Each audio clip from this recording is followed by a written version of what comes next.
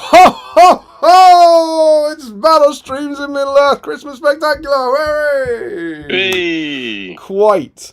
How are we? We are good. I'll speak for me. I'm good. Very good. If one of you fine battle streamers out there, of the 26 battle streamers who are watching along, could let us know that the sound is good and the visions is good, we can plunge on with our Christmas Spectacular 2025. No one has said anything so far. No one has said anything so far. But I think it's going to be fine. Darren Warner said, I can see and hear you. Thank you, Darren Warner. And Michael Dublé said, Helm making another appearance. I don't know why you think I look like Helm Hammerhand. I look nothing like Helm Hammerhand. I look like Santa Claus, of course. Maybe he was talking about me looking like Helm Hammerhand. He might well have done. But you can't have Joe. it both ways. So Joe welcome, looks like an angry one person and that punches all, people. to Battle Streams Middle Earth. This is, of course, our regular stream where we normally take a wander through DXD's Partwork Battle Games in Middle Earth and see what's going on. But not tonight, because tonight I am joined by two legends of the Battle Streams community. Over here, no, over here, it's Mr. Chris Murfitt.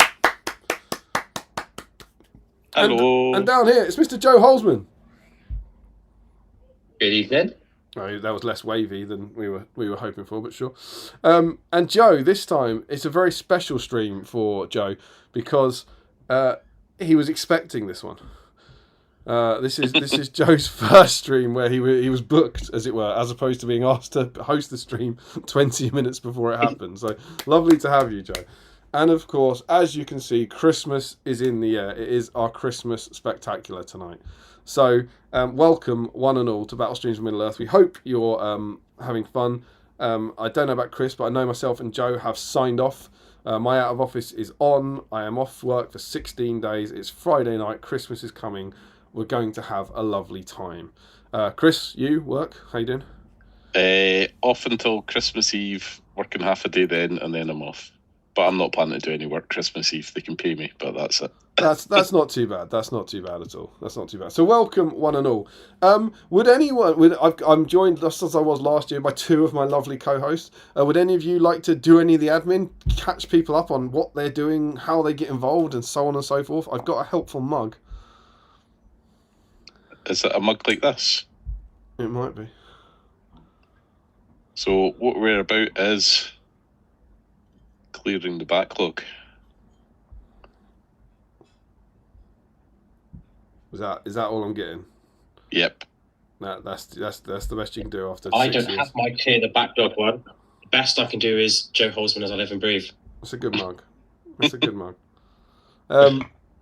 Okay, no, then that's just me, is it? Yep. Well, of course, as Chris has kind of said, the point of Battle Streams of Middle Earth is to help the Middle Earth hobbyists of the world to clear their backlogs. And of course, the point is that we hang out together as a community for a few hours on a Friday night, and we paint something not because we need it, but purely for the joy of the hobby. So we hope tonight encourages you to go and get a model out of your backlog that is within our theme and paint it just because it's fun to paint models.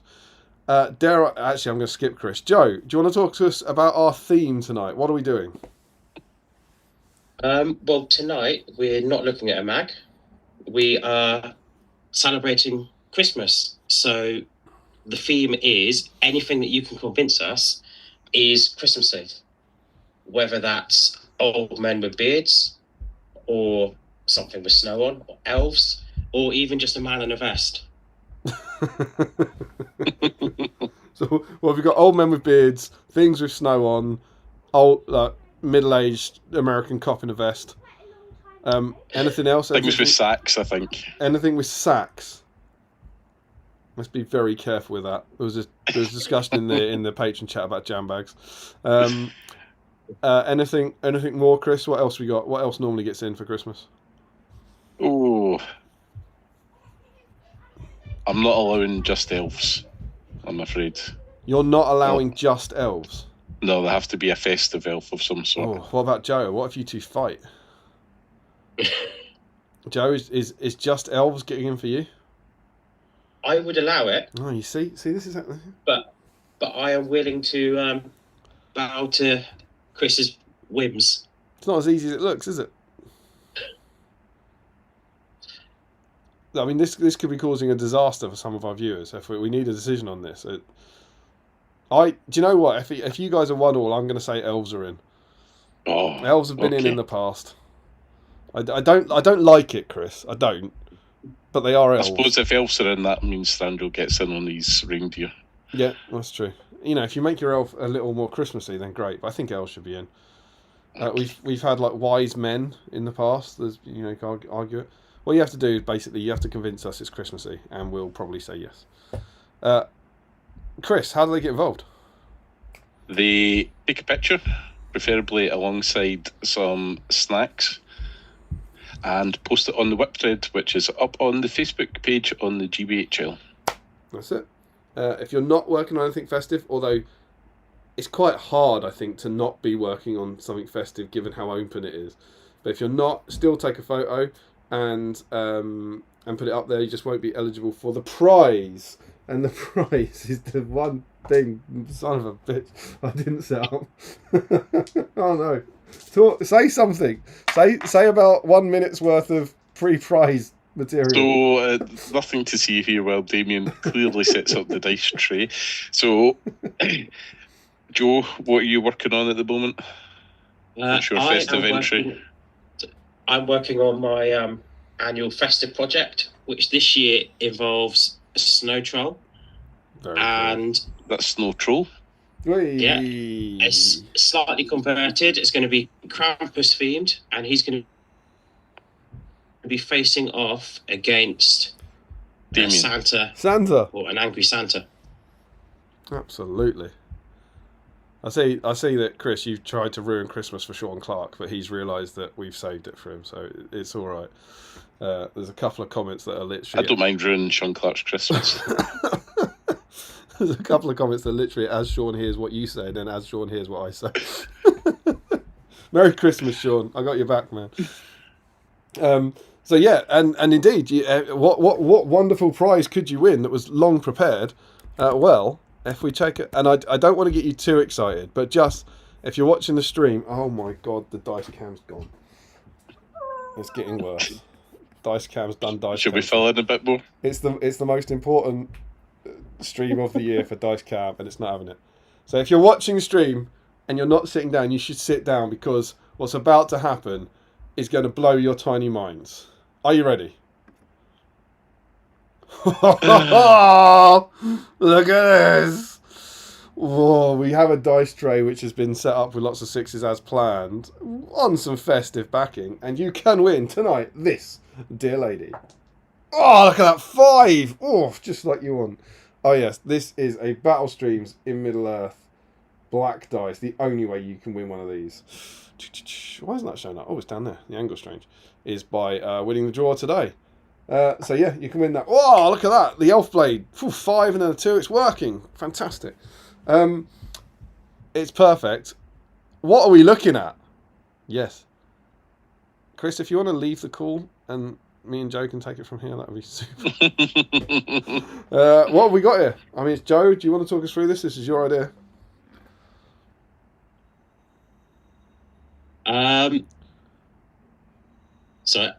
We are it's the return of the live bat raps. What? I'm just gonna let that sink in for everybody. I'm sure there's lots of excitement. I imagine they're shook, as the kids say. So, Damien has very kindly picked up the stack and made a hobby bingo this year, seeing as Games Workshop didn't do one for Middle Earth. And one of the things I still need to do for it is a narrative scenario. So we are going to be doing one live tonight, so I can tick off a hobby bingo box. And we're going to play Beast of the Long Winter live on the stream. And so Beast of the Long Winter is set in the snow with Punchy Santa Helm and a Krampus. And Hera's wearing white. Very festive. Yeah, I mean, it doesn't get more festive. So we're going to be playing this live scenario live. Chris, have you played this one? I have not. I've not played this either, but we think it'll be cool. It's on a small board. It's only got a few models, and they're super cool. And so we thought we'd give this a go. That'll be fun, To be fair, I think Shank and Rot are also looking for Christmas presents. That's what they are, yeah. Maybe Shank and Rot were two of the wise men, and they were looking for the... they're not looking for rings, they're looking for some frankincense and some gold. Who knows? So we're going to play that live! How cool is that? So there we go. Joe is working on his troll. Chris, you haven't told us what you're working on? I am working on a key part of the nativity scene. Oh, you love to see it. Is that an innkeeper? That is an innkeeper. Fantastic. Not an innkeeper, the innkeeper. The innkeeper. Not the one from Bethlehem. But he's not very Barlaman. Barlaman was like, yeah, we've got space, come in. It's like the opposite of the rubbish one from the Bible. He's like, no, we've got space. He does get packaged up with a donkey as well when you are in from Games Workshop. To give birth. Awful place to give birth. I think move one of your existing patrons to the stable. Let the pregnant woman have the room, I think. I don't know, man. So, working on Innkeeper. And then what about snacks? What have we got to keep us going this festive night? I have some gold coins. Oh, fantastic. I have a slice of Christmas cake. Oh, good. Oh, I like it. Very festive.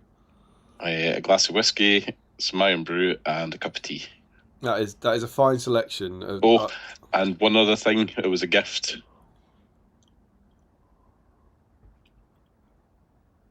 A Twinkie. Is that a Twinkie I gave you? Yes. So that's come from Winston Cat, that Twinkie has. That's came from Winston Cat. All the way from America. Did you get that at Ardacon? So it's been it was re-gifted at Ardacon. Have you not done a stream since Ardacon? I have not done a stream since Ardacon. Oh, wonderful. I thought you'd been on more recently. Incredible scenes. Have you had a Twinkie before? I have had the Twinkie before. Okay, all right. So it's not the live unboxing thing. Joe, snacks to get you through? I have a bar of Tony's Chocolate Only. Oh, look at that bad boy. What flavour is that? It's milk chocolate with caramel, almond, pretzel, nugget, and sea salt. Sounds a bit seasonal. Yeah, and I also have a Santa Kit Kat. Very nice, very nice, very nice. And I have some enrobed Oreos. Enrobed Oreos? What is that? Is that Oreos in icing? It's Oreos in white chocolate. Oreos in white chocolate, as I live and breathe. You love to see it. What time is the insulin delivery coming? I've got a Pepsi Max. Lovely, lovely. And a Thatcher's Apple and Blackcurrant. You love to see it. You love to see it. So for myself, I have gone festive. As also linked to Hobby Bingo, I'm working on Santa himself. Now it's up to you. Like, I would argue, you guys get the. I would argue that Helm doesn't get in. I think just Helm with a white beard and a red cloak. I mean, I'm ineligible anyway, but I do think we need a call on Helm pretty early because I think some people will be painting Helm as Santa. What do we think on Helm? If he's painted as Santa, I'd be inclined to accept it. Yeah. If we're letting something as wishy-washy as an elf in. Yeah. But what define I'll be painting him making a as Santa? distinction between Helm Hammerhand and Helm Hammerhand Wraith of the Hornburg. Well, as well. exactly. And what is painting? You know, he wears a red cloak normally, so is painting him normally enough? It needs to have a white trim. He needs to have a white trim. I love it. That's good. So this one, that's easy. He does have trim on his cloak. Easy. And that has to be painted white, not undercoated white, and we will know that because you'll tell us the truth because you'll know Santa is watching. So that's that one sorted. What about Wraith of the Hornburg? He's a spirit. Was he the spirit of Christmas? Spirit. Are we just gonna? All right. I think there's enough reasons to let Wraith of the. Are we just saying the Wraith of the Hornburg model gets you in? He's not as angry Santa, so Yeah, I feel. exactly. Yeah, I think so. Yeah. All right. Fair enough. Good. I like it. The white trim is key. Wonderful. So that's fun. So yeah, I've got him. I don't think I'm going to do much painting. I feel like letting you two paint and doing the hosting, to be honest, tonight. Snacks wise, I have my cup of tea, which is of course fast going cold. And to go with that, I'm surprised I'm the first to be doing this, but I've got a mince pie. Right, how could we not? And I picked up a bag of these. They are Terry's chocolate mint crisp segments, which are amazing. So I'm going to have one of these. So it's the little segsations, or whatever, pre-segmented. And it's got little, like, I don't know what it is, like popping candy or something in it, you know? Little, not popping candy, but little crispy bits. Crisp bits. Really good. And then I decided not to have a beer. I went a little more, I'm not even sure if it is seasonal, but it feels seasonal. BSIME Classic, rhubarb and ginger G&T. Hick. And also a Bailey's. Hick. I thought it was a glass of milk when you carried that in. I'm going hard tonight, Chris. I'm on the milk. I'm feeling very festive. Christmas is coming. I've finished work. I'm going to have some drinks with my friends and we're going to have a lovely time. And I've also got a pot of these. I can't remember who it was, but these confused the hell out of someone last year. Was it? It might have been Harry or Sam. It might be one of the co-hosts. Remember these? Just the little snacks that come in the little plastic tubs. And like 99% of the chat were like, oh yeah, obviously we get them every Christmas. And then someone was like, I don't know what you have a clue what you're talking about. I have a clue what you're talking You know about. what I mean, right? Yes. I might have to, do I pivot down there? Oh. Oh. There we go. Joe, you know what I mean? I know what you mean in that I've seen the stream in question, but I have never seen them in person before. Are you the person? Was it you? I don't think it was me, Incredible scene. but I am very much on the side of that person. I mean, I'm not. My mind's not blown by it. I've just not seen them before. I don't know how you go through your life without having them at Christmas. Joe lives in the arse end of nowhere, so I haven't made it that down that to the extremities. That's coming from the Scot, yeah? We're full of civilization, you know. And so, yeah, that's awesome. Snacks ahoy, it's Christmas. Lots of festive fun, live bat rep. And, as if that wasn't enough, we have another Battle Streams in Middle-earth tradition. And that is that we like to give Christmas presents. We like to give Christmas presents to our wonderful patrons who support us all throughout the year. And so, today, we are giving away the standard number of presents. How many gifts did the wise men bring? 3. You missed a trick there. You should have said, I think you should have said 104. But yes, it is indeed 3. And so, I have in here, in the traditional box of destiny, all of our patrons. Thank you all so much for your support. And tonight we will be pulling out 3 of these. I'm asking a dangerous question there, here, given that you two are, very much you have skin in the game on this because both of your names are in the spot. What should we give away? I don't want to be wacky, but normally, I think last year we got the cost of like a starter box and divided it by 3. There's not like a new release. What do you think? What's I think sensible? it should be a catapult troll for everyone. A catapult troll for everyone. I'm going to stop you there. I'm in the mood to be generous. I've got a couple of highly strong alcoholic drinks ahead of me, but I'm not sure I can stretch to a catapult troll for everyone. You guys, as I frequently say, you are helping me keep the lights on at this place, and I fear that if I stretch to a catapult troll for everyone, you might see a dramatic.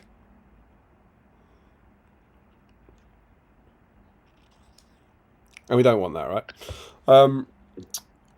I don't know. What do we think? What's going to be? What Shelob's coming out? How much is Shelob going to be? Same price as the catapult troll. Of course. Come on. What's Shelob? 40 quid? 50 quid? What do you think? I can't think of a big plastic kit like it. Yeah, I was thinking 30, but then I'm also thinking, based on the size of the current Shelob, and you're now thinking, hang on, I might win it. Maybe it's not 30 quid after all. Let's say, I'm going to say £50 3 times. We'll do 3 £50, and it's effectively, we always have a Zoom call where we take people shopping afterwards. So it's effectively getting you the new Shelob, but you don't have to get the new Shelob. So yeah, a £50 shopping trip with Battle Streams of Middle-earth for one of our patrons. Shall we do one now? Yes. Yeah, should we kick off the stream in style by giving a £50 shopping trip to one of our patrons? I think this is a fairly obvious question. Have either of you ever controlled the claw before? No. Who would like first honour? On you go, Joe. Joe, I presume you're aware of how it works? I am aware. Left. Good. That's the right direction. And then a tiny bit to the right. Down. And left. And then wiggle your fingers around a bit. And grab. Grab. Oh, I have one. I have one. Now let's be very clear. They could pull themselves out here. All right. Are we ready? It's Greentree! You found Mark Greentree, a long-time BSIME supporter. Incredible news. Mark Greentree, congratulations. Well done, Joe. Joe has won you £50 of scenery goodness for you, I imagine. Incredible scenes. Yes, make some hobbit holes. Incredible scenes, Mark. Woo-woo. And I think we'll return to that throughout the night and do it some more. Kaloo. Wonderful news. If we have new patrons during the night, do they get added to the... I'm not going to do that because it seems like I'm not going to do that because I'm an idiot and I don't know how to push my own social media. Because what it effectively does is encourage people to join to win a prize, which I don't want to do. I want to reward the lovely patrons who have been supporting us for ages. So, yeah, that's just the kind of guy I am. Please join the Patreon. You might win next year. Anywho, there we go. So much fun. You guys paint away. I'm going to jump in the I'm going to jump in the stream and see what's going on. So Mark Greentree's in. He's here. And he's Greentree Andrill. When did he change his name? Who knows? Mark Stone is in. Michael Dublé is in. Oh, it's his time of year. You'll love to see it. Matt Hudson is in. Please, our prompt start. Sam Huddy's in. Carulian Dave is in. Jack Brown says, Happy Christmas. It's the 1 year anniversary of me discovering BSIME. Following a link, looking for something to watch while wrapping presents. It's been a lovely companion this year. Thank you so much, my friend. James Wilson is in. Chris Murphy is in, would you believe it? Freaky891 is in. Josh Crosby is in. Ooh. Visiting family for my birthday. Just earwig until they go to bed. Is it his birthday today, Josh? Was it today?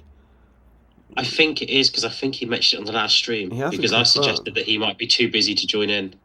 I haven't messaged him. I got a care package from Josh Crosby. in the post. Incredibly generous care package that I opened today, and I have been blown away. And actually, part of it was meant to be part of my stream snacks, so I will come back. So thank you, Josh. You're a king amongst men. Carillion Day says false alarm. Oh, it's the sneak preview. Matt Hudson's excited about the sneak preview. Chris confirms that nothing happened. Everyone's clear that nothing happened. James Wilson was going to say that was quick. Yeah, quickest stream ever. Join us next year for more. Destro Dexterous is in. Merry Estonian greetings. Jack thinks it's the visit that they were visited by 3 ghosts. Gary George is in from Australia. He's in early. He says, good morning and a very Merry Christmas to you and to you, my friend. No cricket going on, thankfully, in our country, so there's nothing to talk about there with anyone Australian, so that's all fine. James Wilson, that's all we're getting tonight. Bye. Darren Warner is saying everyone's evening. Ricky Drinks Paints, good evening anyone. Finished my last shift of 2025. What a perfect start to my 2 weeks off with BSIME. Masterball UK is in, says good evening all. James Wilson, same too. Finished work for the year. Woo woo! Now, beer chilled, snacks ready, settling in for the evening. GR Hobbies, a Canadian hello to all of you. Looking forward to the stream. Do we know GR Hobbies? Don't recognise it. Does anyone recognise that from Canada? It's not a name I recognise. I wonder if it's one of those sort of regular viewers whose their screen name's done something different again. Don't know. Sam says he's got a few nights left, but not through Christmas itself. Night shift on New Year's Eve, but I can live with that. Congratulations on getting into the new house, my friend. Carillion Dave has work in the morning. I am very sorry. Matt Hudson says we're late. Yeah. But then James Wilson, of course, steps up to the plate and says it's never late, nor is it early. All together now. It arrives precisely exactly when it means to. Matt Hudson puts a heart. Darren Warner confirms about the psalm. Again, Michael Dublé says something about Helm making another appearance, which I don't really understand. And then Sam says, Helm, you just missed Damien. He was right here. I don't know why anyone's talking about Helm. I'm Santa. I don't know what that's about. James Wilson says, blimey, Damien grew that beard quickly, which I presume is in reference to this visitation by 3 ghosts they had earlier in the stream. Carillion Dave correctly says, with capitals on, oh my god, it's Santa. And you're right in every part there. Jack Brown says, sound and vision are good here. James Wilson, we have the gift of sound and vision. GR Hobbies, all 3 of your real beards look super. Thank you very much. Couldn't agree more. Here's to your good health, GR Hobbies. T. Michael Haskell is in. What a legend that man is. Evening all. Happy Christmas. Appear to have accidentally deleted my earlier post. Key question tonight is whether this live stream will last longer than England's second innings. Yeah, so we're... where was it? I just been waking up to disaster after disaster every morning. That's been the opposite of me. Australia are batting, aren't they? Australia are for 4. They're in batting for 4, I think. Travis Head is still in, isn't he? So we've got to get them out first, and then bat and do the greatest run chase in history, I believe. And that will start at about 11:30. So I don't think it can end before the stream ends, unless we do the stream to end all streams. But yeah, I suppose it's technically possible. Australia declare and just bowl us all out, and we are live for the shortest Ashes in history. Wouldn't that be something? Last Ball UK, Christmas Day, New Year's Day only off me, unfortunately. Thoughts and prayers, my friend. Sam says, I think we make it Joe's gimmick, having him permanently on call for B-Side. Well, whilst that is a gimmick, the only problem is he wouldn't be called on very often because my co-hosts have been so fabulous this year. I don't think we'd need him that much. So no, he's in the fold after his sterling efforts last time. Sean Clark working Monday, then I'm off for 6 glorious days. Woo-woo. Andrew Clark is in, who I believe is our latest patron. Happy Christmas, everyone. On a train back from London, having bought loads of shiny stuff. So backlog heading north, I'm afraid. Oh, well, get it cleared, man. I love that you're on a train watching this. Get the carriage involved. Sean Clark, here we go. 2 comments. Elves absolutely are in. Second comment, crisis averted. Thank you. Matt Hudson confirms he was about to riot. It's all right, Matt. We got you back, man. We got you back. Michael Haskell, phew. Just elves under threat there. That would have skewered me. Yeah, I think we've made the right call, Joe. I think we would have lost the crowd if we hadn't left it, clearly. Matt Hudson says, Bannergate all over again. Josh Crosby says, you set up those dice on 6s? No. Just before the stream, I roll them all and they land where they land. Michael Haskell he's firing some shots here. He says, Chris, the Grinch, Murphy. Nah. I'm more Scrooge than the Grinch. There's some you need to be careful about if you choose to be a Grinch in certain supermarkets this year, it seems. Michael Asker says, live bat rep, few models, small board, what could possibly go wrong? Yeah, absolutely. Creative Wolf says, very festive, guys. Thank you. I think there's a good team effort here. I think it's pretty good. Sophie Wilkinson, 1993, is in, screaming hello. There's a name I have not heard in a long time. Hello, Soph. Lovely to have you in. Merry Christmas. Sam, in response to you, Joe, confirms that he prefers disrobed Oreos. It's jumped.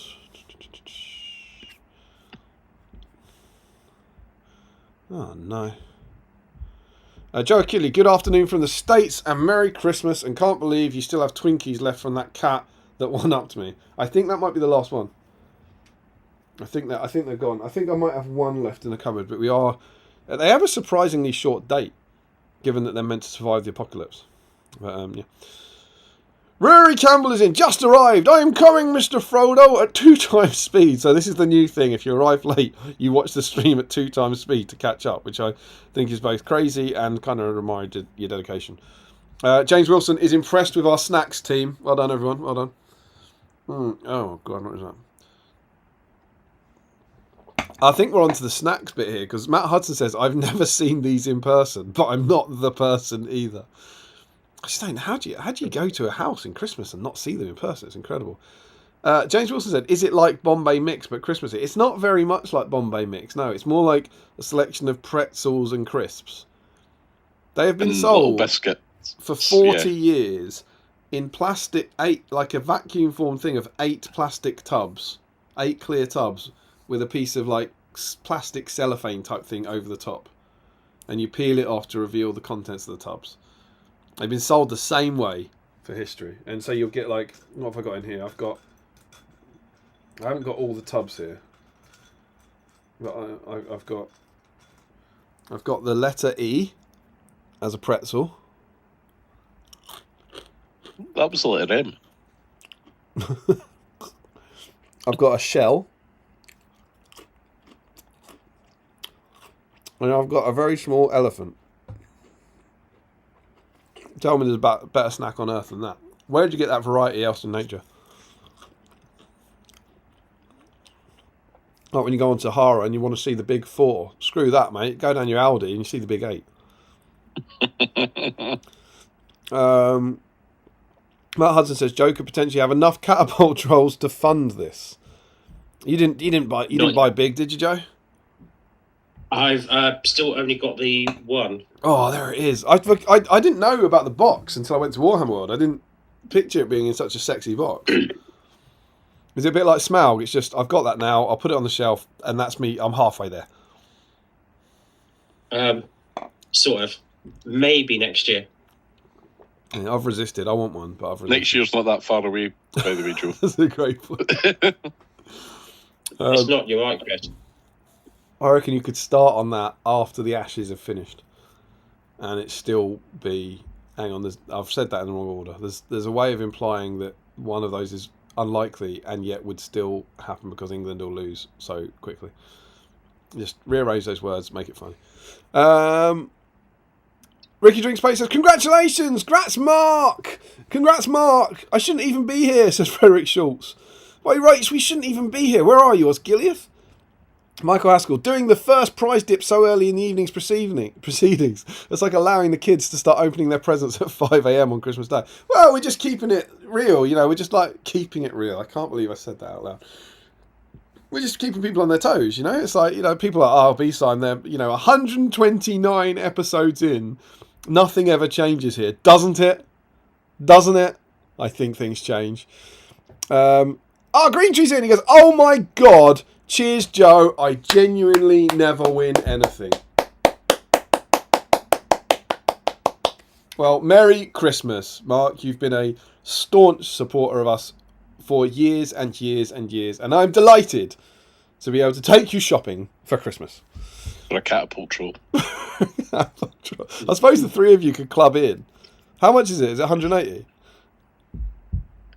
140, I think. No, if it's 140, I'll definitely do it. If Mark wins all three, he could buy a catapult troll. What I was suggesting is if the three winners decide to go together, you can have one catapult troll and do it like a timeshare. You can like share custody of it or something. I'm doing that with Smaug. Me and Tom bought Sam Page's old Smaug that Andreas painted, and we bought it for the magazine and basically shared custody. And shared custody means it lives at Tom's house in his cabinet and Tom has it. And whenever I go round to Tom's house 4 times a year, I get to touch the glass. And that's my. And as of yet, it's been in one photo. We have taken one photo of it for the magazine, so it's working. It's working. Well done, Mark. Team Spirit says, as if Doublé would miss his big moment in the year. Of course, Kalman is in. Ripped me off. Did you notice that? Had this Halloween. Well, no, sorry, not this costume. Sorry, apologies. I had my Helm Hammerhand costume on, which was a different costume to this. For the Halloween stream in October, Cal rocks up to Throne of Skulls going, oh, that Battle Streams guy, that Damien guy, he's always wearing cool costumes and being dressed like, looking exactly like Helm Hammerhand. What's he going to do? Wins the bloody thing. Spoilers. Spoilers for what? You spoiled the Throne of Skulls vlog. Oh, the Throne of Skulls review vlog. Yeah, it was a sham this year. Nonsense results. You are. I mean, that is still. What is that? 1, 2, 3. That's about 5 vlogs away. In disastrous news. So 5 weeks. Yeah, sure. Lots of good content to come.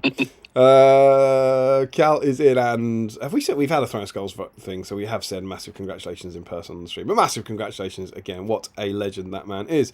And John is as well, saying proper Crimbos all round. That's a point. Possible discussion topic. Anyone have any traditions around the Lord of the Rings film this time of year? We don't. He's got some more words, but I prefer that as his comment. We don't. Annoyed. Apart from watching extended versions of 2002, 3 and 4. Well, I've got a dangerous sentence for you. I think I might be close to catching up on the chat. So I think that's a great discussion topic. Let's get to it in a minute. Sam says, I've been saving the films, including War of the Rohirrim, to watching the new House, Michael. If this wasn't on tonight, I may have been watching one tonight. Well, I'm honoured that you chose us, Sam. Miniature Dwarf, Merry Almost Christmas. I don't know who Miniature Dwarf is. I think that's a new name. Gary George, the test is here in Adelaide. And he says, I'm sure your chaps will do well. ... Probably. Yeah, I think tonight's the night. There's going to be one hell of an upset tonight, Gary. Michael Doublé. Seb decided to wake up at 3:30 this morning, so thought I would listen to the cricket as I was up. Will be the shortest Ashes since 1921 or 29. I can't remember the exact day. Yeah, I had 21 in my head. I'm not certain. I'm struggling to see what the problem is. England lose and it's a short cricket match, so you don't have to watch it. Mate, it's not. It's 3 short cricket matches. It's meant to be. It has the potential to be 25 days of cricket, and it will be over in 10. Yes, I've had a knock at the door. Yes, hello. What in the cricket champ? Is there any? No, apparently not. Maybe that was the ghost. Maybe it's a ghost. The stream's past. Who knows? It was the ghost of Steve. Mm. He's not dead. Ashley, good evening. Finished work, sadly not for the year. My turn for the Christmas shift. Oh, dude, thoughts and prayers. BSIME makes it all better. You, man. Green Tree's in. I finished work today. Don't have to be back until the 12th of January. And then I go and win the BSIME claw game. Just needs one of those black dice now. Incredible scenes, Mark. Sophie Wilkinson. Merry Christmas. Also, no idea why YouTube has youthened me by 7 years, but I'll take it. Well, 1993, of course, the year that Jurassic Park came out. So I would take it. It was a strong year for society. T-Spirit. Wait, that's Damien under the beer. I don't know what he's talking about. Gary George, those Christmas mixed tub things have even been down here in Oz for years. You see? Ricky drinks paint. I've never seen them pretzel crisp things in a plastic box here. This is nonsense. I do live on the Isle of Wight. We only got Burger King 5 years ago. Sam says, I go to this house 4 times a year and get to touch the glass. A negotiator. Why is Santa saying he... Josh says, why is Santa saying he had a Helm costume? Well, Santa dresses up as Helm sometimes. What did Santa do at Halloween? Yeah, why can't Santa wear a fancy dress, Crosby? Sam says, end of Throne of Skulls, going by this year will be around September. No, Huddy. No. I'm already far more ahead. It'll be fine. I'm sure I've heard that before. No, you haven't. You haven't heard it'll be fine. You heard, oh my god, I'm so far behind, it's going wrong, it's awful, I'll never catch up. It was the opposite. Confident now. There should be a new vlog for everyone this week. Before Christmas, patrons are going to get the Mummock vlog, and non-patrons are going to get the Rohirrim Traitor vlog. So, new hobby vlogs to come. Very exciting. Katie DY90Q, which is, if I just, hang on, that's a secret code. So, KFD becomes W, Y would become E, 9 would become B, O would become S, and Q would become TER. So, that's Katie Webster. And she says, evening all, Merry Christmas from the Websters. Incredible stuff, incredible stuff. Lovely to have you in. Rory Campbell is now live!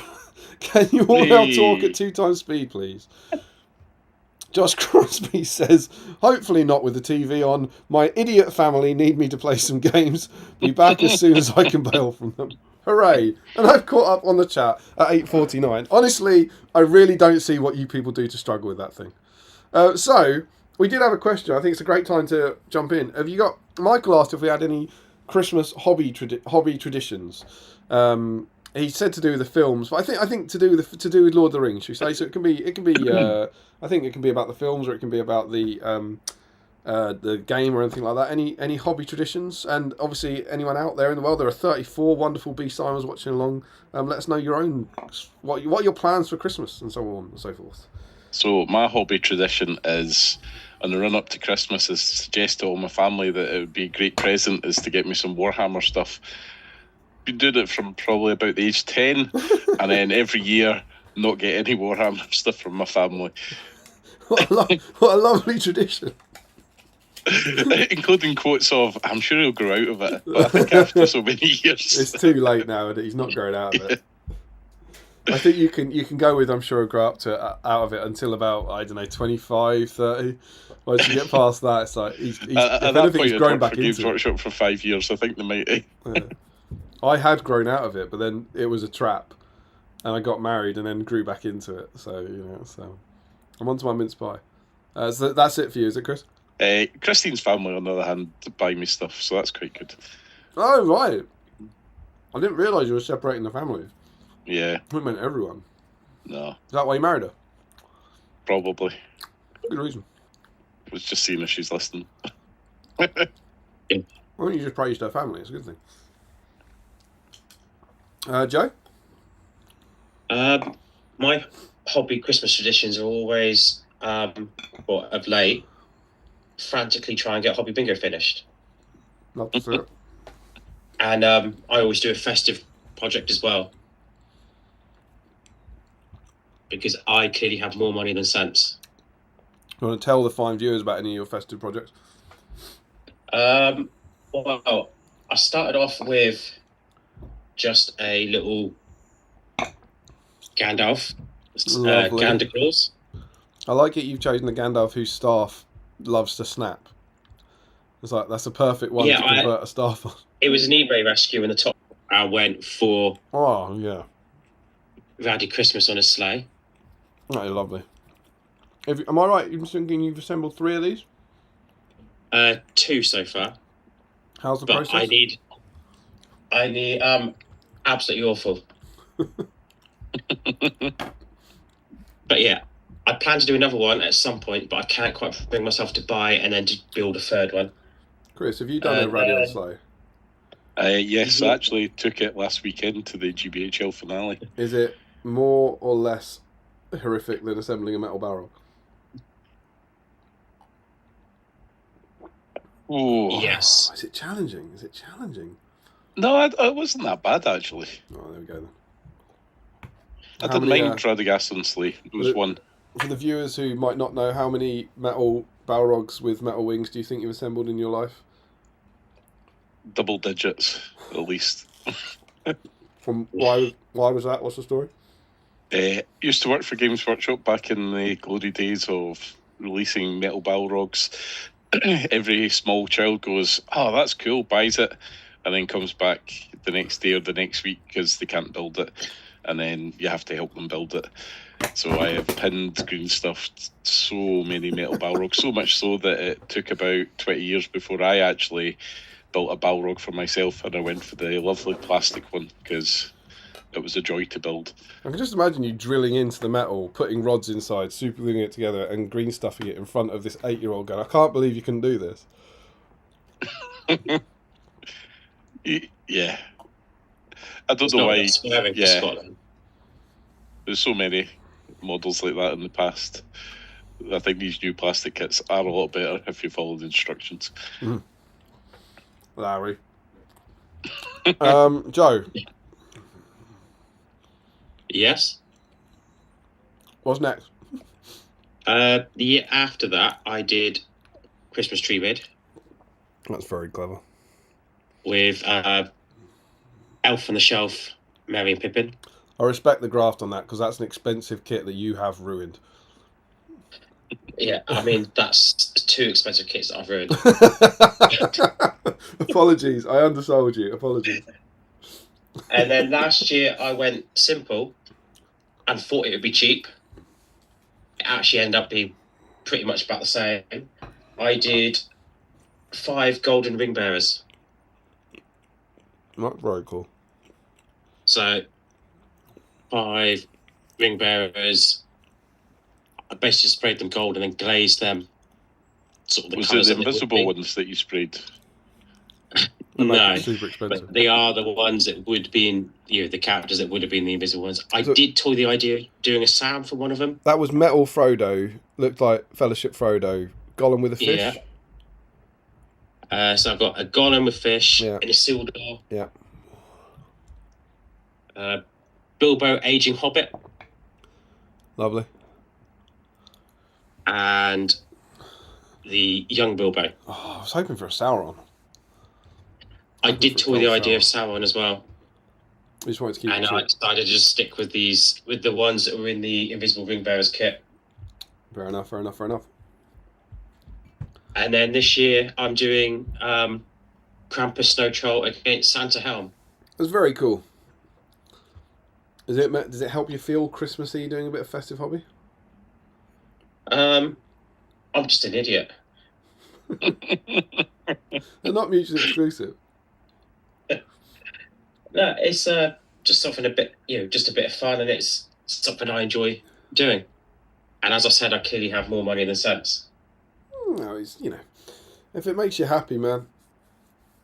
In the immortal words of Sheryl Crow, I nearly attributed this to Cheryl Cole, which she didn't say this.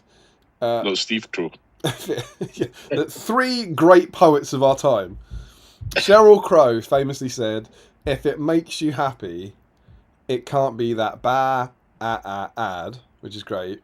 Cheryl Cole famously said, you have to fight for this love, which is great. And Steve Crow famously said,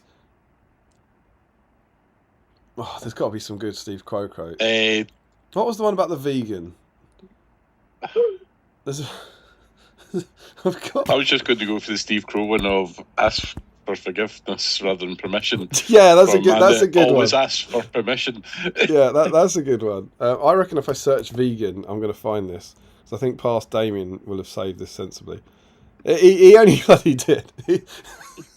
A vegan grows inside a human. Steve Crow. There you go. And it's accompanied by one of those horrible Russian Facebook cartoon adverts that were all the rage for like 3 minutes. So there we go. 3. How would you rank those 3 poets of our time? Cheryl Cole, Cheryl Crow, and Steve Crow. I think Cheryl Cole, Cheryl Crow, Steve Crow. Crow, Cole, Crow. What? Is that Cole, Crow, Crow? Crow, Cole, Cole. What's the answer? Crow, Cole, Crow. Crow, Cole, Crow. But you're not confirming which crow. Yeah. You shouldn't have to. No. I think Cheryl did some of her best work in Girls Aloud for me. I'm Just a Love Machine. What a banger That's that true. was. What a banger that was. Sometimes you just have to speak French as well. You do, and sometimes you can't speak French, and then it becomes problematic. Something kind of ooh, jumping on my tutu, something kind of me, once a part of you, something kind of ooh, makes my heart go boom boom. I mean, they walked so that Little Mix could run, and I don't think we thank them enough for that. So thank you, Girls Aloud. Sheryl Crow had a hell of a lot of bangers, and if there's a lot of you out there who are too young to know what a Sheryl Crow is, you could do a lot worse than going and listening to that. And do you know what? Just because it's new music and you haven't heard it, that's no bad thing, because do you know what? A change will do you good. Thank you, Chris Murphy. You're right. That was hilarious. So there we go. I enjoyed that. I don't know where that started, but wonderful. So I think we've agreed it goes Crow, Cole, Crow. But you have to pick your crow. Something. Merry Christmas. I think that's a little bit too much, but the wife's just arrived for supplies. Oh, what? Oh, look at that! That's why you married her? Is that cheese and pickles and stuff? Olives, pickles, cashew nuts, crisps. Oh, you're winning. Cheese. Yeah. That's incredible. I'm going to have incredible heartburn tonight. Strong Christine. Strong Christine. Incredible work. You love to see it. I feel confident. There was a Christine hand there. You love to see it. There's another one. Merry Christmas. It's Merry Christmas. That's with a K. I'll say Merry Christmas. Merry Christine-mas. I would. I like it when we break new ground on Battle Streams of Middle Earth. I feel very confident in saying that in the history of the universe, no one has ever tried to rank Steve Crow, Sheryl Crow, and Cheryl Cole before. I think we're doing new things. Hooray for us! So those are our Christmas traditions. None of you mentioned the films. Do we not watch them at Christmas? I tend to watch them at other times of the year. Although, if it's ever flicking through the TV and then the theatrical release is on, I still tend to watch it, even though it's the theatrical release, and get confused, like, as the scenes don't run in the order that I'm expecting. Yeah. I think generally, it doesn't happen a lot now because of the nature of TV, but I used to, when I found the theatrical versions were on ITV, I used to put the extended versions on Blu-ray, because then they ended at the same time because of the adverts, and you felt like it wasn't your fault because it was on TV. They are coming back to cinemas, which is very exciting, in January, because it's the 25th anniversary, of course. 25th anniversary of Fellowship of the Ring. And I noticed that now I have it confirmed that UK cinemas are getting them in January. I know the Prince Charles are doing an all-nighter, which is a young man's game. Ain't no one got time for that. He's King Charles, though. You what? Yeah, they haven't renamed it, have they? That's a good point. But the View cinemas have them, and they have their times up. So they have, if you want to go and see them, it's the extended versions. And I'm going to go and see Fellowship of the Ring on the 24th of January, on Saturday the 24th of January, in Watford. And that is both an invitation and a warning to Larry. But yeah, so I'll definitely go and see him. They do. Oh, I have a visitor. Ho, ho, ho. Who is it? Who is it? You don't look Christmassy at all. Christmas pajamas. You are in Christmas pajamas. Do you know Charlotte's chapter story? I'm Santa Claus. How would I know where it is? Wait a minute. What's this? Oh! Oh! Oh! Is that Winston the cat? No, it is Winston, but it's not Winston the cat. Winston the cat sends us stuff from America. It's Winston. Oh, oh, oh. More booze and treats soon, yeah? I'm trying to get your children to sleep. Booze and... Oh, don't... No. Turn the lights off. That's a low blow. So yeah, you can go see the films. I'm definitely going to see it, and I am debating taking Charlotte. I've read Charlotte Fellowship of the Ring this year, and we've got about 20 pages left in it, and she's never seen the Lord of the Rings films, and I'd like her to see them on the big screen first. And so I kind of coordinated this. Like I was like, we'll try and finish it by Christmas because I think they might be on. And then they released them for a 25th anniversary. And I was like, oh, it's pretty cool. Do you want to go and see them? And she said, no. I was like, what? And she's seen The Hobbit. She loves The Hobbit. And she said, and these are compelling points. And I have to agree with her. She was like, you can't pause it if there's bits you don't like, can you? And I went, no. And I said, and it's also extremely long. And it's like, genuinely, I'm kind of torn with like wanting her to see it on the big screen for the first time, and saying, "Here, 9-year-old, watch a 3.5 hour movie you've not seen before." And it's a bit, yeah. I don't know. So I'm going to go see it, and I might go see it with my best mate. Who knows? But I'm definitely going to go. So yeah, Are they doing the theatricals the weekend after? I don't know. I think everything I've seen is extended. I saw somewhere where they suggested it was the extended on Friday, Saturday, Sunday, one weekend, and then next weekend they were doing theatricals Friday, Saturday, Sunday. Maybe it is. I don't know. I mean, it's up. It's certainly up on View's website, so you can check there for what they're doing at least. But yeah, I think of them, and I don't want to start a debate here. I'm not claiming they're Christmas films, but I think of them as Christmassy films, because of them coming out, and I just associate so much of those 6 wonderful Decembers, or 7 actually, because I did it with Ward of Rohirrim, of going to see Middle-earth films at Christmas. So I don't think they're Christmas films, but I definitely associate them with Christmas, and I like to try and watch them around the festive season. I think people say the same about like Harry Potter and stuff. Because Two Towers and Return of the King I went to see as a Christmas theme night out at Games Workshop. That's cool. Paid for by GW because they paid for all the staff to go watch them. That's nice. So you could sell the toys. That's good, isn't it? I know I would have said this before, but at some point on the stream, I don't know, maybe years ago, but I remember clear as day the first viewing of Fellowship I went to in Hemel Hempstead in their Odeon. And you went... This is December 2001, and you bought your ticket, bought your popcorn, gave the ticket to the guy, and then in between the guy where you gave your ticket and the screen, there was 2 guys from Games Workshop Hemel with a Lord of the Rings table.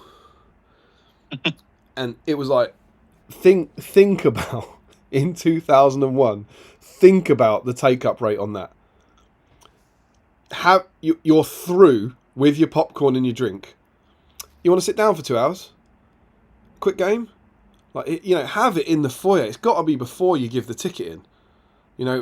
Mate, I don't know what they were thinking, but these 2 poor guys who were probably then having a very bad evening from some of the less kind punters. But yeah, they were, and I'd never seen anything like it. What a tie-in that was. Do you want to go? Did you stop and play? I didn't. I pushed the table over and spat on them. But that's all right, isn't it? Yeah. That's what everyone else was doing. No, but I was still into it then, and I was like, and I saw him, and I was like, oh, I've, because it would have been before Christmas. I think I'm getting that for Christmas. It's super cool. And they were like, oh, do you want to go? I was like, no, of course I don't want a game because the film's starting. That's why I'm here. I obviously don't want a game. And they were like, maybe when you came out. I was like, yeah, maybe in 3 hours at 11 p.m. I'll fancy a game. See you then. But I don't know. It's a weird thing that. But yeah. So yeah, I love them. I do feel they're Christmassy, and I feel that it's a good excuse to watch them, as if we ever need an excuse. So there you go, Michael. Those are our traditions. Let's find out about some of the traditions from the nerds. Sam says, Crosby screams at his family. Don't they realise there's a title to defend? Rory, the tradition is to get loads of minis and then fail to paint them all year. I think we can all kind of identify with that one. Sam says, usually around now we do a big local battle, but we had an East Anglia Teams event to attend. We do the big battle in Jan. It's going to be another what if. Sounds very cool. Freaky891 says, my festive tradition is gather up all the models I've painted over the year without basing and have a huge basing session while catching up with Damien's vlogs. That sounds fantastic. And I would recommend everyone catch up with Damien's vlogs and tell their friends about Damien's vlogs and tell them to catch up on all Damien's vlogs. I hope my vlogs bring you joy, Freaky891. S. Schneider says, at Christmas we have a rave to the Mithril Disco file track from the Lego Lord of the Rings game. Anyone help me out with that? What's the Mithril Disco file track from the Lego Lord of the Rings game? No idea. I would love to play it, but we'll get banned in Chad. If you haven't, I know I put it in the Patreon chat. I don't know if you guys listened to it. Did you listen to the Lord of the Funk? Yes. One funk to rule them all. Sorry. Yes, and then I had it stuck in my head for the remainder of the day. Is it not the most incredible thing? Like, I am normally so anti-AI on this, but if you search Lord of the Funk in YouTube after the stream, of course, you'll get a 7-minute video, and you'll think to yourself, 7 minutes? No way. It will be the best 7 minutes of your life. It is AI slop, but it is incredible AI slop with a wonderful, wonderful song and incredible, really 90%, 95% successful AI of the Lord of the Rings cast in costume and not in costume dancing at a disco. And the song is just an absolute banger. I didn't want to like it. It's like probably my second favourite Lord of the Rings based song. After Theoden Needs More Will. Oh, sir, you honour me. To even be mentioned in the same sentence as Lord of the Funk is you spoil me. But yeah, go check it out. It's absolutely wonderful, and I just kept listening to it, and it wouldn't leave my head. Just incredible stuff. Freaky891. I also take a few extra days off work after Vicky and Imogen have gone back to school and have a couple of hobby days to myself, usually painting a monster. That sounds very nice. James Wilson says, usual tradition for us is to have ham, egg and chips on Christmas Eve after watching The Snowman. Oh, that's nice. I watch The Snowman every Christmas Eve. I believe I've watched it every single day of every single year of my life because it came out the year I was born. And since I can remember, I've cried at it. I cry at it every single year. It's sort of a tradition. Have you seen the Iron Brew adverts with the snowman? Yeah, he took my iron brew and let go of my hand. It's brilliant. There's a sequel for this year. I haven't seen the sequel. Is it the Snow Dog with Iron Brew? No, it's yeah. I'll send you the link to it. Oh, wonderful. I got a snowman doll, like a big one. It's about high. Well, this sort of height. I think I was born in November and I got it for my 0 Christmas, and I still got it at home. So it obviously used to be bigger than me, and now it's far smaller than me. Yeah, I cuddle up with it, and now I cuddle up with my children, and I watch it in silence, and then I cry every single year. Stupid sunlight. So that's something to look forward to. Rory Campbell, I've just realised the last time I saw all 3 of these hosts together was when Chris and Joe's horrible flying Nazgul army at Ardacon doubles with Damien on the next table over. He's right, you know. He's only bloody right. No, he's not. He described it as horrible. Oh, yeah. Awful is the term, I think, for the Wraithon wins list. Awful to play against or awful to play with? Both. It's not fun for us. It's not fun for you. I enjoyed it. I was tempted by them. Are they really, really rubbish? If there's more than one decent hero, then you're doomed. If there's more than one dragon, you're really doomed. If there's one dragon, you're really doomed. Look at that! That's what he's talking about. Oh, I can't crash zoom because I can't figure out it being backwards. Campbell, Murphy, Holzman, yes. Bonus Harrison as well, and Haskell, I reckon. And a Haskell. Yep, that's a Haskell. Haskell. Whee, what a table! What a table that was. The power of the B-side was strong with that one. Sam Huddy says, these new plastic models are a lot better. They hold better, but this plastic bulk has got some very fiddly bits. Yeah, they are. They Shouldn't fiddle with Bolt's bits. or his wargs, you filth. He says, speaking of Gollum with fish, that was a highlight in Guess the Pose from James Wilson. We'll find and share to the whip. Lovely. James Wilson says, please don't. Jack Brown, it's easier to ask forgiveness, not permission. I think, yeah. And he says, Chris, snap. Sam says, sorry, James, I was too busy finding it. Me, who was sidetracked digging through the chat archives. Who, Cole Crow? Crow. Cole Crow. And FYI, you spelt Cole wrong. So, Michael Dublé says, and I can only presume this is during the Crow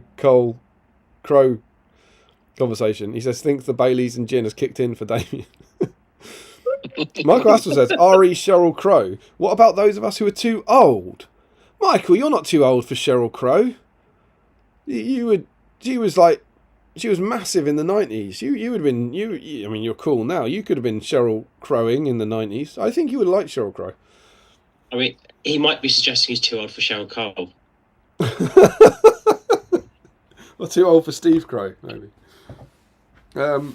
That's a good point. Do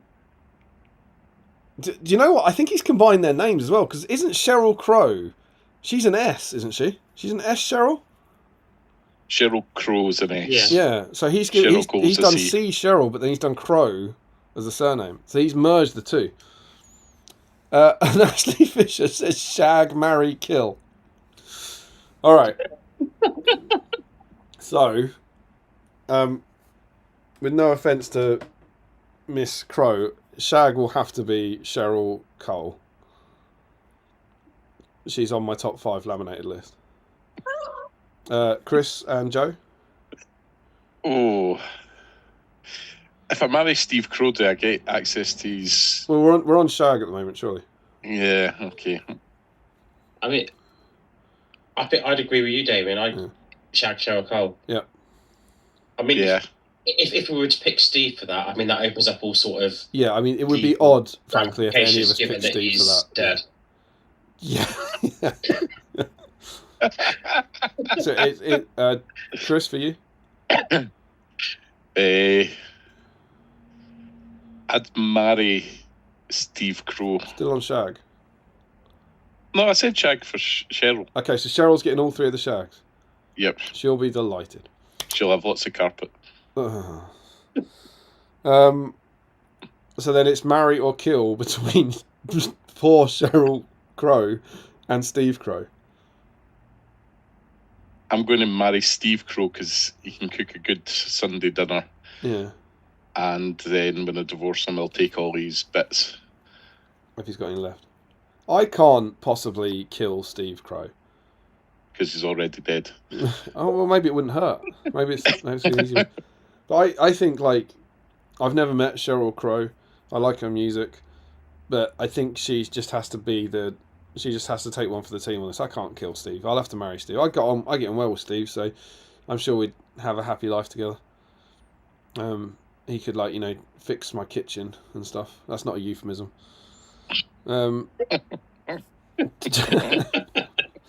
My kitchen's fine.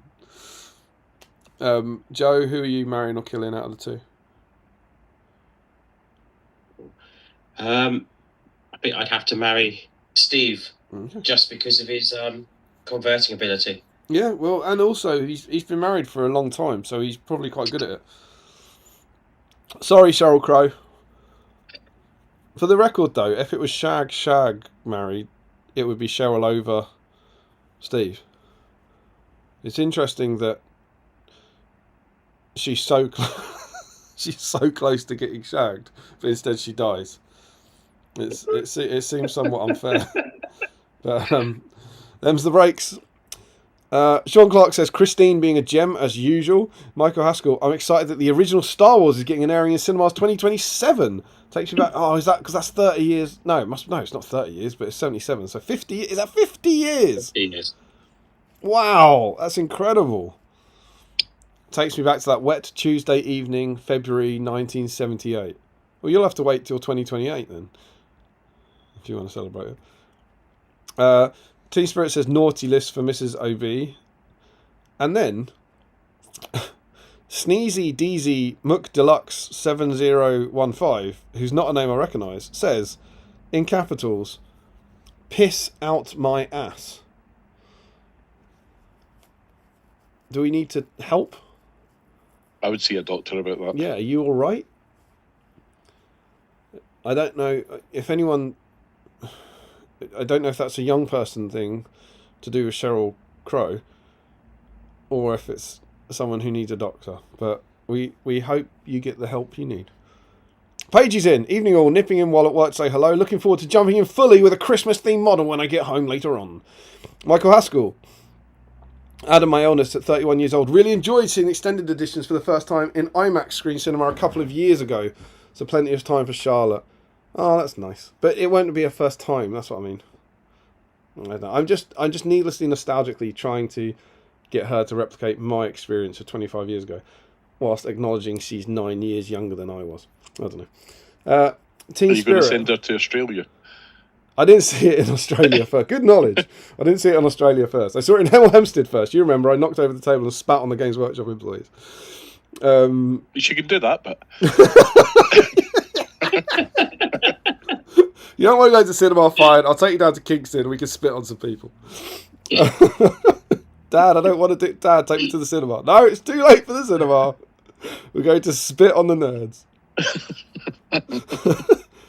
Sam Huddy says, I want to do that with Harrison and take it to see it in the cinema for the 30th anniversary. He'll be approaching 10. Might get away with that.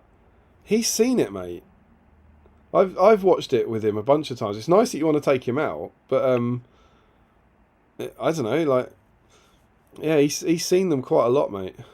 He's also busy with Lily quite a lot these days. But you know, if you wanna take Tom to the cinema, then I don't know, just drop him a message, man. You have the technology to do this, dude. Like, if that's something you want to do with your life, that's cool, man. Drop a message. Harry Parkill is in. Evening, gents, he says.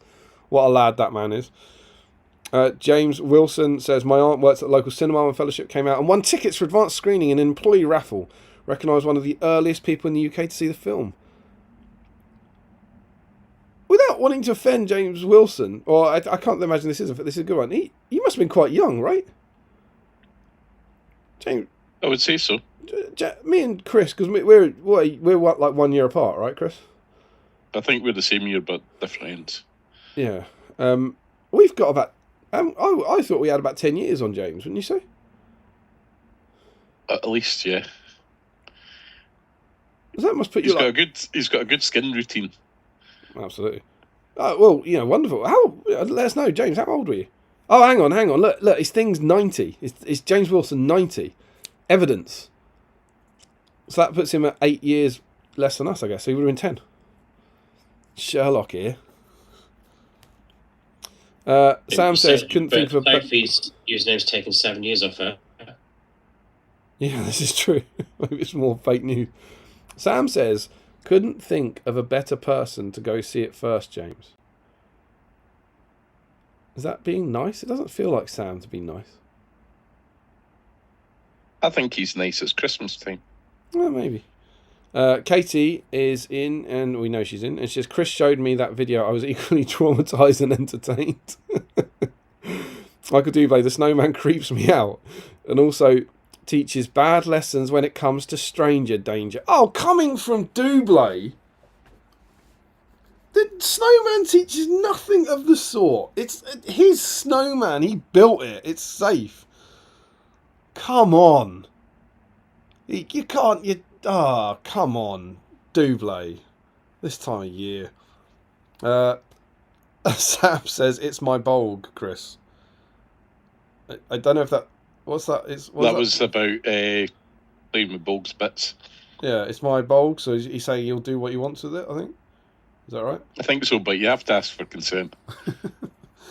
Frederick says, I'm out of here, but I posted a whip pic. We'll catch up later. Have fun, BSIMEs. Ed Schneider says, Mithril Discro file linked above. I don't think you have here because I don't think you can. You can put it in the whip thread if you want. I don't think you can put links in the chat. It doesn't show up. Joe Achille, who is of course American, says, sorry, who's Cheryl Cole? Is she a page 6 girl? No, how dare you? Cheryl Cole was part of Girls Aloud, the seminal girl band of the 2000s, who won Pop Stars The Rivals. And they didn't win, did they? There were 2 winners. And then the winner was whoever won Christmas #1. And Girls Loud won it because their song was absolutely banging. And One True They also Voice. won it because they made it girls versus boys. And I think the boys didn't quite realise that boys don't go out and buy boy band singles. They do not. But also, the One True Voice song was awful.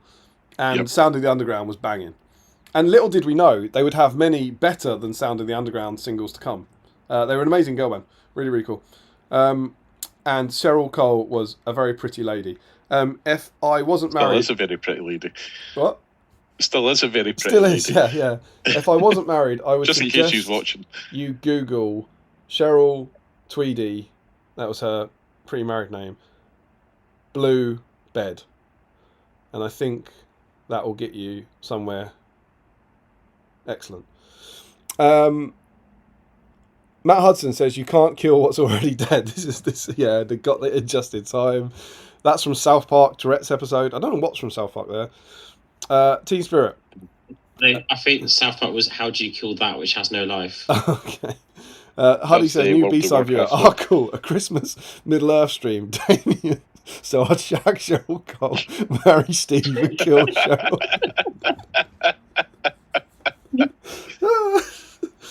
Sam then confirms that he doesn't think Tom has fully appreciated Lord of the Rings, which is why he wants to take Harrison to the cinema.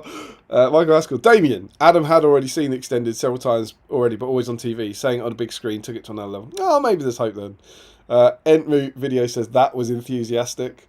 I don't know which bit that was about. And James Wilson says, I was 11 when Fellowship came out. Well, we were close enough. We got the year right. Kalu Kalei. I've caught up with the chat again. I'm just saying. Ooh.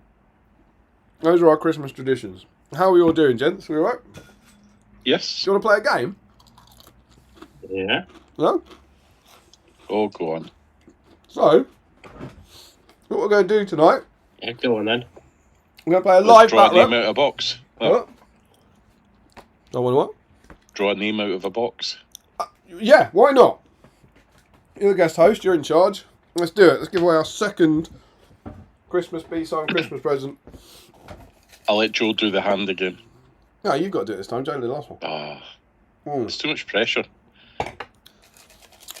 This is our second £50 B-side patron voucher for joining Mark Greentree, potentially in co-owning a catapult troll. That's for you to decide. Right, Chris, over to you. Down a bit. Down a bit. Down a bit. Stop. Left a bit. Right a bit. Left a bit. Right a bit. Keep on going right. Keep on going right. Keep on going right. Oh, left a bit. Down. Down. Down. Pretend just Shelob. Wiggle your fingers.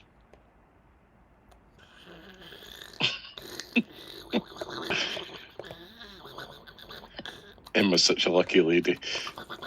Doesn't normally ask me to pick one pretend out. I'm Sheila. But she is. 8 fingers, mate. What?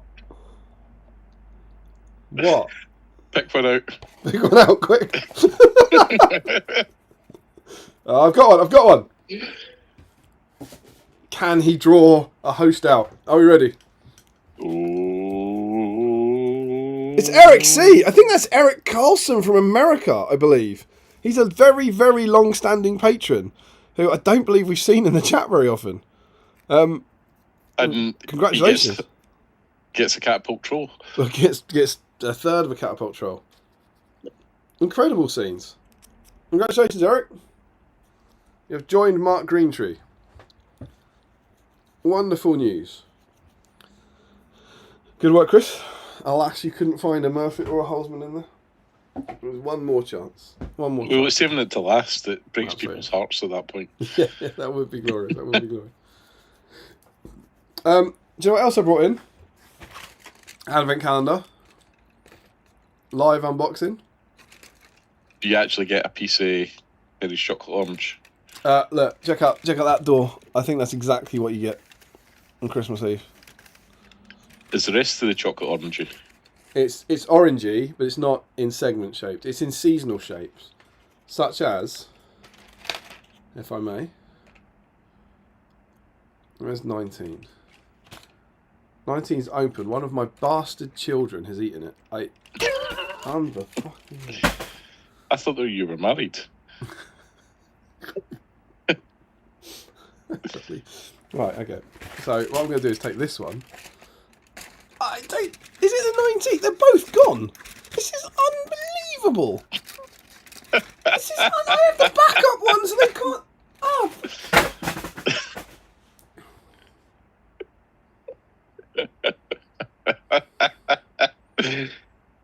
I bet they had one each. Are you going to go into their advent calendars tonight? And They're going to have some horrific surprises come Christmas morning. I'll tell you that much. That is rank. Aww. That's ruined Christmas, isn't it? Do you want to see what was in my advent calendar? I do. Yeah, I do.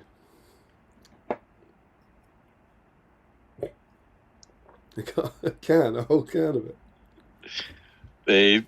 I am Rupert. The numbers 1 to 24 on their 24 packs. Is that true? At Is Christmas that real? time. Yeah. Oh my god! Has that got like a 19 on it? No, it's just on the cover, so they like the plastic wrapping for the tree of cans. That's amazing. That's incredible scenes. Oh, wonderful. I suppose the good news is all I have to do is wait till midnight, right? And then I'll go into day 20.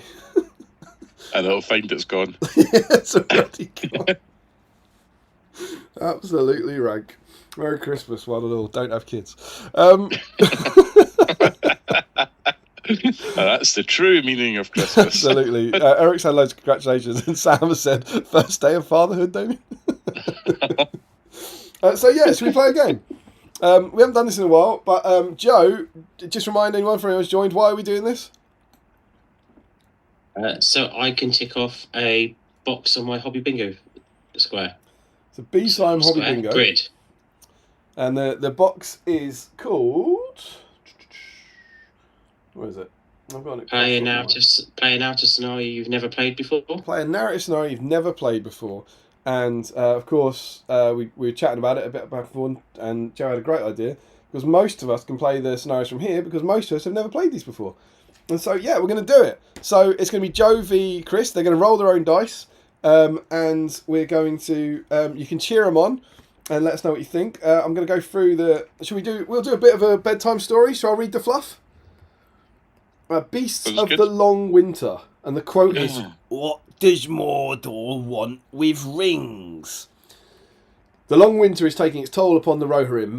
Many are starving, and the stores of fuel are almost empty, with even treasured heirlooms being given up as firewood for a few hours more warmth within the frozen fortress. I think they're talking about the harp. With her father in no fit state to rule, Hera has taken up the mantle of leading her people, becoming a glimmering light in the dark times they now all face.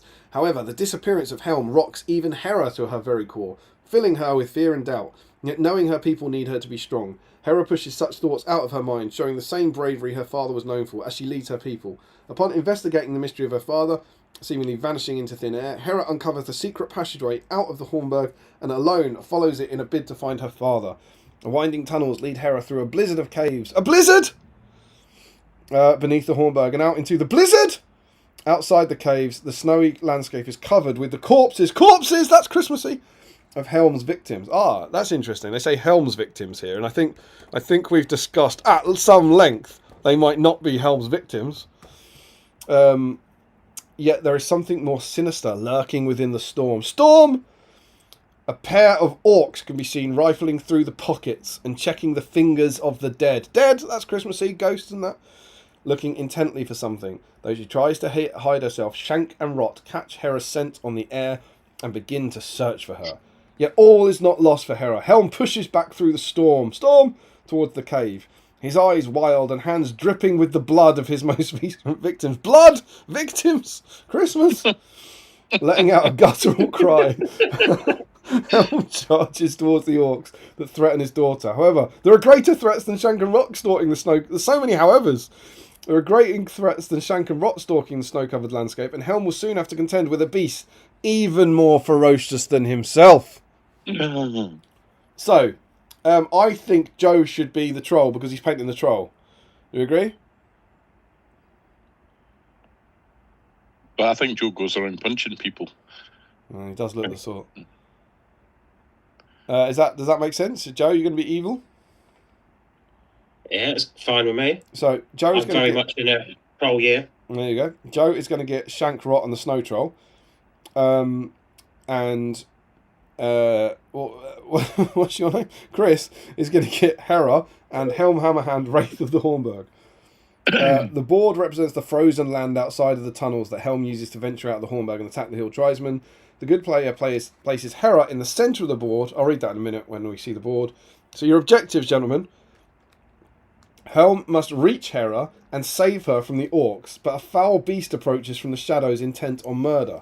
The game lasts until either Helm is slain or there are no evil models remaining on the board. So it's either Helm slain or all the evil models are slain. The good player wins if all of the evil models have been slain. The evil player wins if Helm has been slain. That feels like repetition. If Hera has been slain, the best result the good player can achieve is a draw. So Chris, you can't lose a model if you want to win. Oof. That's pressure. You're going to enjoy this. Your first special rule is unarmed. It's exactly what it sounds like. Having unwittingly followed her father into danger, Hera is unarmed when she stumbles across Shank and Rot. For the duration of the scenario, Hera is unarmed. That should help. That sounds quite good. Oh, and I think you'll like this one too. Caught unawares. The last thing Hera expects to encounter in the caves beneath the Hornburg are a pair of Mordor orcs. The evil player has priority in the first turn. Shall we? So, it's been a while since we've done this, but in the chat, you can let us know what you think. Let us know what you think of these models, the scenario. You can root for your favourite, Team Chris, Team Joe. You can tell us when we forget rules, because I don't think any of us know the rules for any of these profiles, so we're bound to forget loads of them. But we're going to have some fun. Are you ready for fun? Oh, and you two are going to roll your own dice, and it's a circle of trust, yeah? We know you as men of integrity. Do a dice cam. Oh, it's dice cam. You love to see it. Joe, can Joe commit to dice cam, or is he too intent on winning? Yeah. I'm happy with dice cam. Oh, you love to see it. I mean, not that I feel you have to, because I think you know that Santa's watching. And, yeah, it's fine. So... Well, I mean, you're there. Well, sorry. You know that I'm watching. Right. Dice cam. Boom. There we go. And we don't need this because you are men of integrity. Look at this snowy covered board. Isn't it wonderful? So we have a 2x2 foot board. Is that just pivoted or something? It should be a little more like that. Boom. There we go. And so the snow troll is going to start on the table edge. Let's just make sure it is. This is. Yeah, that's perfect. Wicked. So we'll start the snow troll over here. Arr. And then Helm starts over here. Arr. We'll have him. Might as well do that. And just get the snowy in. Lovely. Then Shank and Rot and Hera deploy within 3 inches of the centre. Hera is right in the centre. Maybe 12 inches from here. Hera. And then the evil player places Shank and Rot within 3 inches of Hera. Bosh, bosh. Wonderful stuff. So there we go. Lovely stuff. Are we all good? I think so. So I don't actually think we need to supplement this because it is a fight to the death. We need to remember Hera's unarmed and the evil has priority. I'm going to get a little notebook, so I'll keep track of your might, will, and fate, that sort of stuff. And I'll try and obviously, I don't know if is there any chance you guys know their rules? If not, I'll do my best to kind of. I've got some rules up above in front of me. What, for your models? Yes, I can get Joe's as well. I can go and grab the rules. I've got the book here, and I've used the trolls and stuff, but they're all such new models and stuff. I think the big thing for you, Joe, is you can make the troll go crazy, can't you? Shank can do things. He can do something. He can use a point of will. at the start of his activation to make the troll fearless and re-roll failed wounds when making strikes. That's pretty cool. And then the snow troll gets extra bonuses if it charges. And of course, both of them. I hope you win a trinket. I hope you manage to kill a model and win a trinket, because that's my favourite rule in the game. Thanks. You can also use You can use Shank's halberd as a spear. Remember that, or a two-handed weapon. So you don't have to. You can put rot into Hera if you want, and support with Shank if you want a filthy top table play. Which is quite cool. And then for you, Chris, Hera's unarmed, which is absolutely rank. This feels tough. But if she's in combat where there's only a single modder in each side and neither model is supported, which, just to confirm, Chris, she will never be, Yep. she increases her attacks to 3 and can re-roll rolls of 1. So, enjoy that. She also gets Expert Rider and Horse Lord, which is handy. She's got a spyglass as well. She's got a spyglass, which is perfect for ignoring stalkers. Which is pointless because she never saw them coming. And she's got a bunch of special rules for Ashiri. So, Chris, brilliant news. She has got 5 special rules and they're all useless. That's good, isn't it? That's what I like to hear. Yeah. Of course, if you kill Shank or Rot, then her special rule will be useful. Until the troll attacks. Yeah, but then Helm will be there, won't he? It is worth pointing out, she does have Heroic Strike, but she also has Heroic Defense, which feels like it might be useful. Just a little bit. So we've got 3 Might, 2 Will, and 3 Fate for Hera, and only 2 wounds, of course. And then you also have Punchy Helm. Punchy Helm, who's just amazing, and my new favourite profile in the game. Let's just remind ourselves of what Helm can do. He can punch things. He punches so many things, so good at punching a troll to death. You've got a unique Warhorn, which gives -1 penalties to Courage Test. I don't think he causes terror. Does he cause terror if he charges? That rings a bell. Yeah, if he causes terror, he charges. So on a turn you charge, you might want to use your Warhorn. And if he charges, he can call a free heroic combat. He's never unarmed, ever, which is the opposite of Hera. He's fearless, so he doesn't have to take any courage tests for charging the troll. He has Hatred Dunland, which won't come in. He's got Mighty Blow, which could be awesome. And yeah, I think that's it. He's got Strike as well. All good? Yep. On the evil side, Shank has Strike, but Rot doesn't. Rot does have Strength. Cool. So, evil as priority. Chris, are there any heroics, my friend? Not at this point. Oh, top table play from Murphy there. You know what that means. So, Joe? Just letting Joe have priority? Yes. It's Christmas. To be clear, you don't want a 50-50 chance of running Hera towards Helm? No. Right. Okay. After the weekend, I've given up on heroic moves. I lost 6 in a row. Yes. Okay. Well, okay. Congratulations on winning, Joe. So, Joe, what would you like to do? Can I charge both of them into Hera, but on Helm's side? You can indeed. And do you know what I'm going to do? I'm actually going to move them downfield, because clearly we know where the play is going to be.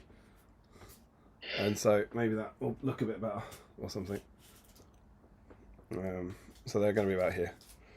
And it doesn't look a bit better because what it's done is gone brilliantly blurry. Out of focus. Yeah.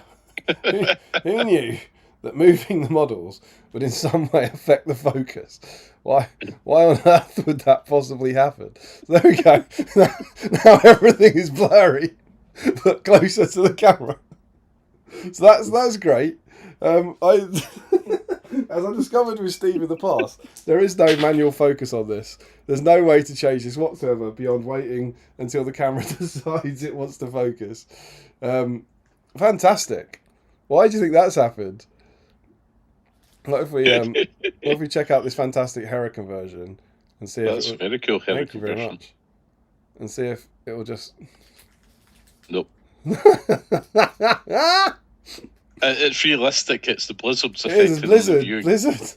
Just focus, you bastard. Why would you do this? Why? Right.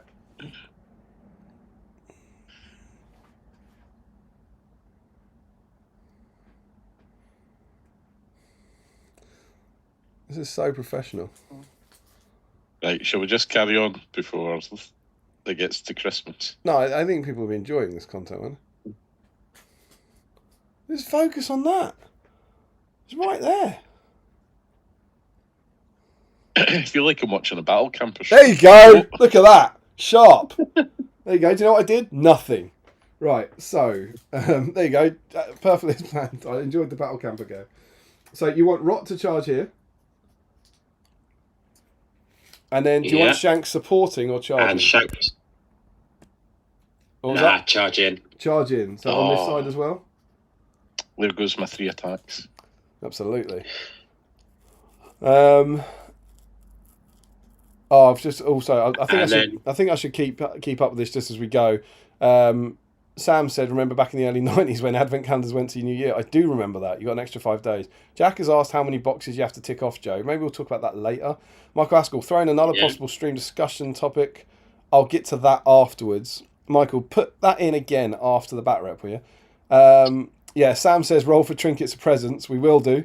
Joe's whipped out the BSIME dice. The flex is on. Blur Vision is back. Shouldn't have been. That rings a jingle bell. Very good. Good evening. Crispin is here later on for the game. Pace on the 4-up. Just dropping in. About to start painting 60 Mirandans. You'll be in the background now. Lovely stuff. So, and then I presume the troll is storming forward, right? Yeah. Cool. So he gets to here. Over to your priority. Your activation, sorry. Helm will storm forward. Bet he will. He is in charge range of those 2 filthy orcs. So I presume we're into the fight phase? Yep. Any heroics? No.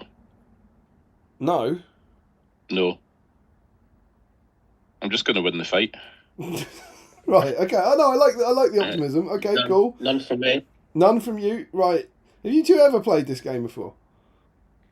Yeah. So no strike from Shank, no? No. Perfect. All right, great. Good. You love to see it. I mean, if I roll a 6, I win. Well, he's got the higher fight value. If I roll a 6, I can make you back up to a 6. Because she's unarmed. I can make you back up but to a 6. she has might. She does. Which she doesn't want still to not use striking. for anything. I'm saving it in case Helm gets in. All right, I love it. Okay, wonderful. All right, so Hera has the fight value with fight value 5. She's got 2 attacks. And Joe, you've got 2 attacks for Shank, and who can go 2-handed if you like. Yeah, why not? That's the spirit, unarmed. And Rot has 3 attacks. Oh, so 2 and 3. Yeah, 2 and 3. I thought that was what you rolled for a minute. Right, over to you, gents. I've rolled already. Is it good? There's a 1. Yeah. Oh, and there's a 2. You've rolled a 1 and a 2. Yes. Fantastic. Great. Really good stuff. I also have a 1 and a 2. You've also got a 1 and a 2. I think he's got some higher dice. All right, 3 5s. So you've got an actual 5. Although, hang on, no, some of those aren't 5s because I went 2-handed. Mm-hmm. Who's got the 2-handed weapon? Is it the guy with 2 attacks? Two attacks has 2-handed. 2 attacks is 2-handed, so I've got 1 5. So you've got 1 5 with Shank. Is it a 6 down to a 5? He's got 2 5s, so one of them goes down to a 5 down to a 4. And he's got a 5, so he wins. Okay, so the 3 attacks Chris, is you can 1, 2, and 5, and the 2 attacks is 2 5s. Chris, you can use all 3 of your might to lose the fight. I'll save my might. Right, good. Just like you did in the last 2 phases.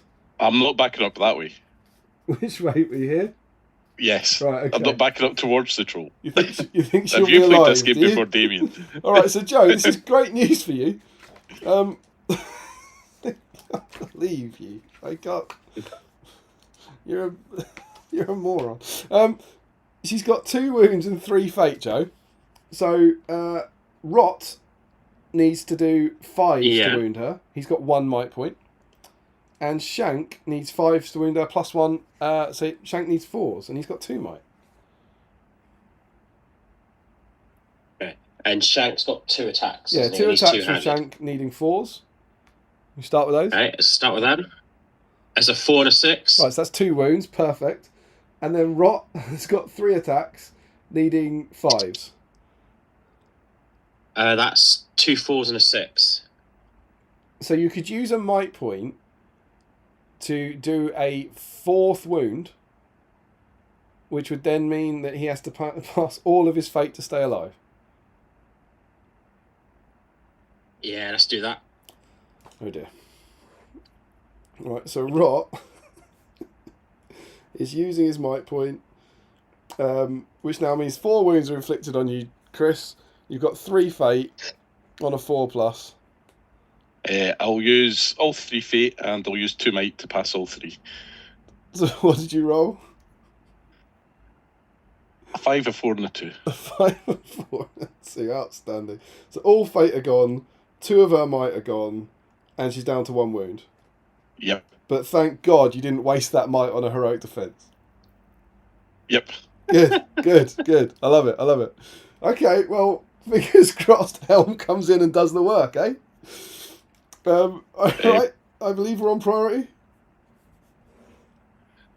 I roll a 5. Here we go.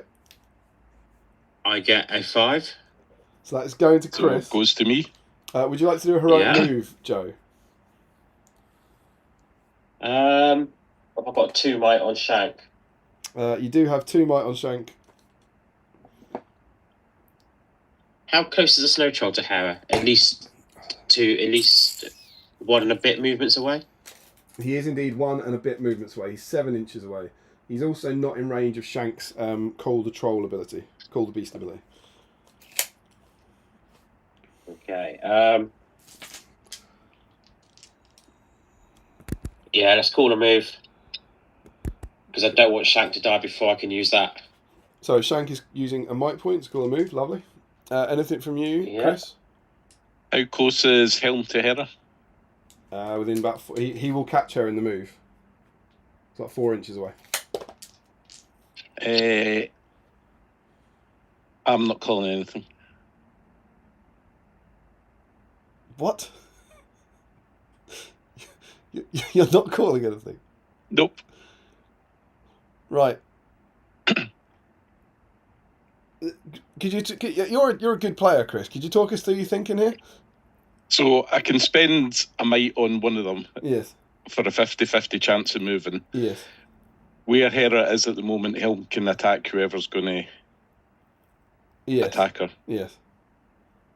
But it'll So- probably pair it off into one-on-ones. Yes. As opposed to if you win the 50-50, Helm could be on both orcs. But Helm also gets a free heroic combat. I So like I your confidence. You're also assuming that the orcs are going to charge Hera. They can go for Helm, and I'm also fine with that. I more mean they might just run the hell away. I'm also fine with that. All right, he's made his call. It's your heroic move, Joe. As an update, we have Richard Clammer saying, "Evening lads, can't watch live tonight because I'm away in an Airbnb catching up with some mates playing board games, but looking forward to watching on catch up. Good luck to all of you Dice Champions." I love the fact that when Richard went away with his missus, he took stuff for the stream. When he went to Paris, he went and bought some models to paint. But when he goes away with his mates, can't do it, mate. Can't do it. Lekdog is enjoying the stream. He says, "Good shit, fellas." Cheers, Lexi. Sean Clark says, "Feel like I'm watching myself play the game." But we're not as bad as that, Sean. James Wilson has said, "It appears Hera is in a spot of bother." So, Joe, big call, man. Where are Shank and Rot going? Remember, if you charge Helm, he doesn't get a free heroic. I'm going to put them 6 and a tiny bit inches away from Helm. So running away, not into combat with Hera. Yeah? No, not into combat with Hera. Okay, so they'll be in charge range of Hera, should she feel sassy. You happy with that? Yeah. But out of charge range Yeah. of Helm. All right. So that's the heroic move. So it's then Chris's priority. So Hera's going to run away. Right. Yeah. Towards Helm.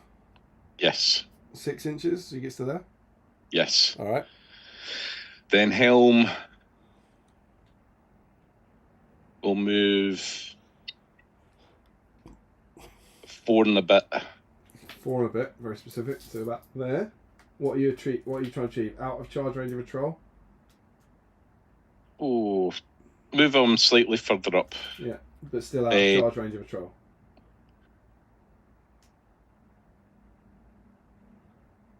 What heroics does he have? Helm. Of course he doesn't. He's got strength. Move him.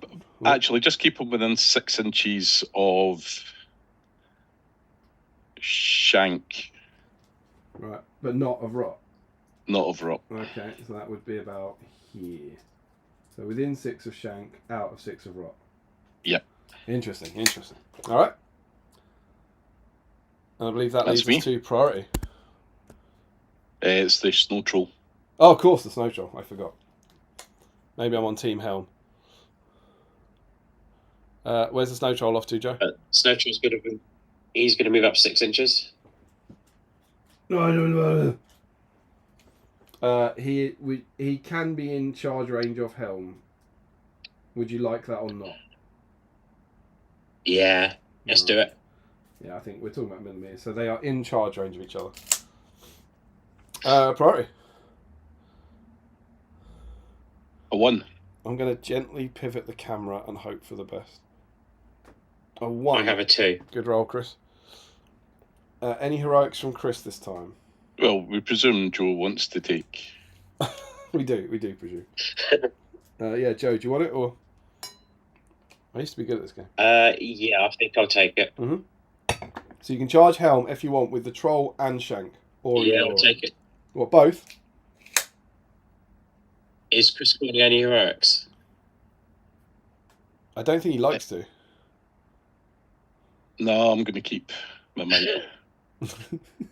Okay. So Troll and How Shank? close is the Troll to Hera? About 6.5, I reckon. How close is the Troll to Hera? 6.5, I reckon. Okay. What did Call the Beast do? So Call the Beast is Shank does it at the start of his activation. He spends a will point, and if the Snow Trolls are in 6, which he is, and not engaged in combat, which he is, he must charge until the end of the turn gains Fearless, but can re-roll failed to wound rolls when making strikes. It's very cool. And don't forget. Yeah, I'm going to do that. Don't forget that when the Snow Troll charges, it gets +1 attack to its fight value. Sorry, +1 attack and +1 to its fight value, which puts it up to fight 7, which ties with Helm. Okay. Yeah, I'm gonna do the. Is it Call the Beast? Yeah, you can call the Beast. Yeah. Could you call him for me, please? Here, Beastie What we call him, Dave. I mean, they were both rubbish. All right, so Shank is activating first. So what's Shank doing? Shank's the one in charge range of Helm, isn't he? Yep, he is. I don't think I want him to charge Helm because then Hera can charge the Troll and leave Helm just fighting. Yeah, it'd be brave Shank. from Hera. State she's in, but yeah, she could do. That's right. It would be a big move from Murphy. Yeah, but then Helm could call combat, kill Shank, and then charge into the Troll as well. Maybe, and she would get her 3 attacks, and she would be able to strike all defense. So I'm gonna put him in charge range of Hera. What, as bait? Yeah. Okay, so we're sort of going over here-ish. Is that what we're Yeah. after? Wonderful. So he's now moved. You do call the Beast. You want the Troll to charge Helm? Yeah. Lovely, that's what we're here for. Ah. And then you've got Rot as well. He's going to push up to be alongside Shank. Love it. There you go. So Chris, you've got a choice to make with Hera. Either the Orc's out of might. Yes, Rot is out of might. He's the one with 3 attacks. Fight 4. Oh, he's tempted. He's tempted. I'm tempted. Could we put them in base contact? I think we did, yeah.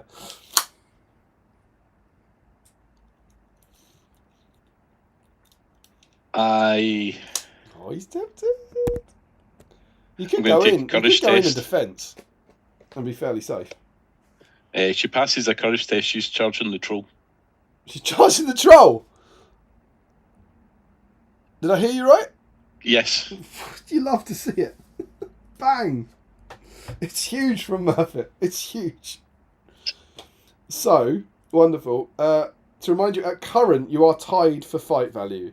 Chris, for the love of God, would you like to call in heroics? I'm going to call a strike with Helm. Helm. Obviously. Oh, actually, was No. Hera's fight? Oh, Hera's only fight 5. She's fight 5, you drunk, and she's got 1 might left. Helm's fight 7. Now, do I call a combat as well with Hera? Oh, it's massive! It's massive! It'll be spectacular if it goes off. It's be funny if it fails. I think which is going to be the most fun thing to do, Chris? Yep, Hera's calling a combat. Oh, it's massive. Alright, so Hera calls a combat, she's out of might. Helm calls a strike, he's down to 2, which guarantees that Helm will have the higher fight value. Hera doesn't get her bonus rule because she is not fighting alone. Yep. Hera's unarmed, remember, so she's at -1. So you are rolling, Chris, with Joe. You've got 4 attacks at the lower fight value, and Chris, you've got 3 from Helm, and you've got 2 from Hera. That's 6. So a 5 with Helm, and a double 1 for Hera. I'll spend a might point with Helm. I bet you will. He's down to 1, which ties the fight on a 6 and means that Helm wins. Here it comes. Who would you like to fight with first, Helm or Hera? Hera. Lovely. So Hera's got 2 attacks. She is fight 4. The troll is defense 7, so she's on 6s, but she's unarmed, so she can't do anything. Yes. Is that right? So it's all on She feels the Helm. wound. It's all on Helm, who is quite remarkably strength 6, if you can imagine such a thing. So 5s. It is 5s. And gets a 4, and a 1. A 4, a 4, and a 1. And he's only got 1 might point left. Which would do 2 wounds to the troll with his mighty blow, but would not kill it. That is I keep the might. hell of a choke. So we're not doing that, I presume? We're not doing that. Oh, Chris. I think people in the chat would have thought you had pulled a blinder there. They've never seen me roll dice. Until you gone messed up the rolls. I don't think he gets any. I just don't want people screaming at us. He doesn't get any re-rolls to wounds or anything, does he? I don't think so. I think it's only the troll. I don't think Helm gets that. He's not unarmed, that's fine. The troll doesn't have this The troll's stunning defense keyword. 7, so it's 5s. And in case anyone's panicking, he is burly, but he doesn't have a 2-handed weapon, so it doesn't give him +1 to wound. I don't think you can do anything, mate. Nope. That is awful. Don't forget you do have your horn to use, which is -1 penalty to any courage test they want to take, and he'll cause terror if you charge. Oh, that's a big swing. Place your bets in the chat. What does that mean? Let's see what's going on. Gary George said, off to my optometrist appointment. Pretty sure this stunning bat rep camera work will mean new glasses. It's not my fault. Caroline Dave, people in the chat understand now why he wanted to save his might. Sam says 4-4-1. This feels familiar. And Paints on a 4 up says, what's wild is that Chris is an amazing player, yet I've somehow beat him. I did have to coach Cameron how to beat me. he didn't know any of his rules for assault on Ravenhill. All right, priority. I'm on a 2. Oh dear. I'm on a 5. I think the odds might have just heavily swung to the side of evil. Chris, you do have 1 might point, and Shank has 1 might point. So you could use it for a 50-50 of a chance of moving first. Which, of course, I don't think I do. If you were to charge the troll, it would guarantee you the higher fight value in the fight. Hera does still have 1 might left, should you want a cheeky defence. No, she used all her might. Is she?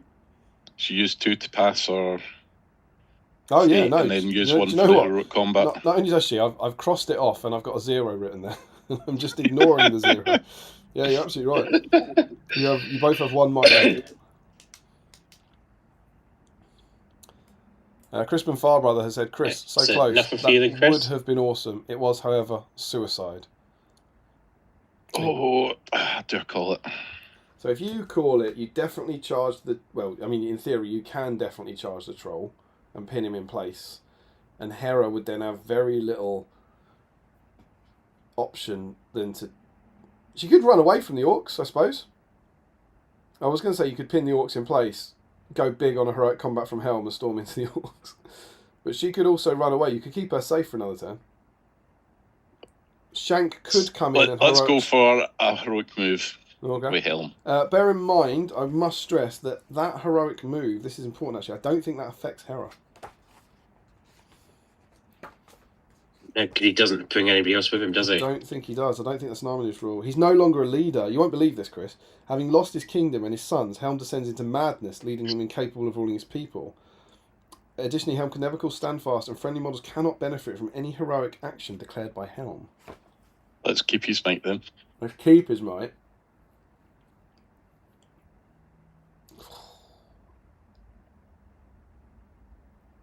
Yeah? No. No, I don't think so, because otherwise I think Helm's getting tagged by an orc, and I think Hera's getting a troll to the face. Although Hera I mean, doesn't where's win the me the fun in game. that? It's got to be Helm against Troll. That's a good point. And you've heard him Or say Helm it live could on just Insta. charge both orcs, kill Well, them both, and then heroic combat off them into the... Kill them both, he says. You know, Rot's got 3 wounds. No, he's not. Sorry, he's got 2 wounds. They've both got 2 wounds and a fate. So you'd have That's to get... just one field fate. Yeah, you'd have to get 2 wounds through. You'd only have to get 2 wounds through. That's a single wound because he does 2. Yeah, that's what I mean. 2 wounds through to Yeah. kill both. I think that's foolish.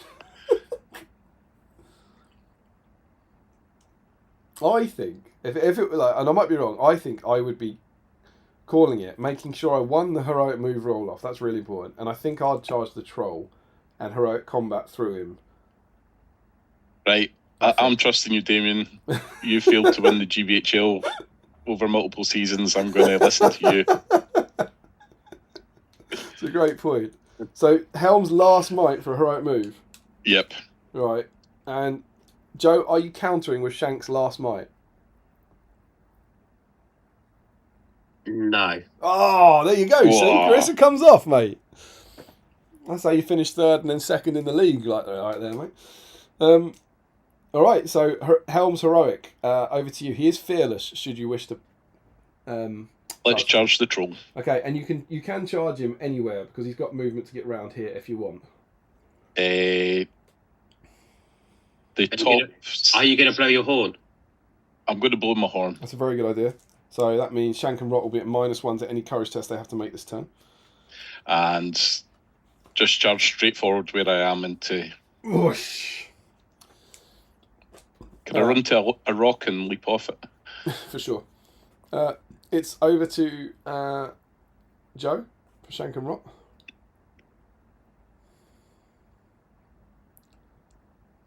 I am going to spend a will point to do Call the Beast. I don't believe you...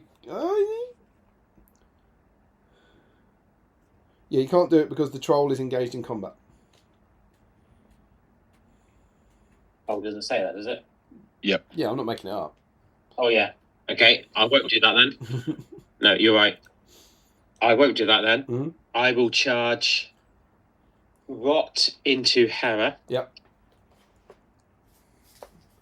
And then I will spear support Love it. with Shank. Of course you're up. Because Hera's rule is if Yeah, she won't get it. neither supported, isn't it? Yeah, she won't get it because it's a really weird thing that she. I get it if she's not supported, but it's like if she's just fighting someone 1-on-1, she gets an extra attack. But if it gets worse for her, she gets worse. It's a very strange rule. It is. She's fiercely independent and a capable warrior on her own. Those that underestimate her find out the hard way that she's more than she seems. If she's involved in a combat where there's only a single model on each side and neither model is supported, I would totally get that as a reason not to spear support her. But it seems odd that she doesn't get it when you spear support. Fiercely independent, are you? Take The that. fluff there is that they underestimate her, so that they've not put more models in because they don't need it, and then she surprises them. I suppose so, but I don't think you're ever going to never going to underestimate. Yeah. Her. So, I've read your rules. I will always estimate you. Wonderful. So we have 2 fights, right? I believe the priority is with Joe, so Joe gets to choose. Although I believe I'm going to call a heroic combat. 3 heroic combat. All right, here it comes. Here is Fight for the Ages. Helm with 3 attacks and the higher fight value. The Troll with 3 attacks and the lower fight value. Is that Joe? Is that Chris like kind of warming up a paintbrush? There's weird oily stuff on it. I don't know what.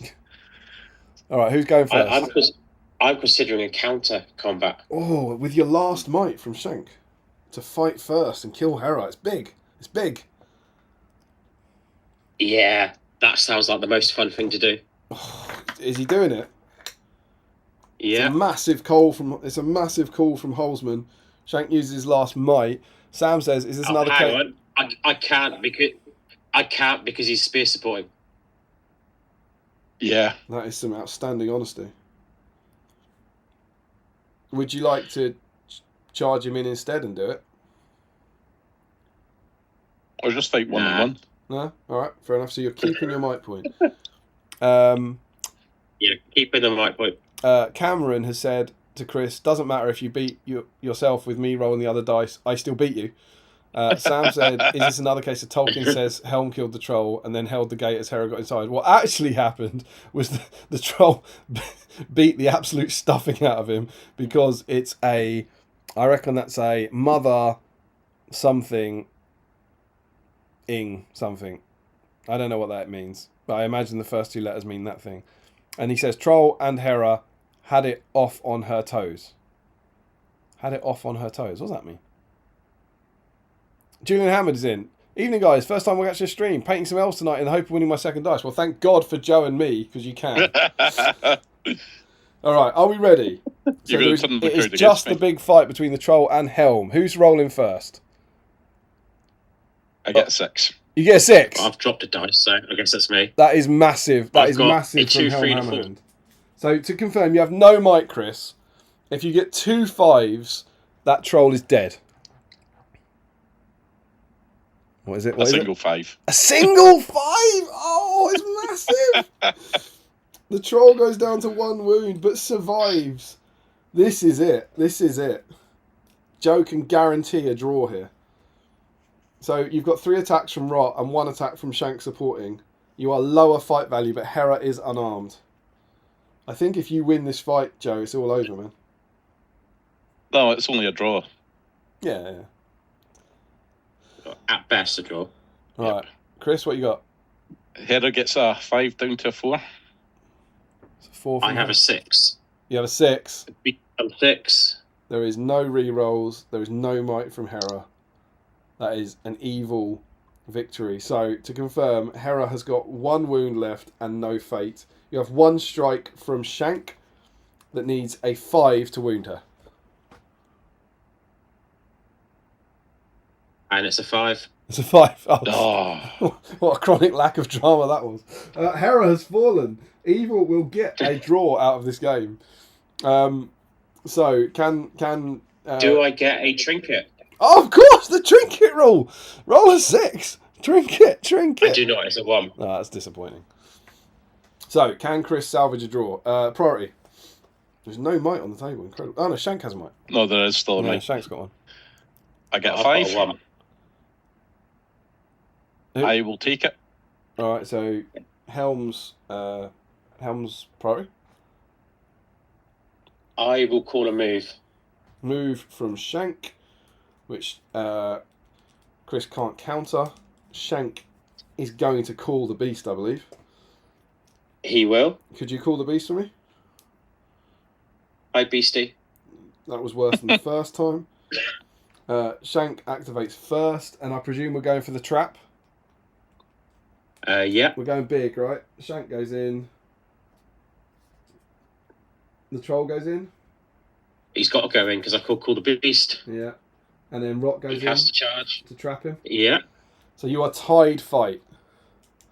Truly a Yeah. time for Helm Hammerhand to shine here. There is no might left on the board.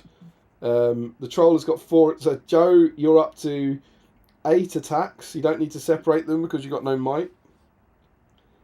I've only got 6 dice with me, so I will separate them. Chris, you need in the immortal words of the Spice Girls, you need a 6 like you never needed 6 before. Is that a Yeah, 6? 6. Is that a wondrous 6? It is a wondrous 6. Oh, it's huge! Huge! I've got a 6 on the Snow Trolls dice. Well, you'd hope so. So there is a 50-50 to end all 50-50. Shall I roll it? Yeah, we can blame you. Yeah. What would be I think it's got to be a BSIME dice, right? Bad news for Chris. You know what I'll use? I'll use this week's black BSIME dice. It's rolled a 5, it's rolled a 2. Yeah, it's a fair dice. It's a 4+ for a Joe win. It's a 1-3 for a Chris win. I kind of want this to go to Helm, if I'm honest. It's the other way around. Oh, look at that! Helm takes it. You are welcome, my friend. Right. First attack on the troll. Needing a 5 to kill it.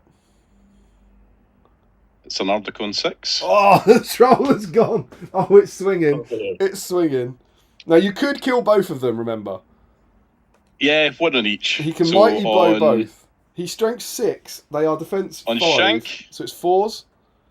There's a Wonder 6. So that's it. All right. So this is a fate or death because he's got mighty blow, Joe. And it's a 5. Oh, that's Oh. disappointing. Presumably the second one back on Shank. Nah, I'll go for a rock. Go for right. Okay, fair enough. It's a 2. It's a 2. I think Helm has to take that, as the saying goes. Incredible scenes from Helm. Priority. Sam has explained that had it off on her toes means she did a runner. Josh Crosby is back. Caroline Dave says Chris has saved his 6s for this moment. I think now, I mean, I say it's swung in favour of Helm, but of course it's only the draw, isn't it? Do you get a 5 there for priority? 5 from Joe. Yeah. I got a 4. 4. So Joe, all you've got to go for the kill.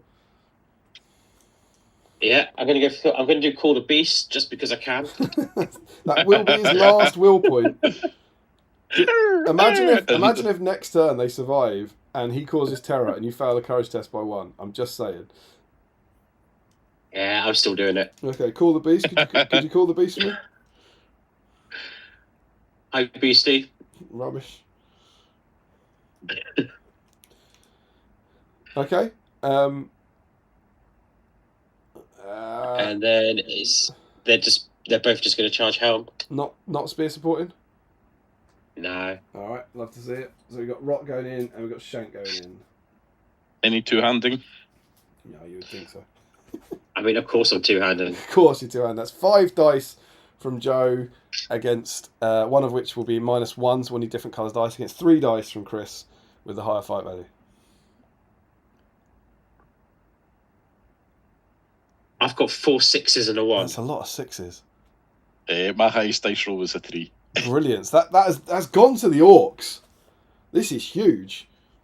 See that's a triple BSIME black 6. I tell you what, mate, you could do another one of those.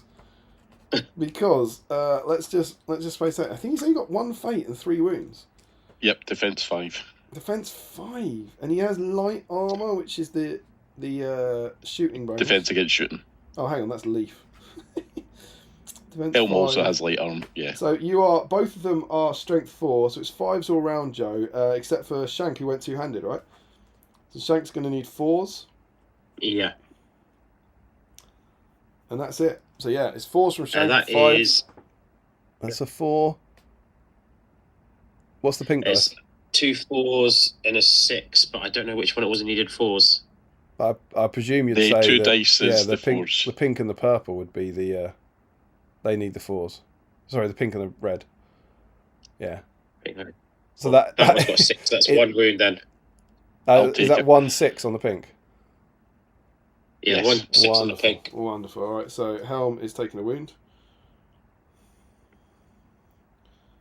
So that was your chance there, Joe. I think you had to take that. Priority. Cerulean Dave says 3 highest. Chris quickly returns to form. Sons of Gondor, evening all. Only just got half an hour before I have to take the kids off to a choir performance tonight. Well, you're here for the dramatic denouement of our battle report. That's a 1 from Joe for priority. I got a 5. Oh, here comes a free heroic combat. I'll charge. Rot. No. Shank has no fate. Who's the one that just used the will point? Shank. I'll charge Rot. Okay. It's big play. It's happening. Oh, can't dare to dream that this is going to backfire in Joe's face. So, assuming you want to charge Joe, I mean, you could spear support, which would be boring. I'm going to spear support. Are you? Are you? No, I'm going to go for it. His courage is 7+, so I can't stress how much we want you to roll an 8.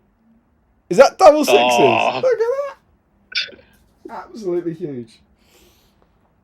So same dice again. Free heroic combat, Chris? Yes. Because I might as well take a free move after I've won the game. Absolutely. Drawn the game. Oh, damn it. Are you going two-handed, Joe? Yeah, always. I'm on a 5. Oh, 5? I have 5s. It's a 5! Oh, he survived with a 5! It's huge! Can I interest you, Goes to help. Chris, in your first one against Shank, who has no fate? Oh, go on. It's a wonder of 6. Oh, so that is Shank fallen because he's got Mighty Blow. That's 2 wounds. Defense of the other one? He's defense 5. 2 4s would guarantee it. Just get a single 4. A single 4. So, Joe, it's fate or death for Rot because of Mighty Blow. And it's death. He's chosen death. Rot falls. Helm is victorious, but then says, "Oh no, it's so sad. Daughter dead. Didn't help." She wasn't my favourite child. Clearly, but she's the only one you got left, man. Gentlemen, that is a draw. Well played. Would you like to shake hands across the camera? Glorious, glorious scenes. You truly love to see it. Incredible work. And we'll pop back to there. And there we go. Amazing work. Oh, God.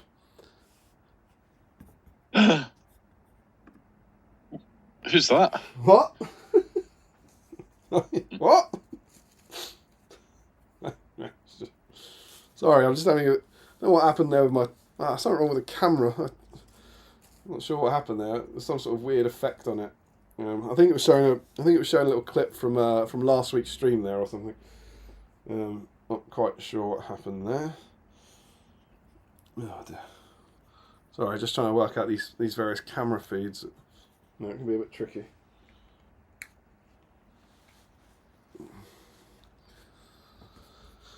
Oh, I'm going to cross off my hobby bingo box. I think it's working again. There we go, much better. I suppose I can cross off my hobby bingo box. You can indeed. So yeah, would you like to do some live cross-off, Joe? Yeah. Am I sharing screen or am I just going for it? Oh, is it digital? It is digital. How incredibly up to date. I don't think it's worth risking sharing a screen. If I'm honest. God only knows what that'll do to the Zoom. Just share that. Do you know what? As it's Zoom and you'll just share screen and then it'll stop. Do it. Let's go nuts. Share a screen, Joe, and be careful what's on it because the internet will see. Right, I'll just close all those tabs down then. Yeah, absolutely. Right, is that working? Let me check. Yeah, that is working. It's entirely ruined our stream. That is beautiful. That is so good. It looks wicked. So we've got a selection of different parts of your screen on our different windows. It looks great. I can see some crosses. Oh, this is so good. This is better than I dreamed of. Yes, I can see your mouse move. Look at you go. There you go. He's crossing it off. It's happening. You can see it in the top right window. He's doing it live. And now, look, is he in Photoshop? I think he might be in Photoshop. He's got a selection tool over there. It's what? I think I think it's Adaby. You still got a cheeky Chris. Chris has somehow survived on the Zoom call. You can't kill me. There's a little Chris looking over you, ticking your box. Trolls and orcs have tried, but they can't defeat me. Shall I stop sharing, or am I just going to leave this up and I think it's ruin the beautiful, next but I section? think it might be for the best if you stop sharing. Carillion Dave says, inaccurate. Thankfully, it's popped back exactly as it's meant to, so that's good news. Carillion Dave says, just like the movie. Crispin Farbrother says, great game, gentlemen. James Wilson. But wait, surprise twist, Hera's not just dead, she's just been stunned. And Sam says, Q, weekend at Bernie's hijinks with Hera as Bernie. So there we go, gentlemen. Well played. Well played. Post-bat rep breakdown. Is that what we used to call them? Is that rang a bell? That came out of my mouth remarkably quickly there. Post-game, yeah. Was it post-game bat rep? Is that right? Post-bat rep? Post-bat rep. It ended with breakdown. Post-bat rep breakdown. Was it post-bat rep breakdown? Yeah. Different time, mate. Post-bat rep breakdown. Different time. How do we... So it was a draw in the end. It was a draw. Which I feel it's Christmas time, there shouldn't be any losers. Yeah. I'll come to you first then, Joe. How do you feel that went? It went very well, and it went incredibly badly at the end. Yeah. Anything you would have done differently? Any choices you made? Don't think so. Chris has been my doubles partner for a few years at Article, and I think he will confirm when I say this. Every turn I ask what's the most fun thing to do, and then that's what I do, and it usually goes horrifically badly. I was quite disappointed you didn't fail your courage test by 1 at the end. That would have been magnificent. Ashley Fisher has said that is cinema. I don't know if you mean the battle report or what you did to our Zoom call. And Carillion Dave has rightly pointed out post-battle bat rep breakdown. That's it. That's what it was. Post-battle bat rep breakdown. That sounds like something I've said 100 times in my life. Chris. Post-battle bat rep, is that not like PIN number?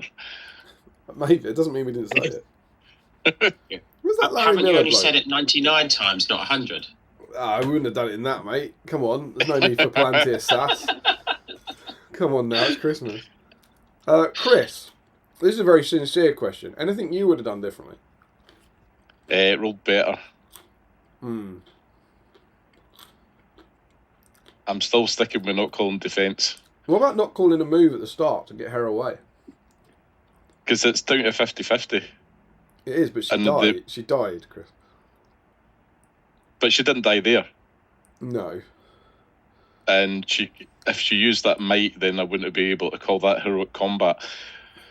Which would have won the game if I'd actually wounded the troll. You don't get to do that because you used 2 might, desperately trying to stay alive because you chose not to heroic move away. I could have heroically moved away and then I would have used all my might staying alive after I lost the move off. Maybe. See, it's interesting. I would have moved there for sure. I would have banked on a 50-50 because then Helm would have been able to charge in. But nah. The orcs would have been too far the other way, so Helm wouldn't have been in range to charge that turn. But you would have. I mean, if you do win it, you're then further away from the troll in future turns. The troll wasn't the issue; it was the orcs. So, what about the lack of heroic defence for Hera? Not regret that one. No, because if you went for strike, then I would have went for defence. But I had the higher fight value, so I might could have won me the fight, which could have... Yeah, you rolled very badly, right?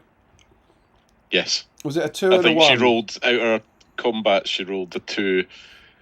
I think a 2 was the highest that she rolled. It was a 2 and a 1 6 dice. When she had the higher fight value. Yeah. And she had 3 might, right? Yep. So as long as you roll a 4 on one of your 2 dice, yep, you can might your way to victory. Yes. Yeah, I suppose. But then you done gone screwed it, didn't you? What do you think of the scenario? Is it balanced? Would you play it again? Yeah, I'd play it again. It's over nice and quick. Yeah, particularly the way you play. Yeah, Joe, that was your hobby bingo box. You feel good about ticking it off for that one? Yeah. I mean, think I said to you, I would have had to try and talk somebody into doing something the week between Christmas and New Year's if I was to tick it off otherwise. Absolutely. And that's always a tricky sell. I think it feels quite festive as well. Snow, Krampus, Santa. I think there's, as far as festive scenarios go, you've not got the best pickings, and we've done all right here. Whilst also managing to find something that we can play in a relatively short time on a relatively small board, you know? The only thing more festive than that I could think of would have been Barlin in and around Dale.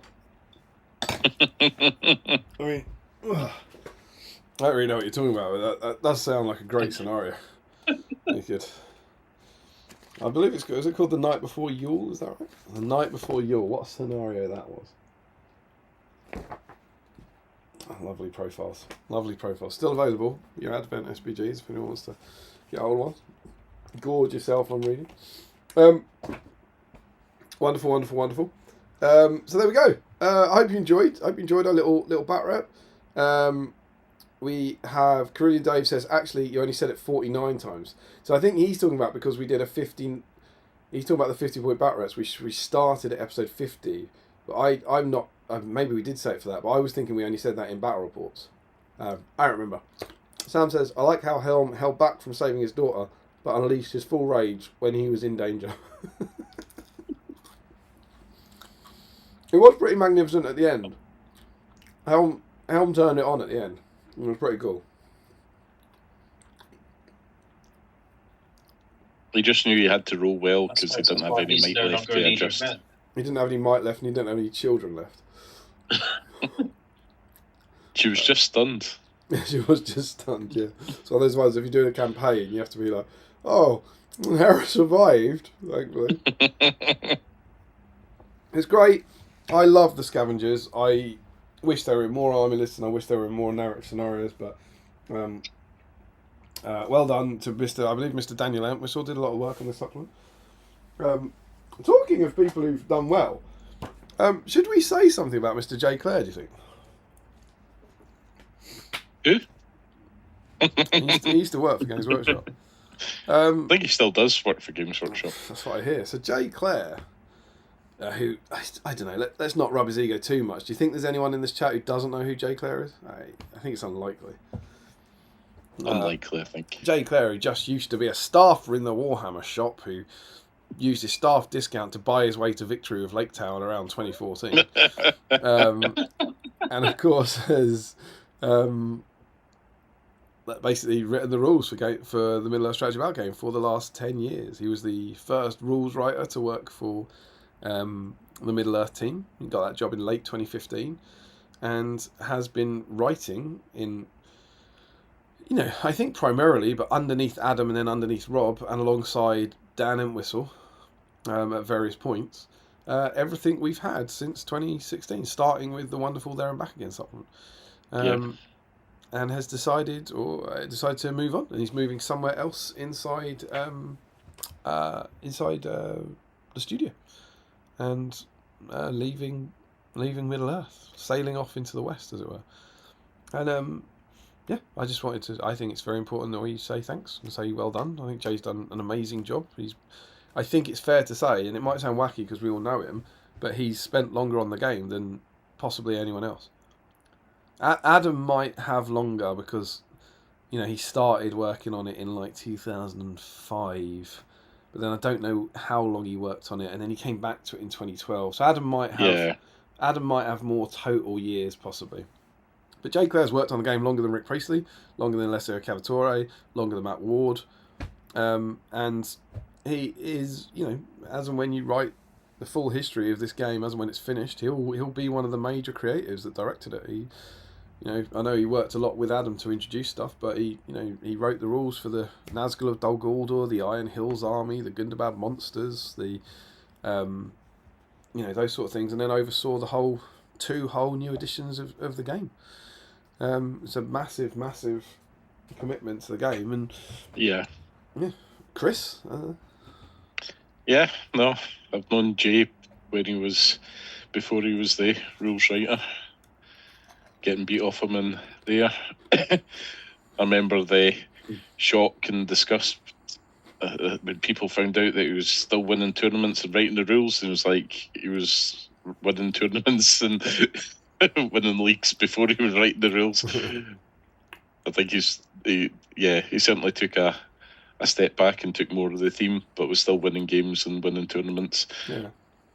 But yeah, no, I've enjoyed his work, especially enjoying this edition. The rules, I think, are probably the better set of rules. There could be something said about the choices army lists, but I think that's probably not his choice. Yeah, I completely agree. That's what you hear all the time. The rules about the army lists we don't like, and I don't know. I certainly feel very confident in saying the army list that's not a creative decision. That's a studio decision based on, I don't know, sales or something. There's no way Jay and Rob or Adam or whatever went, oh, do you know what would be great for the game? Let's do this. You know, it's clearly something to do with license, something to do with range. I don't know. It's clear. It's not a creative rules line decision. Yeah, but no. And Jay, he's a fellow wanderer. He is. Wanderers for life. Wanderers for life, absolutely. Joe, any thoughts on the last 10 years? Or maybe you thought he sucks and his rules are awful? Well, I haven't been playing the game as long as the two of you. I think my first game was the first Archon, so I very briefly played pre-Middle-earth team. So I can't speak for, what the game was like before that, but certainly the last 10 years, I very much enjoyed his work. And I've also very much enjoyed the SAS and the FAQs, which I hope I hope will continue. I think Dan Entwistle's quite sassy. Are there any examples, any favourite SAS from the FAQs? Oh, can't remember any specific ones. I just remember they always follow SAS. There was one about. Was it about the chariot, about making a sad dwarf wife? There was one about whether you could run over your own models or something. And it was like... Yeah, I remember that. It was like, you technically can, but that would mean Mrs. Dwarf is very sad at home or something like that. Not sure. Dare I suggest that do you have a favourite, one favourite single rule or thing from the last 10 years? What's your favourite thing that Jay's introduced? Assuming Jay wrote all of it, what's your favourite thing, your favourite change or profile that's come into the game in the last 10 years? Hill Trials. Hill Trials? Yeah. I reckon there's a decent chance Jay wrote those. Why Hill Trials, Joe? Because, I saw the models, and the second I saw them, I was like, I want more of them than is sensible. And then I got more of them than was sensible, and I absolutely love using them. Very cool, cool. They're utter rubbish the way I play them, but they're very fun. All right, Chris? I'll give it to him, but it was at one of the WTCs he saw my army where I had a single Lake Town militia captain leading a warband of Alfred for a full 60 points to get 5 might points for calling heroic moves in like a Battle of the 5 Army themed army, and he went, no Chris, I'm changing that. And then the next day he came out and he changed it so Alfred could only give might to Bard and the Master. Which is a good change. Which was a good change, but yeah. I mean, we forget now because we've been playing so long, but one of the biggest things was they inherited the Hobbit rulebook and the 2 Hobbit supplements. So the Desolation Smag one and the White Dwarf Battle of 5 Armies one, and they inherited the 5 source books. Those were the rules. I mean, they had There and Back Again, which allowed them to have a second pass at a lot of the Hobbit stuff. And then you had the new edition, which was like in 2018, which was a new pass at everything. And I remember clear as day, the new edition came out at Nova in 2018, and I was there. And so at midnight at Nova, everyone could queue up and buy their books. And I remember everyone being in the queue with a book, reading through it and going, it's a 200-page book, going, look at Gandalf the White, look at these. And I remember everything that you went through, everyone was going through. How's this? They were all fixed. They were like, and I remember they were like, Wild Marauders was one of them. And it's so hard now to think back. Like, I'll need your help in this, Chris. But you look through and go, oh, Wild Marauders fixed, brilliant. Yeah. Maybe I'm out on Wild Marauders, but the ring, like the named wraiths, oh, they're fixed. They're like Corsairs, oh, they're fixed. Do you know what I mean? It was like every single thing that was problematic in the game. Yes. It didn't mean, obviously, as any edition, there's then new problematic things that come up. Like, of course there are. But all the one, because he had come from the community or whatever, every single thing that was a problem had been fixed. And Alfred was one of those, because the Alfred in the... it used to be Alfred could, it was any... Good old Alfred. Could support, give might to anything, like Wahir. Simpler times, Alfred. And then changed it to just Lake Town, so you could do it with the militia captain. They expend any number of points at the start of the priority phase before any dice are rolled. For each point of will he expends, he nominates a single friendly hero within 6 inches, rolls a d6. On a 2 to 5, they gain a point of might. On a 6, they get d3 might. And the ridiculous thing was, on a roll of 1, they lose d3 points of might, and he gains a point of might. Might gained in this way can take a chosen hero store beyond their initial level. And this was when it was just good and evil, right? So it was like, Gimli was a. I enjoyed playing. I played a 9 might Gimli once. I remember that. And so I played the 9 might Gwahir when Gwahir didn't have might. He was just in every list, wasn't he? He was in every good list. He was just dropped in. That and the single warg and Fatty Bulger. Yeah. I'm trying to think what else was filthy at that time. Did shamans goblin? Goblin shamans. You couldn't take a Moria shaman with Goblin Town. That was one thing. They got rid of that. That was a terrible decision. I stopped winning tournaments after that. Didn't we all? We made a mistake with Berserkers. But yeah, it was just. I remember that the feeling of joy as everyone went through the book, and all the horrible things have been toned down, like all of them, and that great feeling of euphoria. And that I certainly think that something definitely changed a bit in the community after about 2011, 2021. But that 2016 to 2020 period was just pure euphoria. That the middle team they were doing all their presentations, and they were engaging fully with the community, and all that stuff was so good.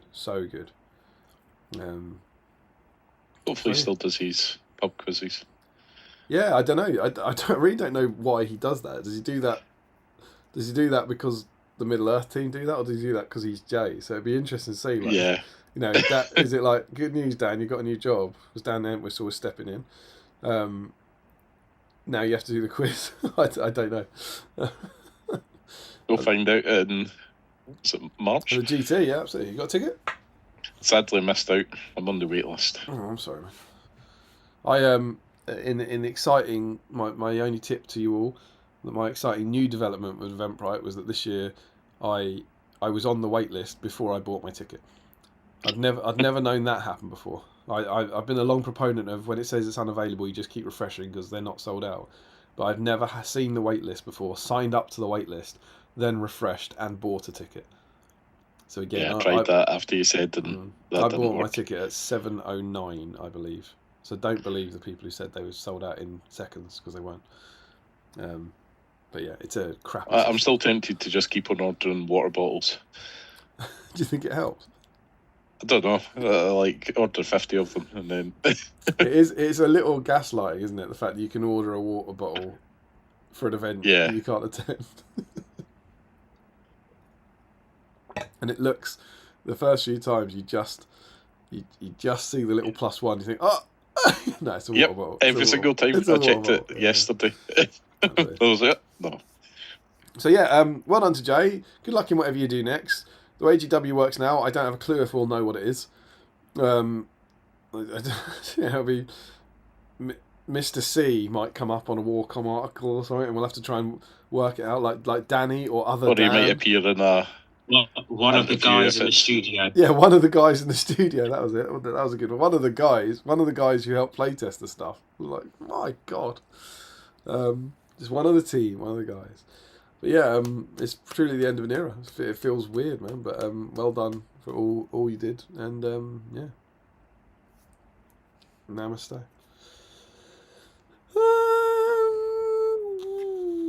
We got some updates.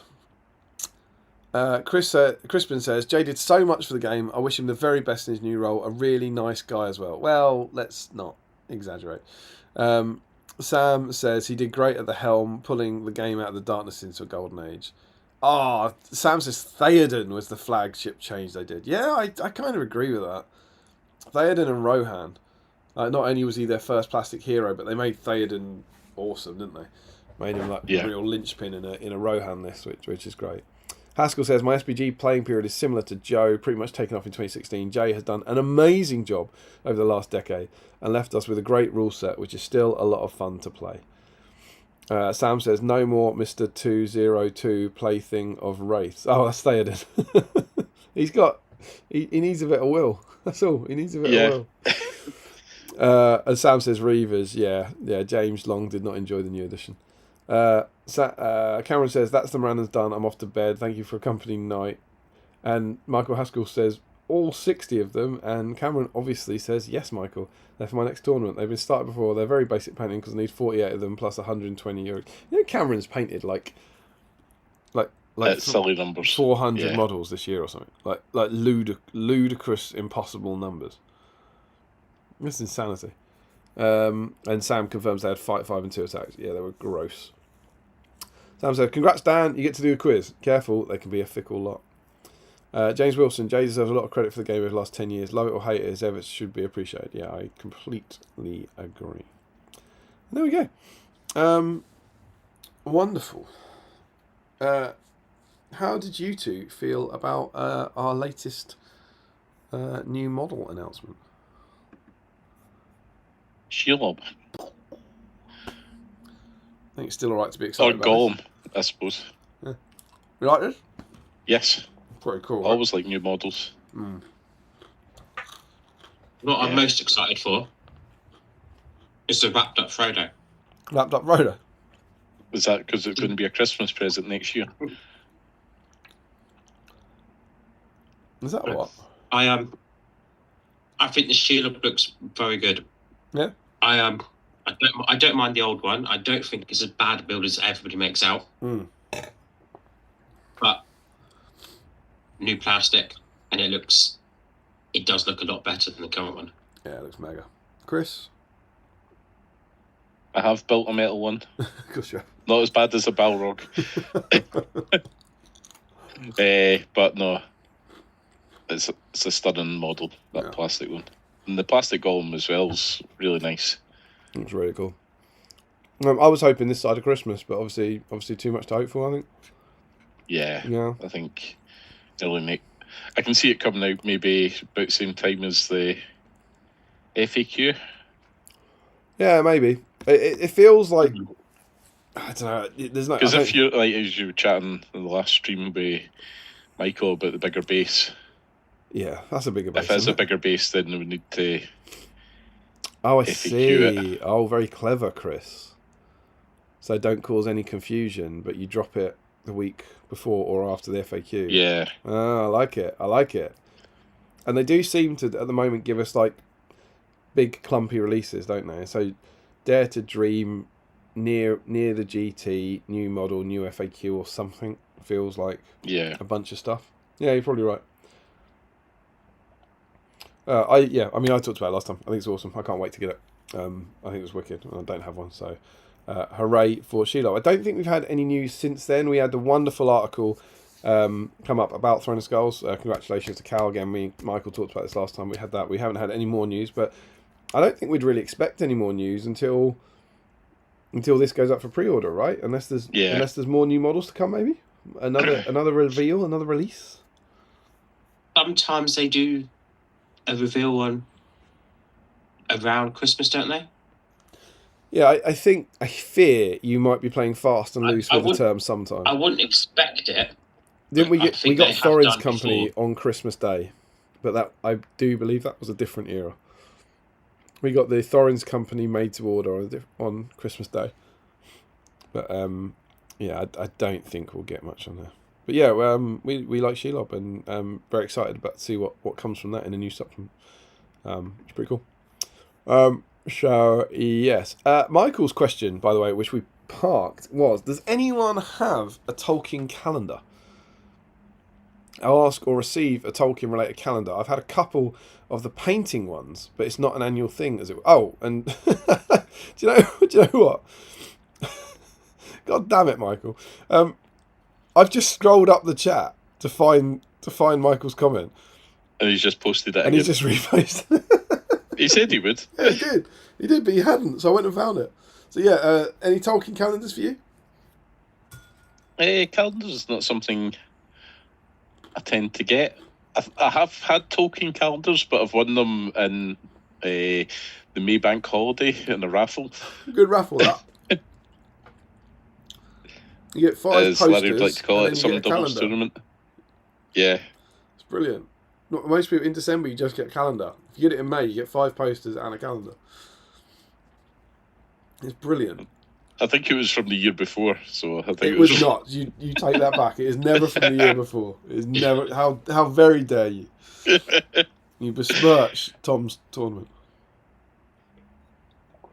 Joe, any calendars? No, it's not really the sort of thing I bother with. I do know somebody who's got a Tolkien calendar though. Is it Damien? Oh yeah. Is it Damien who was changing it to December before the stream started? How dare you? Possibly. How dare you? He wasn't doing that actually. I'll have you know, Chris. He was changing it to November.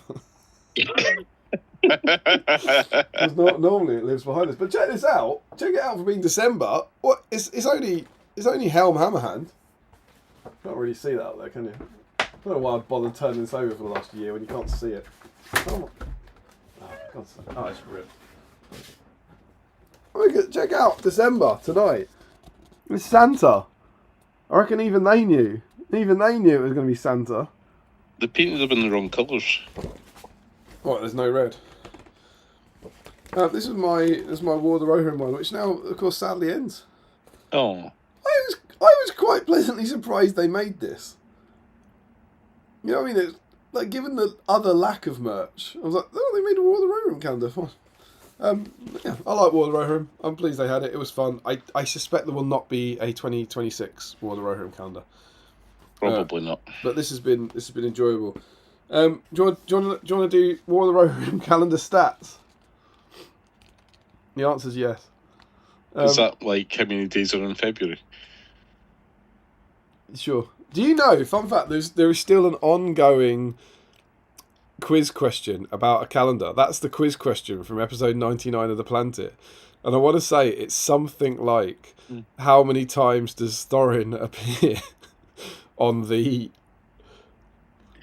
I don't even know, man. What, 20... I don't know what it was. 09.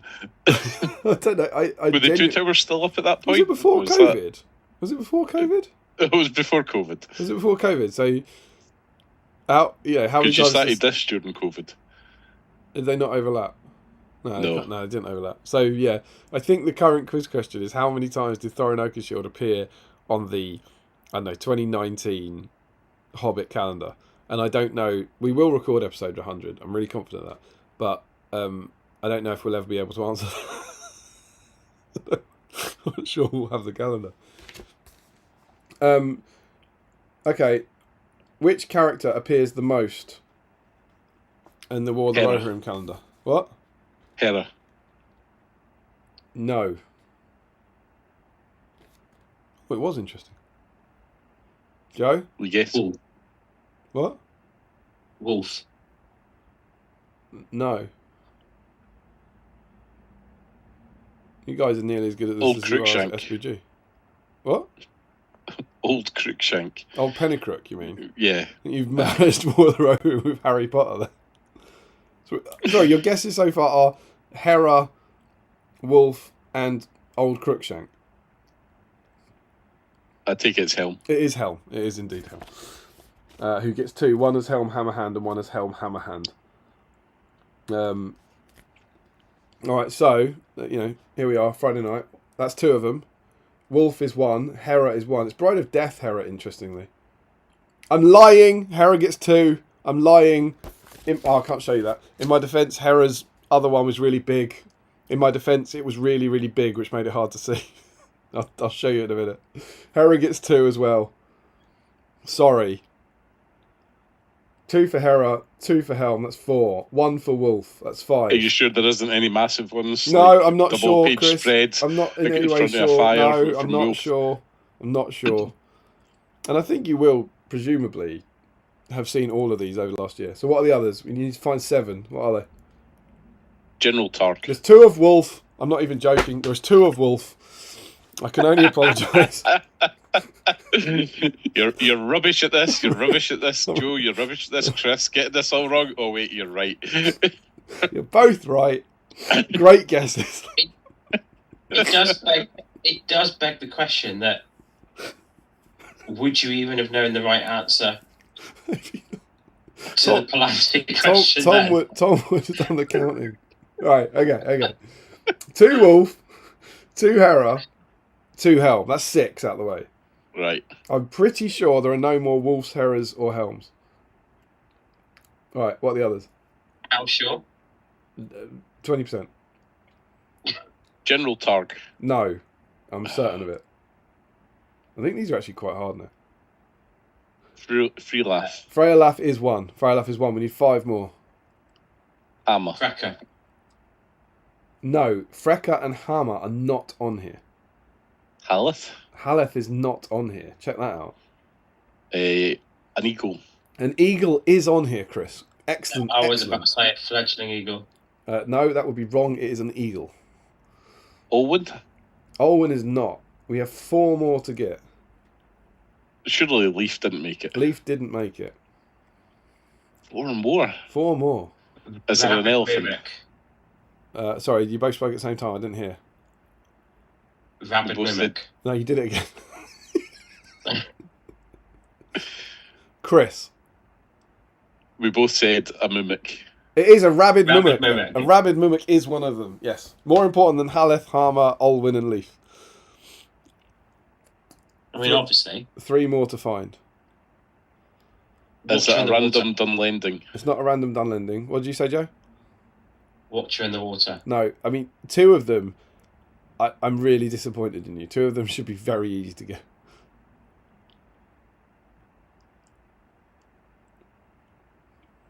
And then 1 of them I would say is very hard to get. Trying to think you're missing. Yeah. No troll. The Snow Troll is 1. Shank and Rot the other. Shank and Rot is the other one, indeed. You've got 11 out of 12, and the 12th one is really hard. It's a named character from War of the Rohirrim. Is it Asher the horse? It is indeed Asheray the horse. Well done. So, in my defence, these are here's where you see the months. You see. So that's what I was counting. Okay. And there's only 1 Hera. Can you see? I can see 2 headers. You can't see 2. No, the one at the one at the bottom. That little black one's just a pull-out poster. That's not one Right, of them. okay. There's only 1 Hera, right? Yep. So Back to the left. that's not embarrassing.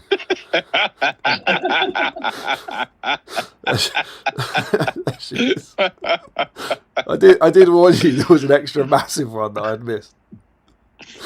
As for Wolf, there's just there's just 2 wolves there. There's nothing I can do about that. Just missed them.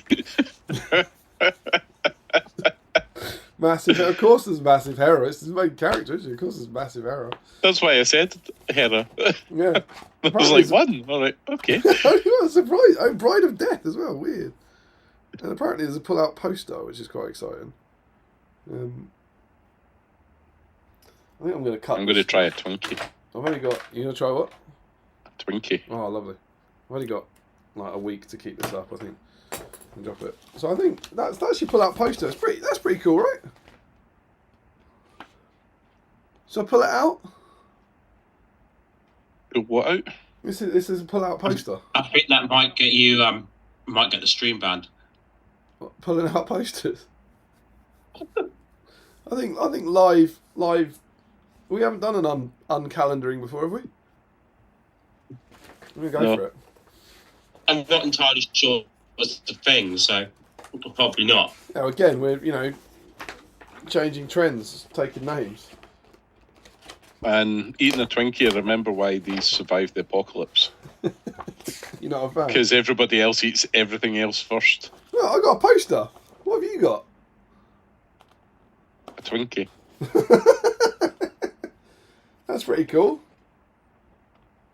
So there you go. Where are you going to put the poster? Oh, I've just chucked it in the corner. And now I get a Shank and Rock poster. You get a selection of posters as you reveal each poster. That's pretty cool. Then you'll get a Snow Troll poster. You'll get a Freya Left poster. You get a Helm Hammerhand poster, and you get a Hera poster. That's a pretty cool picture of Hera. That pretty cool. Hera. So yeah, How many Hera posters do you get? I guess you get 6, but some of the posters will have an outdated calendar at the bottom of them. I mean, you could cut them up. You could have 12 smaller posters. So $5.99. Bargain. Yeah. Come to 7 Stones. You too could win a book of posters. Are you going to put the other poster in as a separate prize? Put that in. I'll put this one in. Top prize raffle. 2025 calendar. There is worse prizes. It's like, ooh, pull out a poster inside. Psych. To make everything terribly serious and depressing for a minute, I'll keep my Santa wig on to help it. This all started because Michael said, "Do you have any Tolkien traditions?" Yeah, I do. As well as that, I've always had a Tolkien calendar. I get a Tolkien calendar every year for Christmas. And it's the Tolkien calendar, the official Tolkien calendar. So it's always illustrated by Alan Lee or John Howe or Ted Naismith or sometimes different artists you haven't heard of. And I keep that up in my office.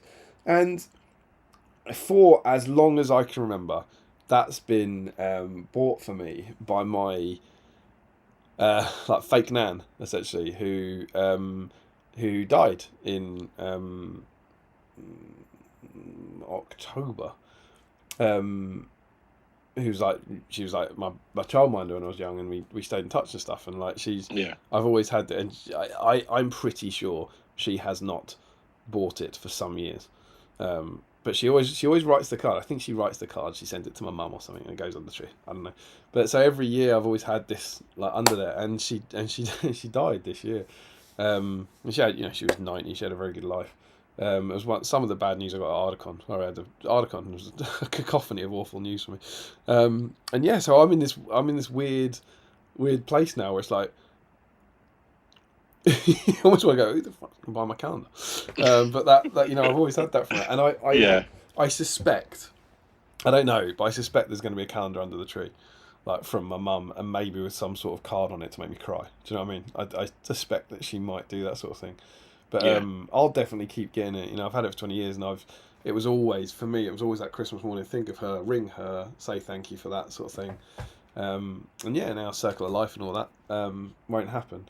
So yeah, I do get them. I think they're cool. And what was really nice as well this year was October was Edoras, and November was the Mumakil going through Athelion.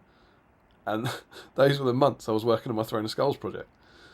And so I was turning that over, going, "Oh, hello, Edoras. Hello, Mumuk. This is pretty spectacular timing from the calendar." So yeah, I always get that, and I have that up in my office, and I don't know how I'm going to get it now, but I will keep doing it. And if I were you, I would buy it in the first few days of January when it is £5.99 instead of £12. And I'll get them, and at the same time I pick it up, I will buy about 4, and I'll put them in the raffle for 7 Stones as well, and you should all be bloody grateful. So yes, Michael, calendars, big tick for me. Let's see what else the nerds are saying. Don't know if I've read this one, but I'll read it again because it's nice. James Wilson says, Jay deserves a lot of credit for the game over the last 10 years. Love it or hate it, his efforts should still be appreciated. Then Haskell asks about calendars. Emma Video says, I played Jay at my first Throne of Skulls. Beat him. Bit of an ent flex. And folk kept coming to me asking about it. I had no idea why. He was a lovely chap then and remains so to this day. He's not dead. He'll be missed in SBG. He will very much. And Sam Huddy said, and one very patient young man will finally get his tea toast. Sam Huddy, are you the tea toast elect? That's amazing. Jack Brown, this must be in Calendar Gate. He says, is this Davy's audition to take over the quiz from Jay? It was indeed, because I don't want to take over the quiz from Jay. Sam says, Wolf took Targ's space too. Jack Brown has successfully guessed a mimic. James Wilson, I like this. This sounds quite serious for something that can't be serious. Anyone else think Haleth and Harmer deserve to be on the calendar? Now, what do you think of that? Is he being... Do you think he's saying he is? Or do you think he's saying, does anyone else honestly think they deserve to be on it? I think he believes that they should be on it. So who do you get rid of? Well, you can get rid of one header because there's no point putting a massive picture on it because nobody looks at it. I think you're being sassy. You could have put Shankrock and the Troll together. I think we've got two empty spaces, haven't we? Because there's only one Hera and only one Wolf. Yeah. So we don't need to get rid of anyone. That's a very good point, Joe. If we go with the final results, though. It's a Shirei or the Eagle, isn't it? Or you combine... Ashiri's on... Hera's on Ashiri here. Is it the same actual picture of the horse, just without... Yeah, do you know what, mate? It is. That is rank. You've just been removed It off. is exactly the same picture. I hadn't even noticed that. That is exactly the same picture.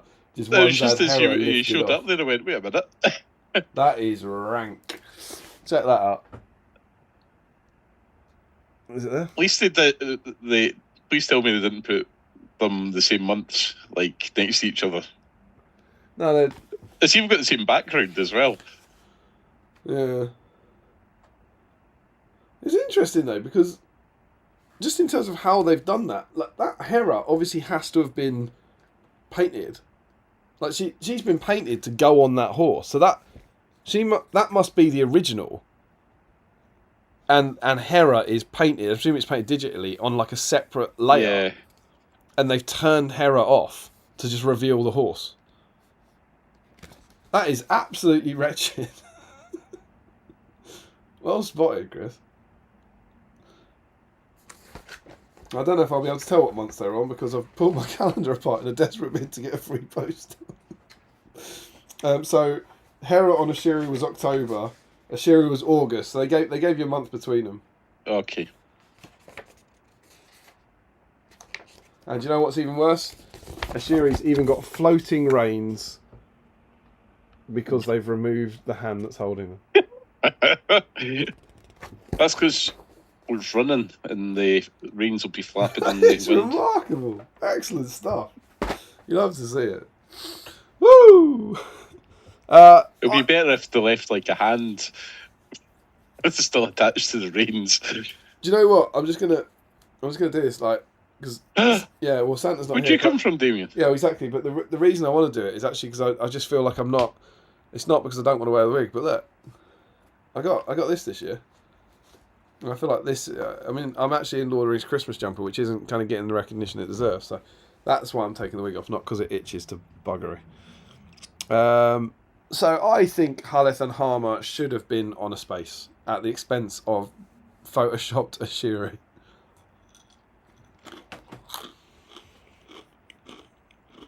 Sam doesn't. He says one got himself shot, the other chose the old slow horse and got himself beheaded. What a pair of idiots. He didn't get beheaded, did he? Shot. Helm got himself shot. Does that mean Helm doesn't deserve either of his two? Whoa. Oops. Checkmate. I don't think he got beheaded, did he? He got his throat slashed. I don't think his head comes off, does it? Oh, wow. Oh, man. Jack Brown says, I get a book each birthday and Christmas from my dad, who died when I was 5. That's lovely.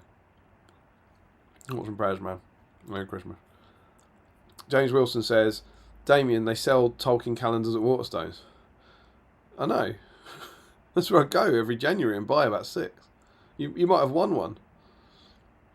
I'm not actually at a loss of where to buy them from. You can get on Amazon. Sam says, I hope Jay and Steve are both at peace together. Josh Crosby says, damn it. Back to games. This birthday is incredibly inconvenient. It is his birthday. I think it's his birthday today. It's also my dad's birthday today. It's your dad's birthday today? Yes.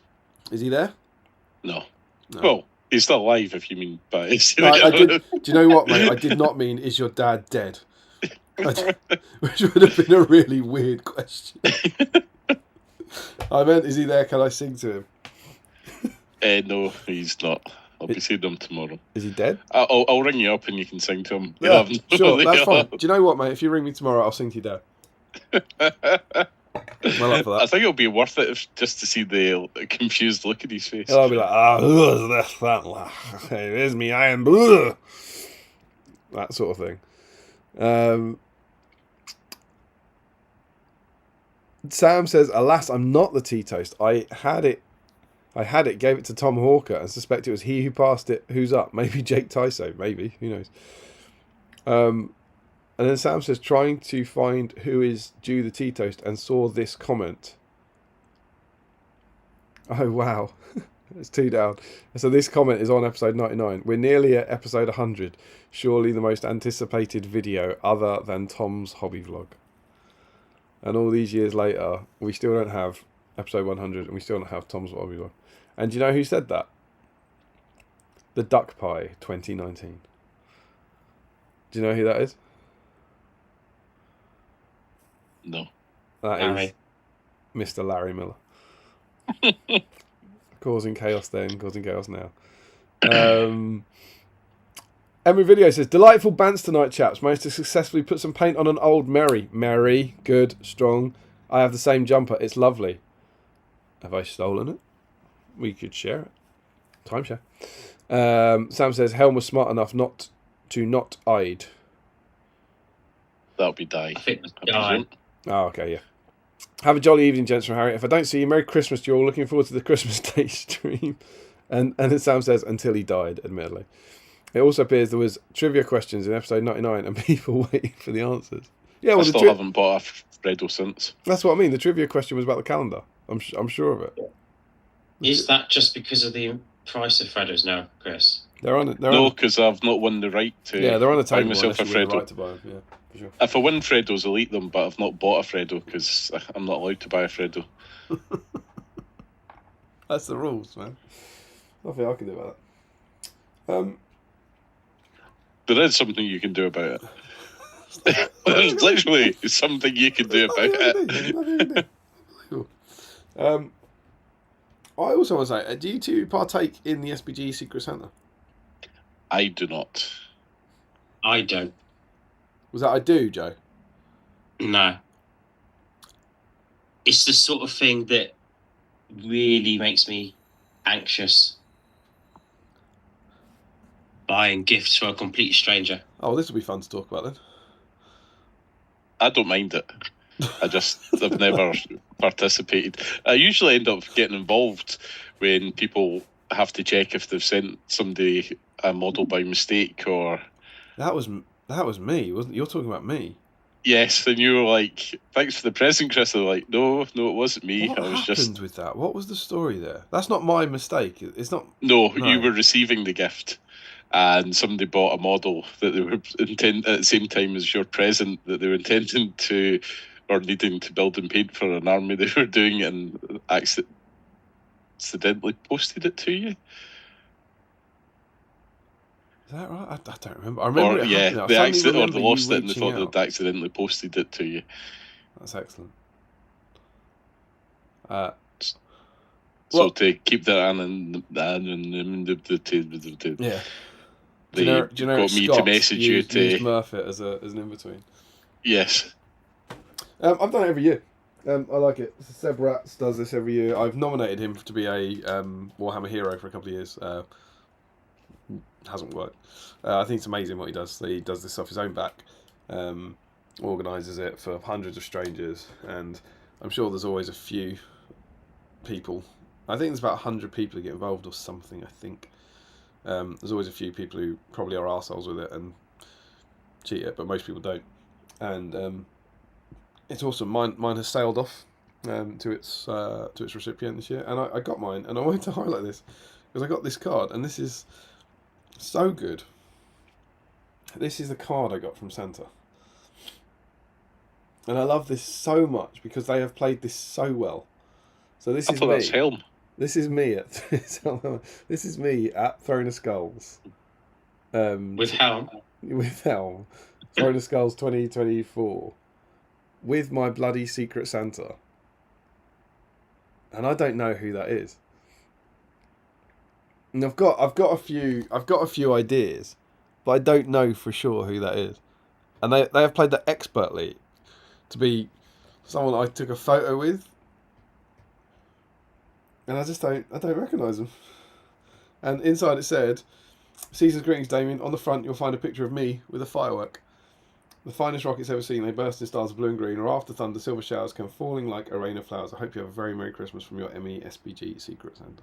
So, to be fair, they could have took the Santa sticker off, and you still wouldn't have recognised them. I think it might be Reece Taylor. I think.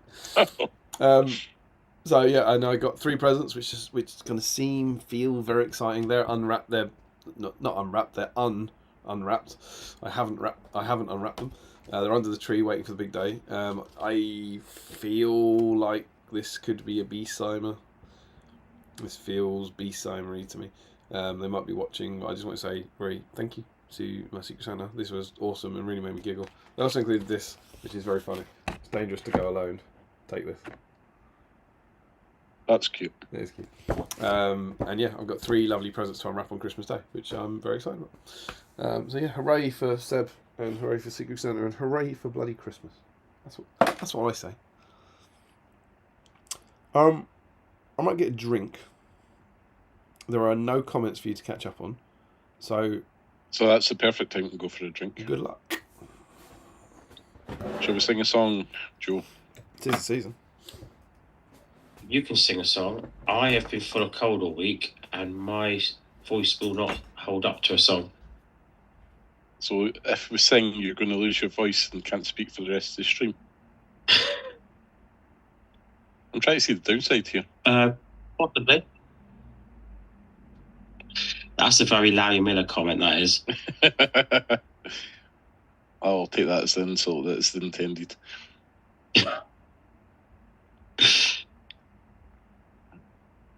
So, how's Krampus coming along?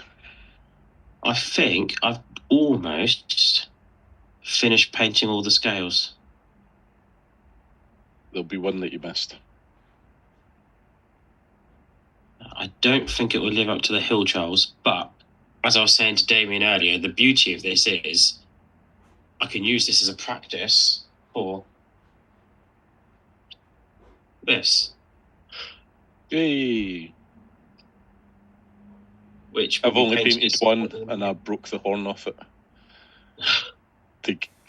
Because I turned it into Snowromere, a snow troll to be representing Boromir and mine and Mark Stone's trollership. So Boromir has a horn, so I used the horn off his own head for him to blow. And put a shield on his back as well, just to keep the Boromir theme. But I'm not painting another one. Uh-huh. If you get multiple of them in an army, then I would. But I don't think that'll happen, sadly. Well, as I established earlier, I am not afraid to ruin expensive models for festive purposes. So, catapult troll, take the catapult off, put Santa on with a whole pile of presents. Stop giving me ideas. I don't even need to take the catapult off. The catapult could be firing the presents. Even better. I think that's your job for next year.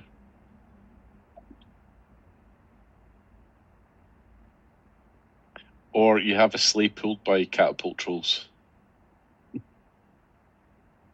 I mean, Larry gave me an idea that I think I will have to do.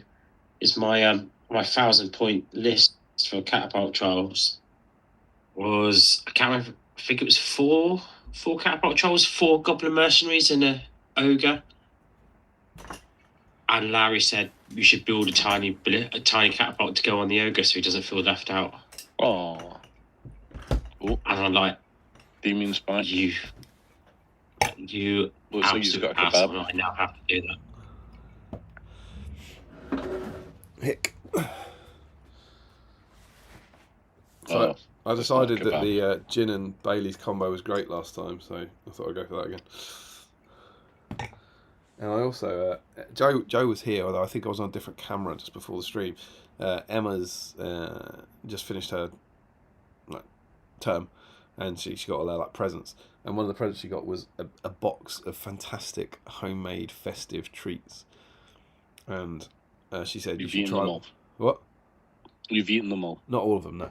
But she said you should try one of these, and I did, and they were very good. And then I said, "Oh, bring me more of those during the stream," and she hasn't. So I've saved her the hassle because I'm a kind husband, and I've gone and taken 3 of them.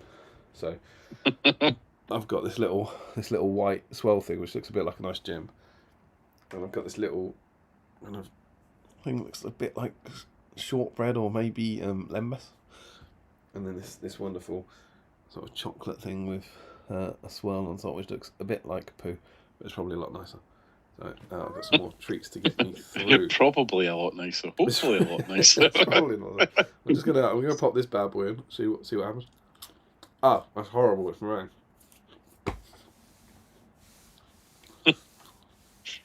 Is it an ice gem? I don't like ice gems, for the record. Meringue. I don't like meringue. It makes my teeth feel funny. Oh well, that's not bad. How are we doing? Did we read the comments? Are we up to date? No, we haven't read the comments. Let's have a look. Sam Huddy, I presume Larry is saving his energy for the Christmas Eve stream he expects. He can do it himself. Good to know. Michael Haskell, there have been glimpses of SBG past this live stream, and earlier this evening I came across one which I've put in the whip thread with my elf for this evening if you wanted to take a look earlier. What does that mean? Is it SBG past, present and future? No. I don't know. Oh, and we've talked a bit about the SBG future. SBG yet to come.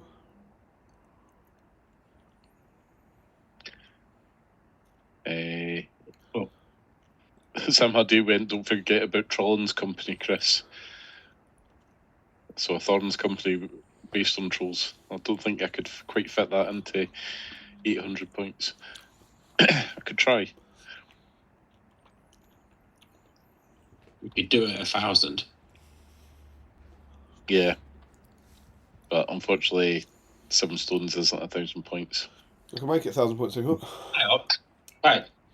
Thorn's company's 1,000 with Gandalf, right? Give it now. Gandalf's Or Radagast. 170. Yep. So you could just do the dwarves. Yeah, but you have to use actual trolls. Can you not just use the dwarves profiles, but trial models? You could, but they're terrible as it is without sticking them on an even bigger base. That feels too wacky even for us, I think. Yeah. These trolls aren't trolls, they're dwarves. Yeah. I'll pass on that one, Joe. You can do that one with your catapult trolls. All converted into Thorn's company. What's Michael getting at?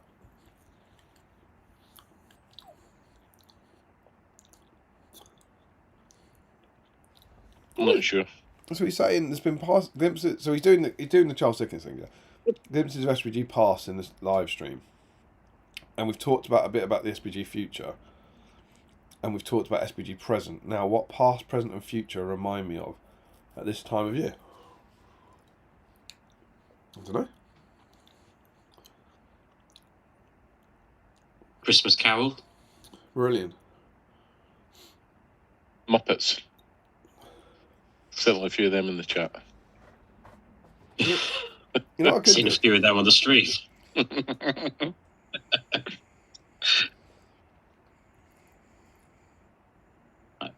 Well, I am going to go to the toilet quickly. Love it. Remember, wash your hands. As I said before, you are not the boss of me, Chris. Would you like to hear a Christmas SBG story? Guess. I always try and do a deep dive on these things, and I didn't have one. And it's mildly self-indulgent, but I don't think we've done this on here. But in our wonderful SBG Advent calendar, we do have an SBG Christmas Carol. We'll call it a Yule Carol, which is a Christmas Carol within Middle Earth. And so, if you'd like, as our sort of Christmas story this year, I could read you this. Would you You're not enjoy going that? to sing it to us. I can't really sing it. Takes too long. Sing it to the tune of Cheryl Cole. Which one? Which one? Cheryl Cole or Whatever. Cheryl Crow? Cheryl Cole.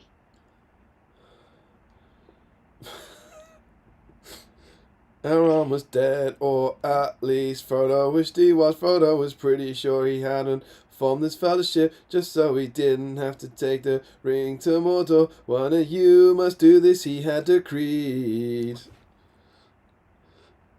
That wasn't bad, was it? And You could almost make a career out of this. And now Cheryl Crow.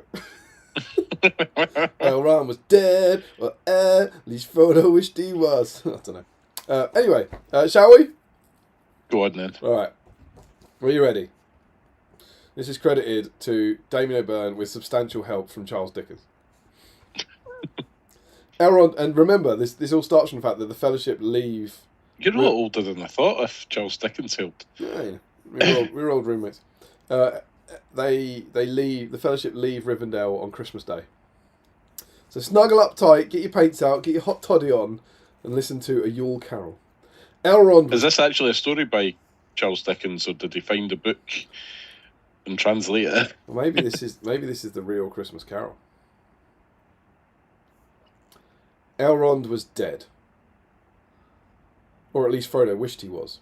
Frodo was pretty sure that he had formed this fellowship just so that he didn't have to take the ring to Mordor. One of you must do this, he had decreed. Why couldn't he do it? After all, if he had shoved Isildur into the fire way back when, then he wouldn't be in this mess. If this crazy plan worked out, he'd probably take the credit as well. Not to mention the fact he was making them set out on Yule morning. Frodo was in no mood for merrymaking. "A merry Yule, Frodo! Eru save you!" cried a cheerful voice. It was the voice of Boromir. "What right have you to be merry?" said Frodo. "What right have you to be dismal? What reason have you to be morose? You've got the ring." Frodo, having no better answer, ready on the spur of the moment, said, "Bah, humbug! If you're upset, I could help. There are other ways, Frodo, other paths we might take," said Boromir. "You'll want the ring, I suppose," said Frodo. "If quite convenient." "It's not convenient," said Frodo, "and it's not fair. It came to me. It's mine, my own, my precious." "I ask only for the strength to defend my people," said Boromir. "If you would but lend me the ring..." "Hear me! Let me hear another sound from you," said Frodo, "and you'll defend your people by losing your place in the Fellowship." Seeing that it would be useless to pursue his point, Boromir withdrew, slamming the door as he left.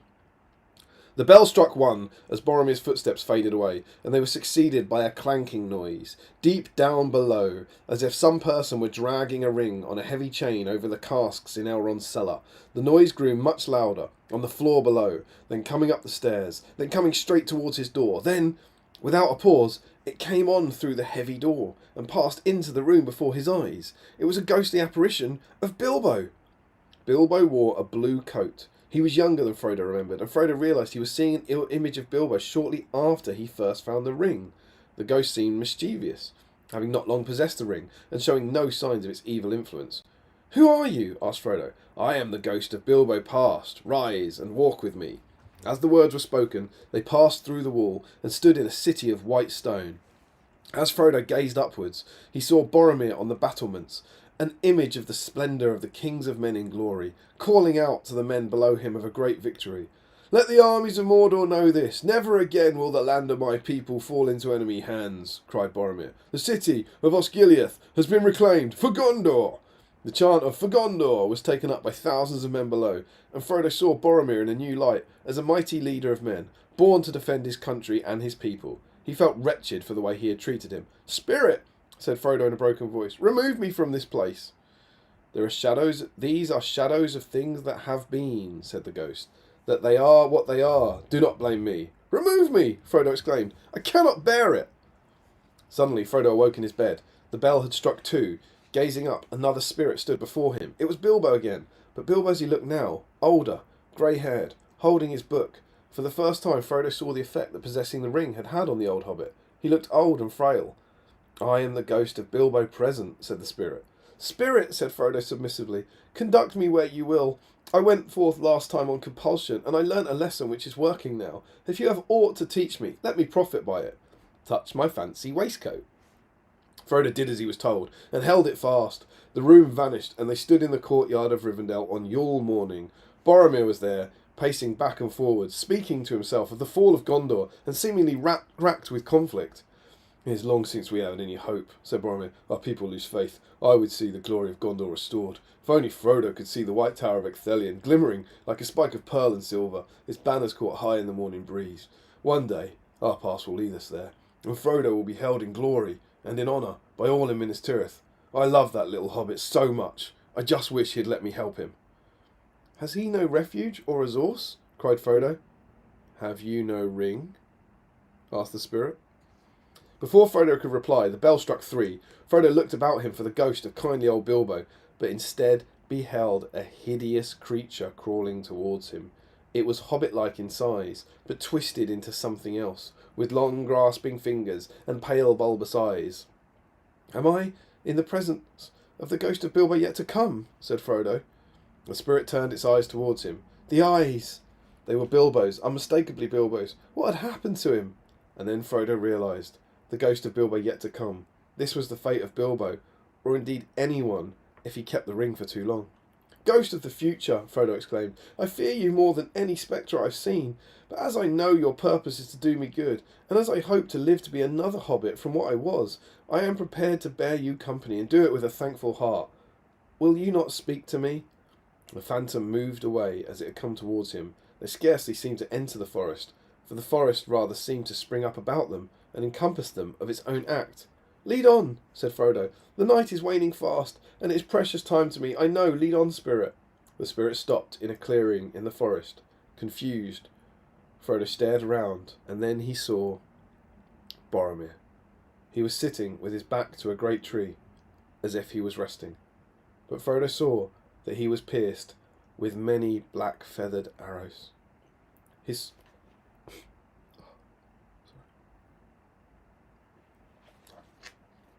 sword was still in his hand, but it was broken near the hilt. His horn, cloven in 2, was at his side.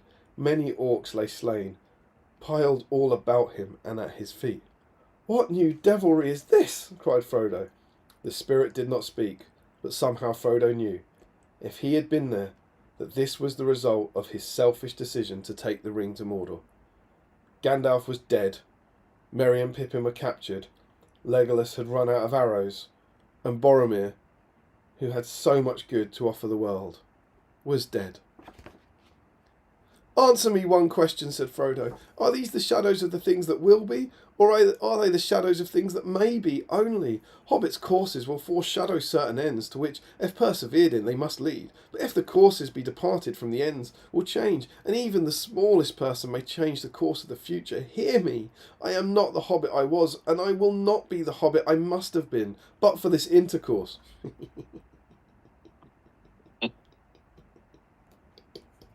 That's what Charles Dickens wrote. He said intercourse. Why show me this, if I am past all hope? The hand of the spirit appeared to shake. Good spirit, Frodo pursued. As down upon the ground he fell before it. Your nature intercedes for me and pities me. Assure me that I yet may change these shadows you have shown me by an altered life. The hand trembled. I will honour Boromir in my heart. I will live in the past, the present, and the future. The spirits of all three shall strive within me. Oh, tell me I may erase the horrors of this glade. In his agony, he caught the spectral hand. It sought to free itself, but he was strong in his entreaty and detained it. The spirit, stronger yet, repulsed him. Holding up his hands in a last prayer to have his fate reversed, he saw an alteration in the phantom's bulbous eyes. It shrunk, collapsed, and dwindled down into a bedpost. Yes! And the bedpost was his own. The bed was his own. The room was his own. Best and happiest of all, the time before him was his own, to make amends in. I don't know what to do, cried Frodo, laughing and crying in the same breath. I am as light as Lembas. I am as happy as Tom Bombadil. I am as giddy as a drunken hobbit. A merry Yule to everybody. A happy new year to all the world. Hello there! Whoop! Hello! Frodo leapt from his bed and rushed downstairs into the courtyard, where he found Boromir pacing backwards and forwards, muttering something about folly, exactly as he had been in his vision. Boromir, hey doll, merry doll, ring-a-dong-dillo, said Frodo. I am not going to stand this sort of moping around any longer, and therefore, he continued, leaping in the air and giving Boromir such a dig in the coat that he staggered back, and therefore I am about to give you the ring. Boromir trembled and got a little nearer to the sword hilt. He had a momentary idea of knocking Frodo down with it, holding him and calling to the people of Rivendell for help and a strait-waistcoat. A merry Yule, bozzer, said Frodo with an earnestness that could not be mistaken, as he clapped him on the back. I'll give you the ring and endeavour to assist your struggling family, and we will discuss your affairs this very afternoon over a pipe of old Toby. Frodo was better than his word.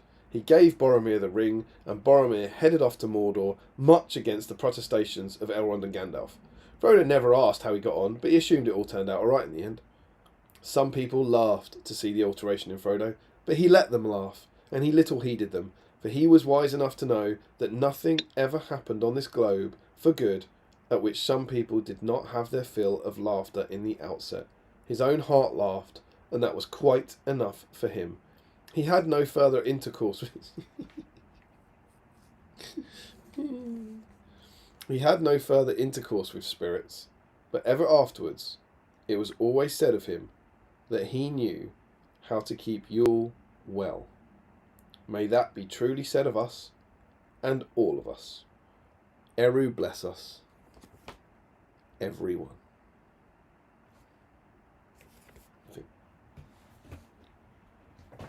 It's a wonderful moral lesson. I can't wait for the movie. Will there be intercourse? I hope so. I hope for double intercourse. As it is the season. Wonderful news. So there's your Christmas story this year. Yeah, should you wish to indulge yourself, SBG Advent Special still very much available. Plenty of copies available at your local. When you make an SBG calendar, it'd be doomed. It'd have about 9 months on it. I wouldn't know what to do. SBG calendar. What would that be like? Are you thinking? I don't people? know. There'll be pictures of you and Tom, and then the Ardicon you can ask who has the most pictures, and you go, oh, it's Damien, and then there's like clearly 5 pictures of Tom and just 2 of Damien.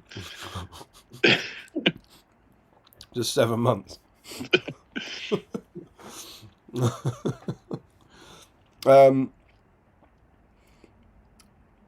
James Wilson says, do it with ogres instead. I think this is... and then Michael Haskell says, Joe's got it.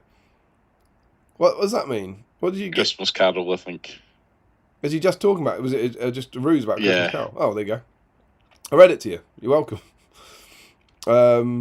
Also, Teen Spirit wants me to sing that story to the tune of Steve Crow. This story would be perfect for David Mitchell to narrate. Michael Haskell would have said this years ago. My first Tolkien book was the Father Christmas Letters, 1976, I think. So Tolkien's always had a Christmas vibe. I think was it last year we did the Father Christmas Letters. I love the Father Christmas Letters. I've got a really nice big copy of it next door. I've got a tiny one here somewhere. There you go. This was my first version of it. This little box of books. So this isn't all of it, but these little. I got given this for, I don't know, Christmas when I was, 10, 11, 12, and they're tiny little books with tiny little versions of it.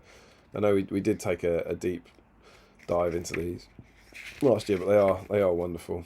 Let's just read one from 1920. Christmas House, North Pole. Love to Daddy, Mummy, Michael and Auntie May. Dear John, I heard you ask Daddy what I was like and where I lived. Let's not read the one to John.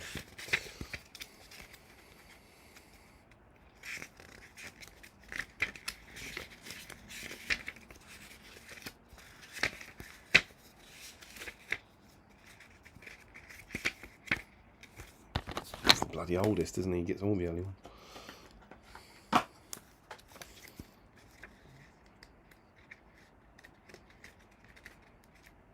I know, the problem is, in classic Tolkien fashion, as he goes on, they get bloody longer.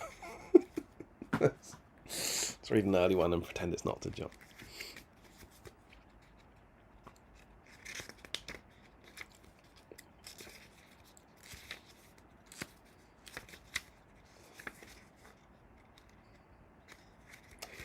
Dear child of Tolkien, I hear you ask Daddy what I was like and where I lived. I have drawn me and my house for you. Take care of the picture. I am just off now for Oxford with my bundle of toys. Some for you. Hope I shall arrive in time. The snow is very thick at the North Pole tonight. Your loving Father Christmas. And then the beautiful little drawing. Highly recommended. I would make sure you... I think it was last year that we did a deep dive into those, so you can go and have a look at that if you want. But would highly recommend the Letters of Father Christmas. It's adorable. Made me cry. But then most things make me cry. Wonderful. Yeah. A little softy. Do you want to give away £50 of joy or have a look at the Facebook thread? Oh, let's do a Facebook thread. Okay. I can prepare myself for that. I believe I set this up all right.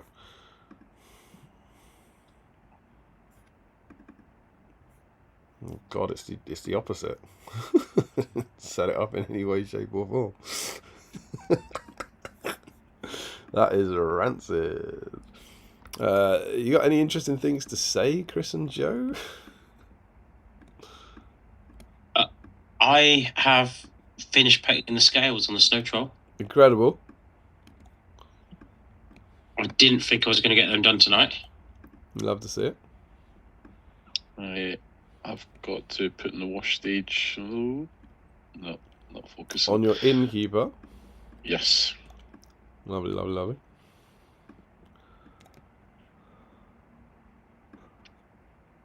I'm going to need to copy and paste and get another one of those. With your festive Lord of the Rings jumper, there was a nice selection of them at the GBHL League finale last weekend. Oh, yeah. So, Chris. Some really good ones. Chris. Including somebody had a homemade one. A homemade jumper? Yeah. Oh, it was that ring, right? Yes. That looked very cool. That's a really good point. I don't think you were fishing for this, but I did mean to ask. The GBHL League finale, Chris. Did anything spectacular happen? How did you get on at the finale, Chris? I came second last. Second last? That's pretty damn good. It was, yeah. Won the first game and then it went downhill after that. That was kind of like last year until you met me and I fired you back up. Oh, that last year I took an army that was expecting to win games. This year I took Thorn's Company with Radagast on Slay. So you were trying to lose, effectively. I was trying to take some friendly list, and I ended up playing Men of the West, Defenders of the Pelennor, Dragons. Did you get beat and you missed out on Wooden Spoon by one? I'd won a game. The person that came last hadn't won any. Wretched. Who was actually a BSIME? Jake Pollard. Jake Pollard? Yeah. Well, hooray. Well done to Jake. Who recognised me from the streams, as did someone else, actually, from... There you go. Notoriety is pretty cool. Did you get most sporting? I did not. Oh, God. So even trying to work your way to that one didn't help. No. That is rank. So can I presume, Chris, then? Because I don't think there's been too much... Is it fair to say there's not been too much coverage of the results of the finale? Not yet. I think there'll probably be a post. Yeah, I don't think there's been any sort of... Obviously, Harry, I think, normally writes a blog article, which I haven't seen yet. But there's normally like post-event posts or something. There normally is, but I think the committee members are changing. And changed that day after the finale, so that's maybe putting a delay on things. That must have been quite disappointing for you then, because you went all that way, had a good time, but didn't get any awards or any prizes or anything. Not at the tournament, no. What do you mean by that? I think as a fellow member or a fellow, I was going to say Illuminati alumni. This feels horrible. I'm making you say it, which doesn't feel right. I think I should say this to you. Yeah. Chris and David Reed won the Hero of Middle Earth Award this year for services to the community. Incredible work, my friend. Congratulations. I wasn't there, so I didn't hear the kind of speech. I think was it Harry again? It was Harry again. I think he does a very good job, unless he did an awful job for you. And this might be no, he did a very good job saying nice things about you. I wasn't there. Would you care to sound incredibly arrogant, but you're not being arrogant because you deserve it? Like what did you win it for? What was your? Partly from being members of the league from the very beginning, co-running me and David the longest running GBHL tournament, Scouring and Stirlingshire. Been there from the very beginning, helping grow the Scottish community and also helping the community in itself. David alongside his TO roles, myself helping other TOs with spreadsheets and other various things on how to run a successful tournament. And yeah, just helping build the Scottish scene and the GBHL scene as a whole. Hooray, mate. Well done. I was truly, truly delighted when I heard that you two got it. Thing is, I'd nearly left before the award ceremony. Oh, really? Because I was staying a fair distance away, and my last game finished with an hour and a half on the clock, and I thought, it took an hour and a half drive, and I thought I could just leave now. And did you not know? I did not know. And then Mr. Wiggins, who was running a very good event, was like, I'd rather you didn't leave before the ceremony. And it was like, okay, I'd put my army into for best painted. Just and I reasons. thought, if I won sporting, is that came in already? Okay. So the ceremony, I knew I wasn't winning anything in the league, and I thought the awards ceremony came. Didn't win anything. I was like, I could have been maybe back Jamie home. just I could have you. been Maybe having a whiskey by now instead of driving home in the dark. And then, got a pleasant surprise. Like David must have known, right? Because he's on the committee. David had known, but he'd kept it secret from. That's cool. But he decided not to involve himself in the discussions because it's awarded by the. There must have been a point where he is involved in the discussions. Yep. And then as soon as his name, there must be one point where he goes, what about David Reed? And he goes, I think that's an excellent idea. And at that point, I'm going to leave. No, at that point, he was like, I think he said he just decided to back out of the conversation and was like, that's for other people to decide. I'm not involving myself in. I mean, from my point of view, it's hard to remember the very start, but I can remember you two being there when I started, if not, like, I don't really know when it works, but I feel like you went to the event in Stockport in 2011, which was called... I didn't make it to the Stockport event, David did. David did, yeah. And then we put on the Stirling one. In 2011? Same year. Yeah. Because I know that like, the year before I joined, there was like one event at South... It had a really weird name. It had like... It was called like Breakfast for Hobbits or something like that. I can't remember. I think Sam Jeffrey might run it, which many people sort of attribute as almost the first GBHL event. It wasn't GBHL counting, but it was like where the idea of a league started. And so you guys have been, forget about the Scottish scene. You were a major part of any scene at all. Like when there wasn't a Scottish scene because there was barely a UK scene. There was a lot of travelling in those days. You two were the only Scots. Play Toy Soldiers. You were the only Scots, and you came to all the tournaments down south, and then you ran your tournament, and I was lucky enough to go once, and it was brilliant. And that's why you're not a bigot. That's where it comes from, isn't it? I think it's in Stirling. It's an old GBHL video where we're all pissed on the bed, aren't we? And I think it's David that he says, yeah, you came not like that bigot. So, I think. Oh, good times. It's good that lasted. But yeah, I mean, I don't go to a lot of the Scottish tournaments, so it's hard for me to see as an outsider. But clearly, you've played a massive part in turning that into. There's a Scottish tournament like almost most weekends now, right? There is now, yeah. Which is crazy. But yeah, like very very much deserved. I'm sure you agree. You've got lots of Chris, excellent news, congratulations, deserved recognition there. The award is announced. Spotlight shines on Chris, who is shaking Wiggins, yelling at him about he could have been having whiskey right now. And congrats, Chris and David. But yeah, massive congratulations, mate. You should be thoroughly deserved. It's awesome, and you should be thoroughly chuffed for that. Did you get a sexy little glass thing? I did. It's very nice. Yeah. Is that Need to a find pride some of space place? on my shelves for that. Yeah. Does it get to live in the lounge? No. It's because it's All quite my nice. trophies are Right. up there and then Yeah. on the bookcases. Well, Merry Christmas, mate, and I will doff my cap to you and raise a glass to you for, I guess, 15 years, Jesus, of hard work, and from my point of view, I would say 14 years of friendship. It's been a joy, my friend.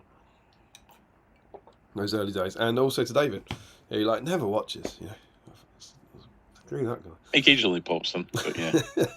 The weird thing is, I taught David how to play Lord of the Rings when I was a staff member when he was a teenager. And yeah, a lot of the people in the Scottish scene, the older players, taught how to actually play the game. Did you assemble his Balrog? No, he never bought one. Oh, he did that. He bought the one out of the shop, actually. So technically, yes, I did. Because I assembled that one for the shop. I didn't paint it, someone else did. Sam has said there's a massive spike in cases in maternity units in September. That'll be due to intercourse in the... Oh, thank God you were there. I was like, what happens in December? What's he talking about? Sam Page is back. He's back from work. Sam says, read the fluff. That can't have been the fluff about the story, can it? What fluff was that? Don't know. And then James Wilson says, probably mid-November too, 9 months after Valentine's Day. November 11th, mate. My parents were romantic. Vomits. And Michael Haskell says he was. I think that must have been about the Father Christmas letters. It's then. He says, funnily enough, I was 11 in 1976 as well.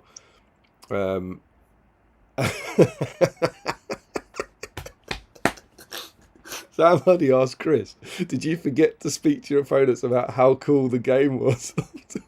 I forgot that was on my top tips on how to win this sport. Weaponized charm there. Oh, it's good. I didn't actually. What was worse was I brought a big box of Tunnocks tea cakes to hand out, and then the first person wasn't eating sugar, the second person doesn't like chocolate, and I was like, "What am I working with here?" It sounds like an awful version of Goldilocks. Yeah. That is disastrous when they can't eat your bribes. That's just dreadful, isn't it? Oh, wonderful stuff. So I think we should have a look at Facebook. What do you reckon?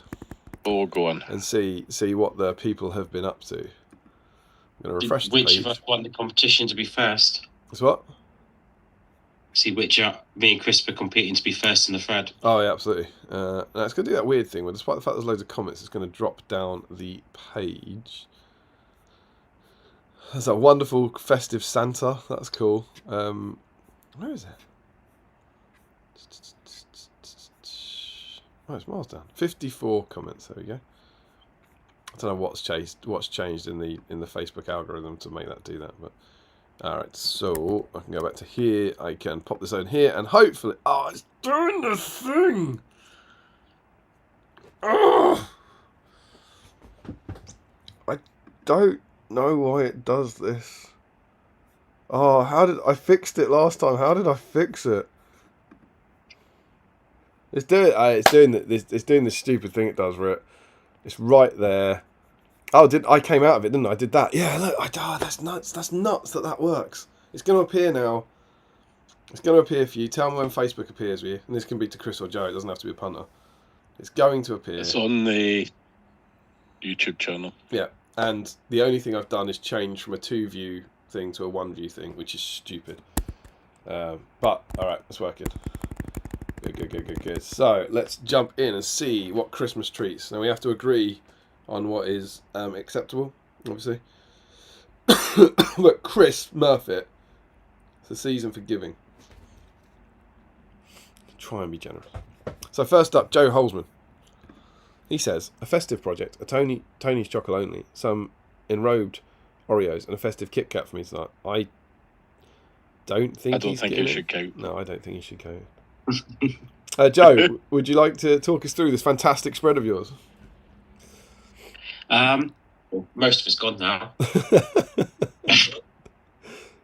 It was a Tony's chocolate only, which is all gone. Jesus. And the Maltesers is gone. And I've had 2 of the 6 packets from the Road Oreos. I haven't seen white enrobed before. These are brand new to me. Are they good? Yeah, tell you what, shall I open the first packet and show you what they look like? Yes. Definitely do it now when your window is the smallest it's been all night. I'm looking on Zoom. It's massive for me. This is great. Oh, it looks like a little tea cake of some sort. Yeah, it's literally just an Oreo in white chocolate. That sounds pretty good, though. It is. It's still got an Oreo inside, so I'm not convinced. You don't like Oreos? No. Your people eat sausages wrapped in chocolate, like. Wrapped in batter and deep fried, yes, but Oreos just taste the sadness. No, I've embarrassed myself there. What I meant was Mars bars wrapped in batter. It's the double gin and the double Baileys. I think I've let myself down. Have you lost your vision as well? my eyes are gone, man, and I can't count. What's the thing in the middle, Joe? You got a little black thing there with 2 rings on it. That's the base for the troll and helm. It's because it's going to double as my the jewel for the hobby bingo. It's another hobby bingo square, is it? Yeah. Very cool. What's the wording on it? The wording on that one is the make a diorama. Make a diorama of 2+ models on a base/plinth. The models are allowed to be removable. So I've magnetized it so that they can come out. And then I've got my second helm and my second snow troll with separate bases, and I can swap them in and out when I want it to be Christmassy and when I want it to be normal. That's very cool. I'm currently making a hobby vlog about completing hobby bingo in December, and I have bought today this, which will be that's the song. Yeah, I wrote this bloody thing. Right, I was like, oh, why did I write that? A year later, I've got to make a diorama. So I bought this. I thought this was quite a snazzy looking plaque or base. I'm gonna build something in here and then build something cool over the next week or so, which I'm actually quite looking forward to. It's a bit of fun hobby. Serious. Very, very cool. Wonderful stuff, Joe. You are, of course, in. Next up, we have Krista Murphy, just missing out, it sounds. He's got seems like do you want to talk us through that beautiful series of stacked things? So there's a cup of tea and a nice clear the backlog mug. There is a glass of Turnaville 12-year-old whiskey. Lovely. A can of Iron Brew Extra, Not a lovely. slice of fruit cake from Tesco's Finest, a stack of M&S chocolate coins, and on top of that, Barlam and Butterbur, the innkeeper. It seems strange that you managed to keep everything in focus except the model. Joe, are you willing to accept that is Barlam and Butterbur? It just looks like a black smear. I've seen him painting it, so... Have you? Yeah. Have you? I can do an out of blur shot as well. The innkeeper for me says, Mark Greentree, hope you didn't remove the appendage sprue. I forgot about that. Do you remember Mark's Barlaman penis? That was do you remember that? I remember it, It was a good few years ago. I can't remotely remember the context. He sculpted a massive willy onto Barlaman. Merry Christmas. It's not the first time that a bit of sprues ended up as people think the model. I remember when the Iron Hills first came out, there was little flash bits on the spears that everybody thought was the actual part of the model. Ooh. And then I think Adam had to put a post going, Yeah, it was Adam, "No, wasn't it? that's It was flash." Adam. Yeah, you meant to cut that off. Yeah. Absolutely. And Rory says, show us your tremendous snacks in all their glory. That's a bit private. And Josh Crosby is in, you'll be relieved to know, Joe. 6's birthday. And he has got a king of men to act as Herod. One of my all-time heroes. So what? He said customised a king of men. That's not a king of men, is it? That's a Candish king. Yeah, so he's... Oh, maybe that could be classic Crosby Sass saying that is a king of men. But either way, it's a king, right? He gets in. Yeah. A cheeky little scorpion. They're from the east. Herod.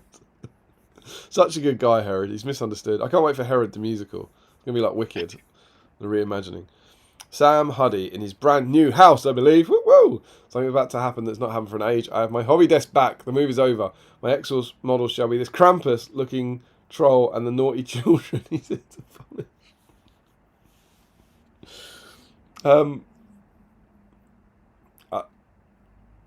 It's over to you guys. I don't think this is in, is it? He's doing a snow troll as Krampus, so... But he's not... No. Come on. Joe is doing a snow troll as Krampus. Sam Huddy is doing a snow troll and saying it's Krampus. That's different. It's got snow in the name. I think it should be allowed. Have you converted yours, Joe? I have converted mine. What have you done? I have used some spare hands from the plastic mortar troll kit and some brass rod to make some icicles. I forgot birch. Make some birch rods to use for whipping children. And I've also got. I haven't done it yet, but I've got an awful lot of burlap ribbon and some thread to somehow try and fashion a sack to put naughty children in. There you go, Sam. You got 10 minutes. You guys are the guests. Do you think is snow troll enough? I think snow troll's enough. I'd say it's enough. It's snowy. I love the fact that earlier Chris was like no elves, but snow troll just gets in. Like it's a snow troll. It's a snow troll. It is a snow troll. Sam, you're in. He's got some rocking Rudolph beer, so that's pretty cool. Congrats on the new house. There's a comment. Progress. Getting there. He's assembling a snow troll as a snow troll, I see. Maybe he's just about to do the reeds and the bells. Yeah. Mark Greentree, one of our previous... Look at that. This stuff's always so pretty. I can't wait to buy him some more Hobbit holes. Playing it safe with the ghost... Is that an AI background, though? I doubt it. It's an alley. Of course. Foolish. I bit. I'm sorry. Playing it safe with the ghost of Christmas yet to come and 3 kings. So yeah, we've got a ring race and we've got 3 kings. He's got to be in. Imagine a double win for Mark. That looks suspiciously like AI to me. Yeah, it's that Alice girl, isn't it? I think. What's his little? Is that like a Rice Krispie cake or something? No, that's a mince pie with Chrimbo on top. Oh hello, this guy knows. I don't know how he makes every photo he ever takes look so beautiful. It's incredible. It's those Hobbit holes. Matt Hudson, working on my ice base and Christmas coloured Blood Bowl teams, but they don't count, so I found some elves that need finishing.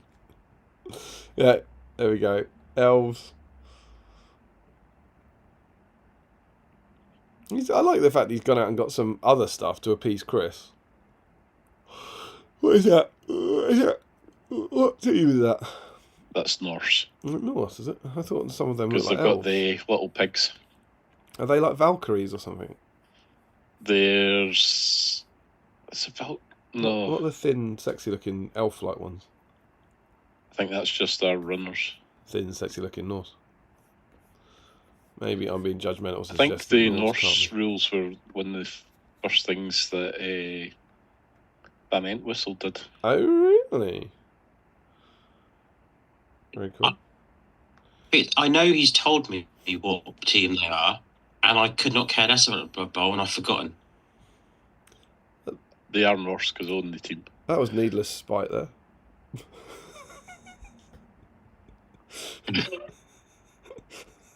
It wasn't intended to be spite. It was just... It's just what you like at Christmas.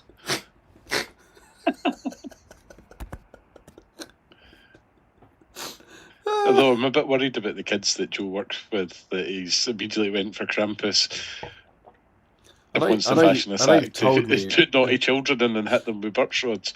I know you've told me this before. I just couldn't care less.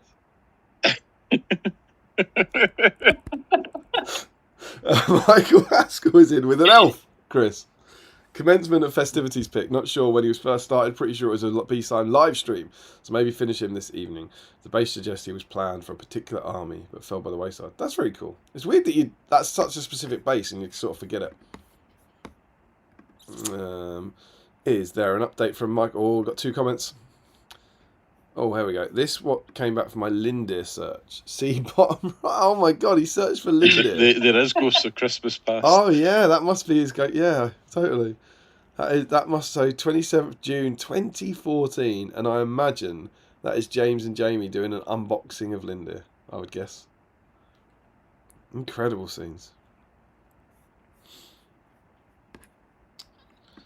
That's amazing. Obviously, not much Lindir content on the web. And he finished the model, and just in time, as ambushed after a hard week. Hey, classic BSIME. Congratulations, mate. Maybe it'll get you a dice. Ricky Colebrook.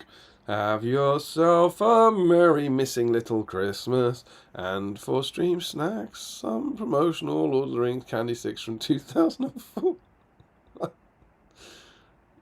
I hope he's not eating them. Why has he got that? Was it... Am I going mad? Was it Ricky who had bought the Phantom Menace bar last year? Someone bought a 30-year-old Phantom Menace bar last week. Where have you got those, Ricky? Definitely eat them. You think you could eat those? You could eat them. Whether sugar. you be horribly ill afterwards or not is a just different sugar, question. I think that's just sugar. That'll be right, wouldn't it? I think sugar's pretty safe, isn't it? Well, hang on, he's painting Merry. I was just putting his name in. Yeah, he's painting Merry. He's having a very Merry Christmas. That's fine. Here we go. Like his updates are about the candy sticks. Inside every pack, there's a free The Lord of the Rings mini collector card. Each individual card features either a profile of your favourite character or a location image from the trilogy and a segment of the Middle-earth map on the other side. Collect all 32 to complete your very own map. Imagine how many packets of candy sticks you would have to buy. Especially if it's random as well. Yeah. What is that? What even is that on the front? There's a sheep and... What's the dude? He must be a shepherd, right? It's a dog. It's a dog. Is it not a sheep? Why is it white and fluffy? Because I think it's Bubbles. I think it's in the bath. I remember these candy sticks. Why is he in the bath with his dog? What? I don't remember the Lord of the Rings collector's cards, but I remember those candy sticks, and I remember them having other cards in it. All based around dogs in baths. He's wearing clothes. Why would he be in his clothes in the bath? He's wearing a hat. Maybe he's washing the dog. Why is he? What's he holding? Why is he holding a weird blurry blue thing? What is going on here? Dog because Is he not it's holding Basset. a candy Basset stick? hound. Basset sheep, more like. It's a Basset hound. What's the ticket? What's the blue thing? What blue thing? He's holding like a giant blue thing on white sticks above his head. I think that's just one stick that he's holding off a candy stick. One stick? Well, what's the one coming out of his head then? That's his antenna. Oh, brilliant, yeah. He's definitely not holding 2 sticks. He's definitely got an antenna. That's the weirdest shit I've ever seen. That is magnificent. And I'm hoping, I really hope there's one more card. I really hope this is the card he got. If it's not the card, I'm going to be disappointed. You're going to be It's just disappointed. bloody Merry. That is rubbish. Ricky Colbert. Your Merry looks great. Well done. Where's the card? We want to see the card, and we want to see you track down the other 31, I think. Is that fair? I think that's fine. Make it happen. That's incredible. Imagine if you got Merry. Imagine if the card was Merry. How good would that be? Jacob Hanlon's in. Oh, that's a hell of a pack. Look, that's a hell of a picture. Hello, BSIME friends. Tuning in from Canada and happy to see you all for the Christmas stream. On the desk, I have a metal Gandalf the White. I've been meaning to paint for a long time, alongside a warm coffee and some treats from my visit to the UK last fall. You may also notice two pieces of reading material on desk, an SBG magazine and a Middle-earth book. One of them is by a very controversial person in the Middle-earth world, and the other is by David Day. It's good. It's good stuff. Ha! Cheers from Canada. You guys are the best. I enjoy your sass, Jacob. That was good. Gandalf the White, is he getting in?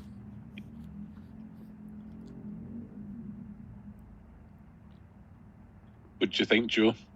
Comes back from Gandalf the dead. the White. Comes back from dead, bit like Jesus. Yeah, I'd also say he's a wise man. Mm-hmm. Yeah. I think it's a yes. He's got a white beard. Man, that's not the reason. Great reading material there as well.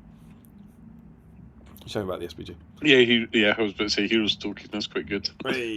And some progress on Gandalf. Looking good, my friend. Not an easy model to paint. James Wilson is in. Going to have a go at recreating the festive Bombadil. Okay, I'm going to put his name down. And if Have you seen his snacks as well? they're enrobed, no less.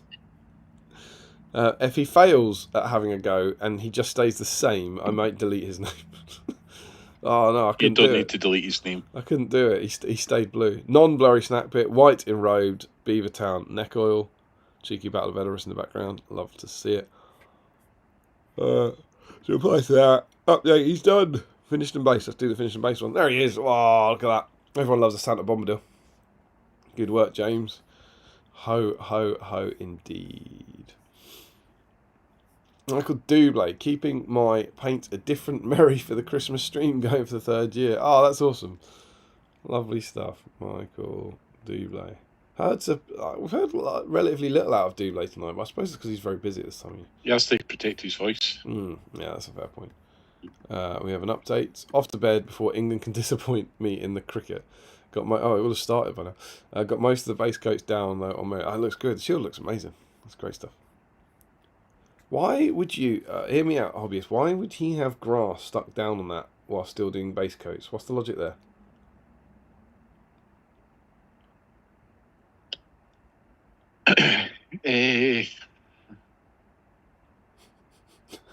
Sometimes the base, sometimes having the colour on the base helps you figure out the rest of the colours.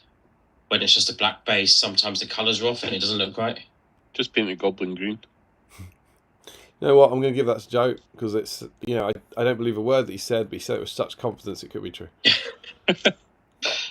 Dave Shearer, a Christmassy wizard tonight. My actual first SBG miniature of the year. Wow, you saved that for a while. That's definitely in, right? Because we've got him as a wise man, and he's clearly painted as a Christmassy wizard as well. Of course he did, yeah. Lovely stuff. That's nice because someone's ruined a model there. Jack Brown. I mean, let me be absolutely clear. I mean, I think it looks great. I don't mean ruined it because your painting's awful. I mean ruined it in the sense of it's not how Radagast is meant to look. I think it looks great. Jack Brown, planning to assemble and prep. What? It's not how Radagast is supposed to look because there's no bird poo down the side of his face. Absolutely. Or maybe some would argue it is how Radagast is supposed to look. Planning to assemble and prep lots of things to take to my mum's and paint over Christmas as soon as I test negative for COVID. Oh no! I hope that all happens soon enough for you to go and visit your mum, Dad. Meanwhile, I will also make use of being with my things by hopefully making some progress on Weathertop. For theme, I will be adding tree stumps to bases of elves to be painted over Christmas. Also, homemade Lebkuchen and mince pie and festive friends. Very, very cool. So he's got some elves in there, so he's going to get in. I think we have some updates.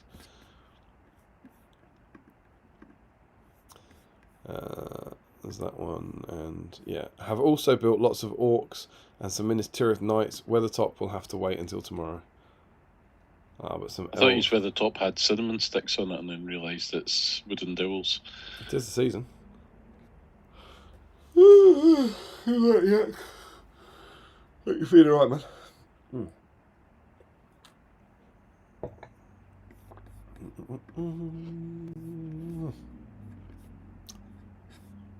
Rory Campbell. And he says, how mysterious. That Chrimbo. Yeah, why does he say how mysterious? Base coat's down. Yeah.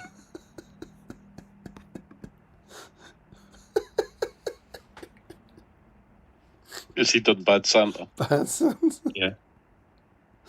Yeah, he's getting in. Lovely. Love the Bad Santa. Oh, that's great. Good work, Rory. If I didn't think I could love my wife anymore, she's just brought me a mince pie. Oh, mine clearly did not make it down from putting the kids to bed. She's clearly passed into shadow. Rest in peace. Maybe Christine could bring some down here. I don't know. Maybe me. Very short. Not really watching live tonight, but quickly doing a bit of green stuff work on some bearded men wearing fluffy, furry clothing, clearly on theme. Looking forward to doing my catch-up later. It didn't post picture for some reason. Right, they're hill tribesmen, right? I think he's being sassy. Alright, a couple of now fully green stuff, done lendings, proof that I actually did something. Done lendings, guys? No, Not for me. unless they're painted festively all the snow on the bases. I don't think that's enough on their own. I don't think they are, and I don't think he's actually claiming they should be. Is my take on that. Sean Clark, painting this elf, graciously sent to me by Chris Murphy, no less, a while ago. And to think he tried to ruin my Christmas. He giveth, and he taketh away. I'm letting him in just because he's got the festive iron brew. Ginger and cinnamon flavour. Have you sampled That's Delights? Yes. How I is it? prefer ordinary iron brew, Of course but it was pleasant enough. Ah, and here comes Sam Pose with Guess the Pose from Throwing Skulls 2025. Well, Joe, do you know this? Might have been spoiled for you, I suppose.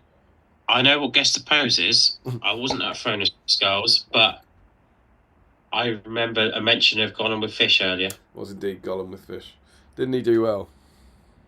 He did. Yeah.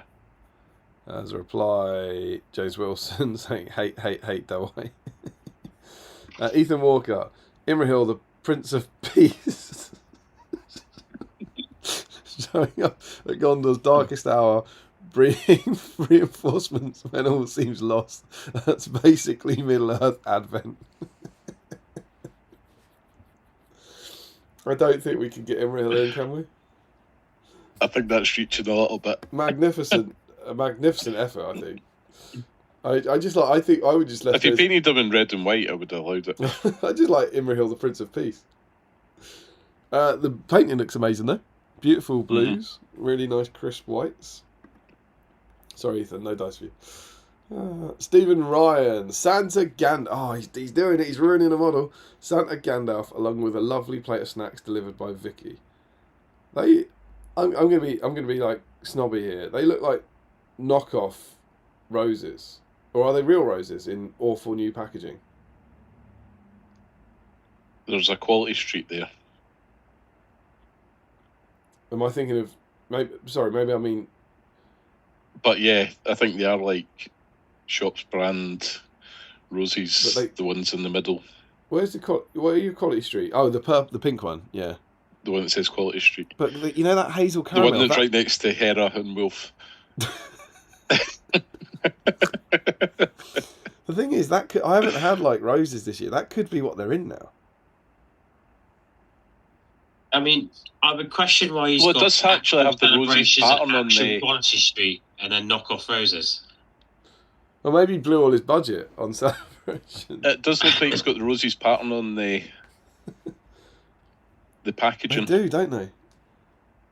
Oh, I think this just might be the world we're living in. I think they might be real roses. And suddenly, it goes from Stephen Ryan's got knockoff roses to Stephen Ryan's got Quality Street roses and celebrations in his house. I mean, someone's living well there. He just needs heroes to complete the Avengers of... This is true. Mini snowballs are good as well. Good work. And I forgot his name. He's doing Gandalf, isn't he? What's his progress? Here he is, ready to deliver Pippin some coal. Oh, love it. Stephen Ryan is, of course, in. But he's fixed the staff as well. Was it broken? Yeah, in the first picture it was missing the bottom half. Now, Stephen normally is ripping open a fresh copy of Battle Games of Middle Earth. Now, obviously, he wouldn't be doing that for this, but it could still be a Battle Games of Middle Earth Gandalf. Because he definitely came with the magazine. Julian Hammond making progress on some Lothlorien and Galathrim elves. Looking beautiful, my friend. Is that a new army for Julian? I've known Julian as a Gundabad man for most of the last year. Yeah, I've not seen him play elves. Chris Cooper, I'm going to do a little highlight on this chat this evening. I've had a lot of fun painting this trio. I believe Snow Troll gets you in. Lovely stuff.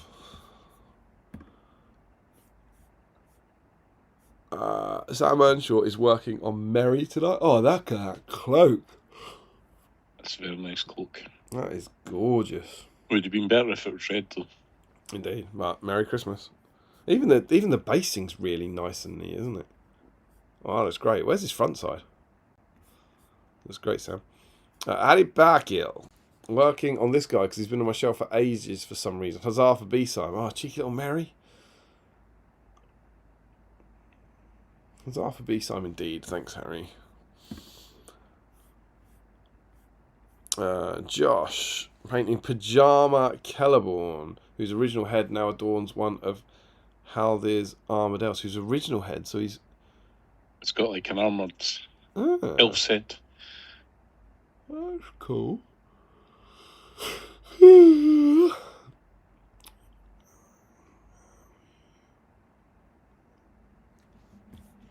Her work. He looks a bit like a king, doesn't he? He looks like a bit like a wise man in those robes. Ashley Fisher, a trio of Christmas elves base coated this eve. That's not a trio of Christmas elves, that's an elf. It's like the three evolves of like a Pokemon Arwen. Or the ghost of Arwen, past, present, and yet to come. He's getting in because it's an elf. Four Dice Fisher doesn't seem to have troubled the podiums of late, but mustn't be forgotten about. Chris Webster is making a start on the Shouty Man. Now, I can't wait to see what a painter like Chris does with that.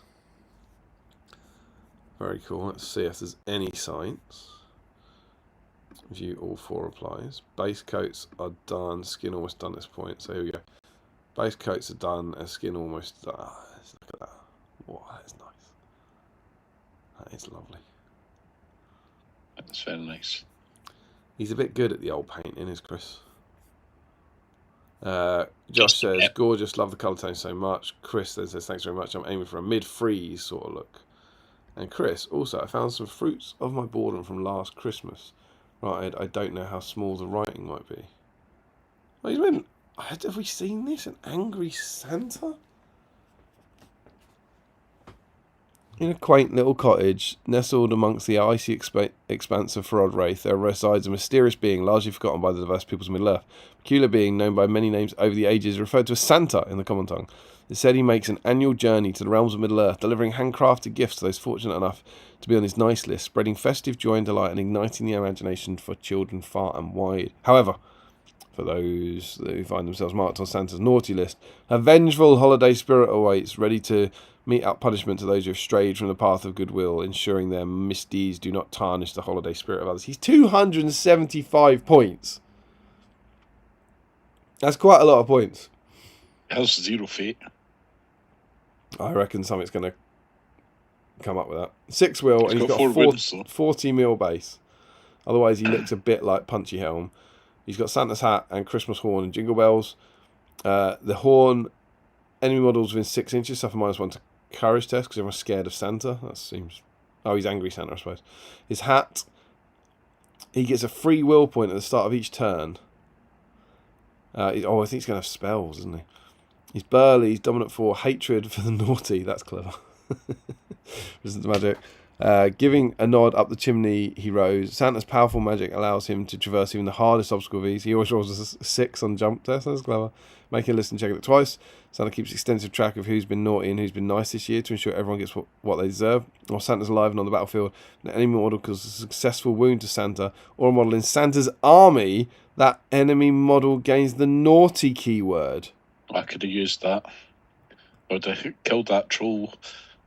So if any enemy model wounds a model in his army, he gets hatred. That model gets the naughty keyword, so you'll get hatred against it. That's very clever. Santa Claus comes tonight. Mrs. Claus will be pleased. A slighted Santa striding across the battlefield is a truly terrifying sight to behold. Santa is never considered to be unarmed. Additionally, if Santa charges into combat, he gains the Terror special rule. Okay. The Santa Claus. In putting on the suit, the wearer waives any and all rights to previous identity, fully accepts the duties of Santa Claus. Each time he loses his last wound, remember he has 4, and will be removed to casualty. Roll d6, here it comes. On a 2+, the model that caused the wound suffers 1 wound, and Santa remains on the board. If during a combat Santa would suffer multiple wounds, he will make this roll for each of them. Santa may use might to improve this roll, of which he has 3. So it's a bit like Sauron's ring, but it bounces the wound back. He's got Blinding Light, Cool Winds, Full Magic, and Fog of Disarray. Santa's sleigh is a mount with 4 wounds. It's a reindeer. The race is a reindeer. So it's a chariot. It's a chariot. A Skull Crusher, unique 2-handed weapon. It's good that Santa has Skull Crusher. Well noted on the sleigh, Santa uses Skull Crusher during combat. Using Skull Crusher, Santa must re-roll to wound rolls of a natural 1. Lumps of coal. In the shoot phase, Santa's sleigh may make D3 shooting attacks. They have a range of 8 inches, strength of 1. Natural 6 is rolled to hit. Do not make in the ways or roll to wound. They take a single wound. Santa's sleigh may still shoot even if it's moved that turn. Never suffers -1 penalty. Can still shoot if engaged in combat. It's dominant 3. It's got fly. Chariot charge. It does 2 strength 4 impact hits. Now Dasher, now Dancer. Headed by a pair of Santa's fastest reindeer, he's able to spur them to greater speed when time is short, and there still be gifts delivered. When Santa activates whilst mounted on Santa's sleigh, he can declare the sleigh will use a special rule. If he does, the sleigh increases its move value to 12 inches until the end of Santa's activation instead of 8 inches. However, Santa cannot charge during this move. Red-nosed reindeer. Leading the team of reindeer sits Rudolph, whose bright red nose emits such light as to cut through even dense fog and relieving all that is hidden to his master. Enemy models within 12 inches gain no benefit from the Stork Unseen special rule. Chris Murphy, you're a top table gamer. What do you think? I'd take that. Take that. I think there's a slight error there. Well, not necessarily error, but the now Dasher, now Dancer, Santa cannot charge during this move. Does an impact hit, so it doesn't charge? Oh. Is it not a chariot, so technically it doesn't charge? It would be a chariot charge, yeah. But yeah, it's not a charge move. So you can game that. So we could break it and still do... We should break it. That's what Santa would want.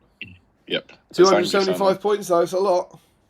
It's 400 points on the chariot, but yes... 400 points on the chariot. I also love that the picture has Santa with a naughty list. Yeah.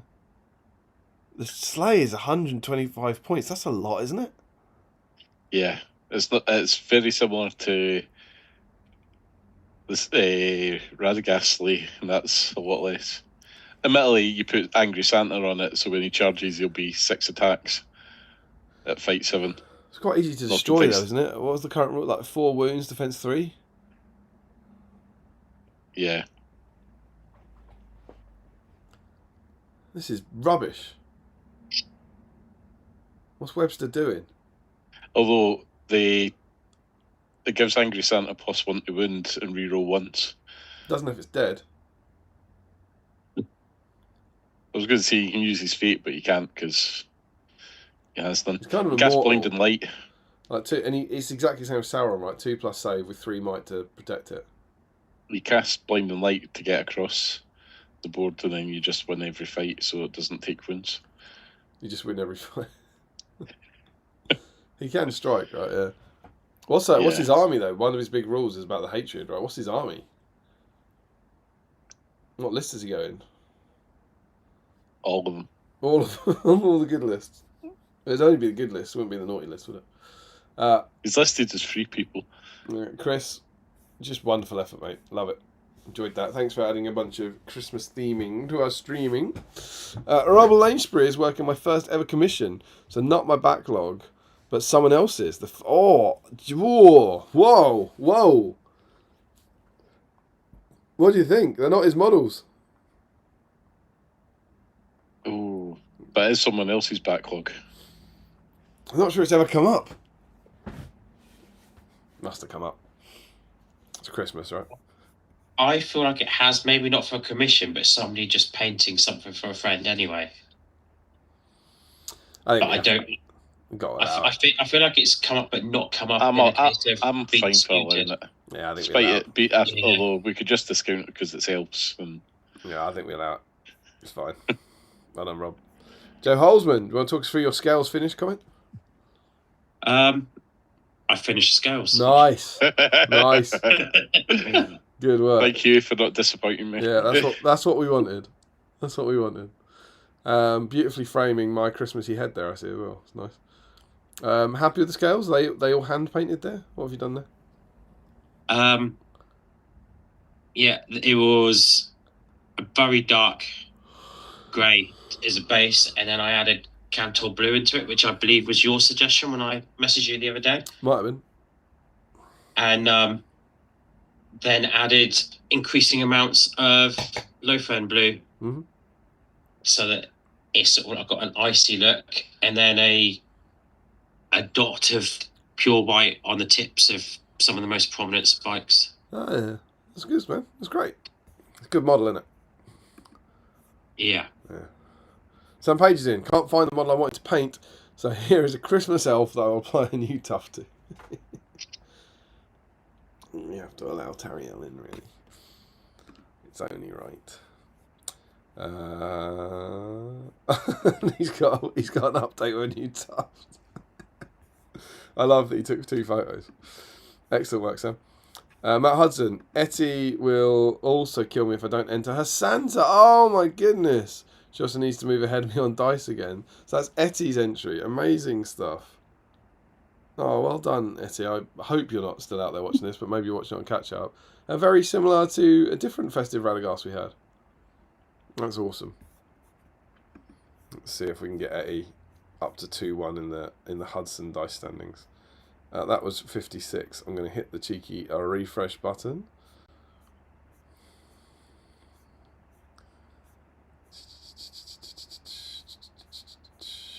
Why do I do this? It's so weird. 57. Dare to Dream. I put a progress in. That's your fault, is it? Yep. But it's the last picture. That's all right. We can have a look at cheeky progress. Do you want to talk us through this? Yeah, it's Barrel and Butter with some paint on it. Nice. That's much better than earlier when it was Barlum and Butter but without some paint on it. Yes. Incredible scenes. Not that. Any emails? So I was just checking, and the answer is no. No emails.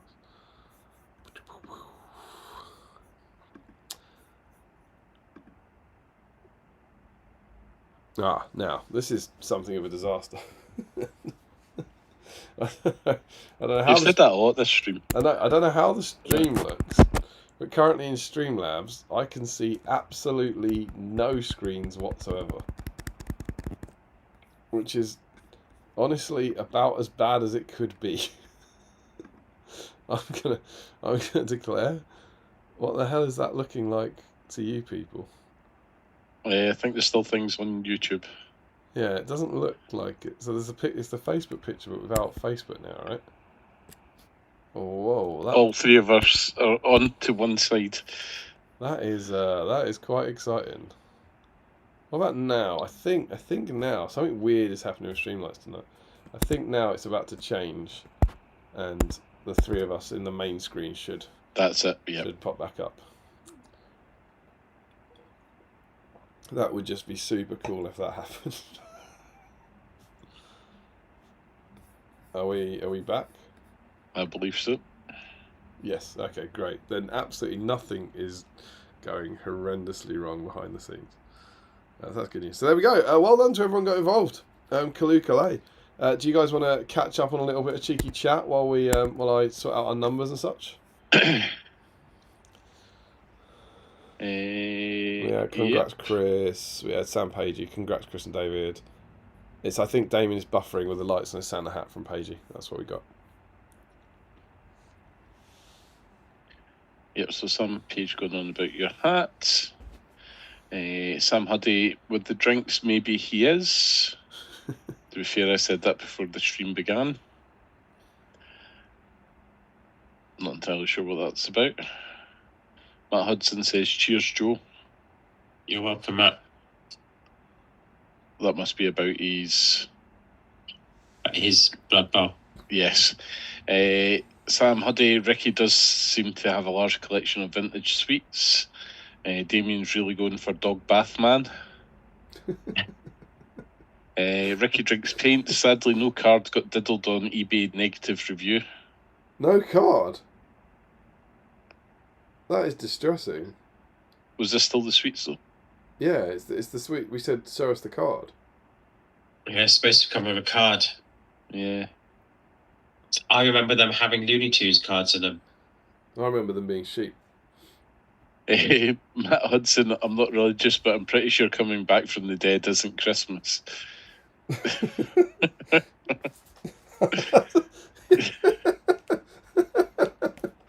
Yeah, but Jesus, he's Mr. Christmas, isn't he? And stuff that he went on to do in his life is like being Christmas. Jesus. Yes.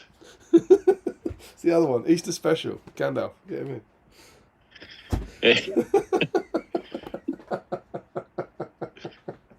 Easter special Gandalf and rocks that move. That's such a compelling argument. James Wilson, good news from the cricket. Head is out. Bad news, the lead is over 400. That's fine. All we've got to do And is they have score more. 5 wickets left. That's fine. That's fine. I just spoke a foreign language there. Joshua Crosby back again. Once again, like the Renegade Master. Quite. Freaky 891. Nope, the real thing. Awful new packaging. Vicky's a teacher, so I get all the chocolates she doesn't like. What was the answer? It is the real thing. Yes, awful new packaging. Awful new packaging. What's the world coming to? First the mints, now the roses. Disaster. I think my Santa Gandalf was actually from the big box of goodies from the terrain competition a few years back. Oh, that was a good prize. And Michael Haskell, not going to be able to stay to the very end. Fun stream and have a great festive season, everyone. You too, Michael. James Wilson, only 4 wickets left now. Oh, it's only 12:30, so you get them out in the next hour, and then you just bat for about 7 hours without losing any wickets, and then you bat all day tomorrow, and we win.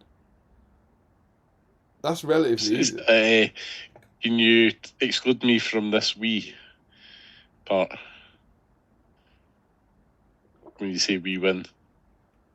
Oh, of course, sorry. Apologies. Then 2/3 of us win. Wonderful. And isn't wicket an Ewok? Possibly. I'm not up on my Ewok knowledge, if I'm honest.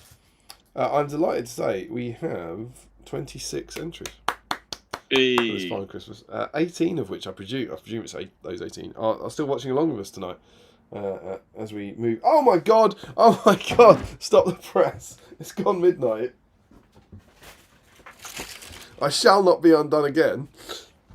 What are you doing? Go get your kids' advent calendars. Oh, look, delicious unsealed 20th. now we have the calendar. I'm so hoping it's going to be empty. We be the master. We're always unbearably tasty. What do you think it's going to be? Santa. No.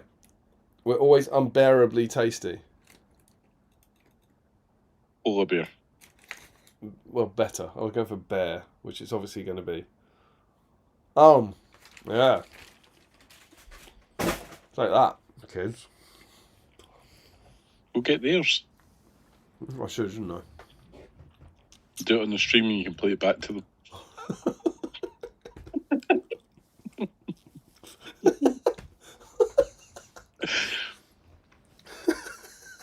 Here's me eating your advent calendar in front of 20 nerds at 1 in the morning. Or just lick it and then put it back in. Yeah, then get them to open it, eat it, and then play it back to them. Yeah. Daddy gonna lick your chocolate. Oh, magnificent scene. I don't know where my dice are. Ah, I found my dice. It's a mini adventure. So, are we ready to give away tonight's dice? Oh, go on. This is our best chance of giving one to a host, of course, because 2 hosts on, both in the draw. Pretty spectacular. I'm going to pull up our spreadsheet so that we know exactly what we're fighting for. What are we fighting for? A dice. I thought we were fighting for love. Isn't that what Cheryl told us? Cheryl Crow. Cool. Cheryl Cole, of course. Right. Let's rank these by name. Okay, so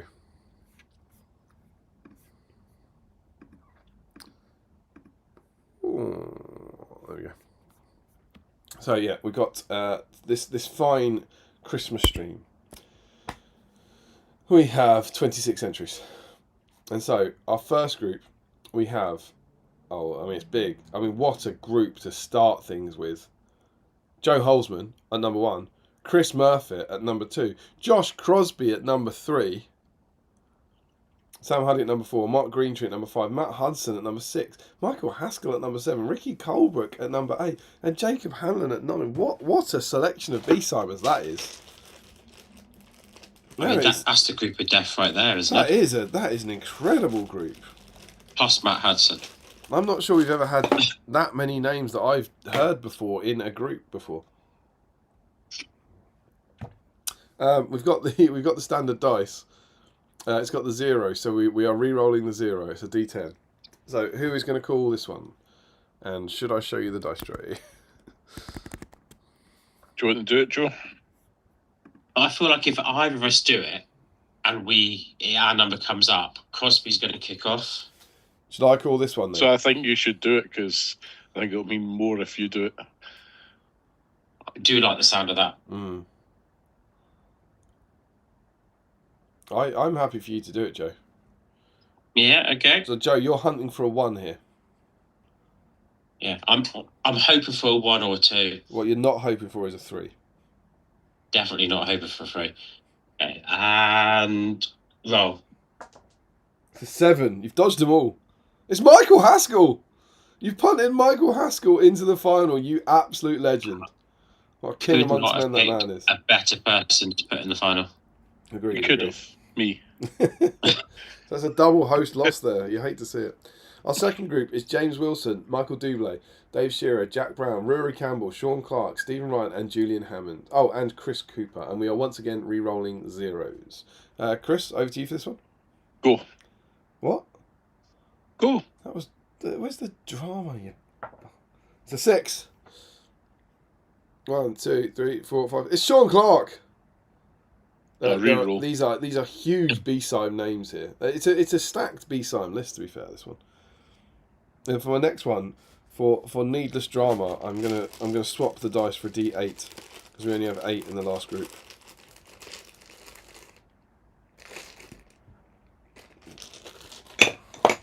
Our final group: Sam Earnshaw, Harry Parkhill, Joshua Kamakawawe, Ashley Fisher, Chris Webster, Rob Lainsbury, Sam Page, and I think the People's Champion, Etty Hudson. Who's doing this? Do you want to do it, Joe? Yeah, okay. And roll. Oh, it's 5. Oh, why did you not want Etty to win? It's Chris Webster. Joe hates kids. It's Chris Webster. I don't want to say something wacky, but I don't think Chris Webster has a dice. Let me have a look. So, Chris Webster, he has a dice. That was boring. Michael Haskell's definitely got a dice. Chris Webster's got 1 dice. Michael Haskell has 1 dice. Sean Clark. Sean must have a dice, mustn't he?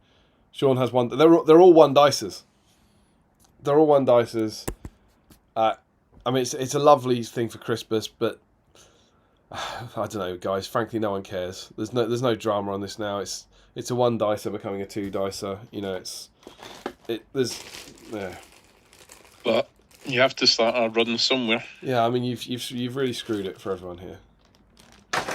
Like, well done, really. We could be talking about 10 dice Clark in the future. And it started on this. Maybe it started on this.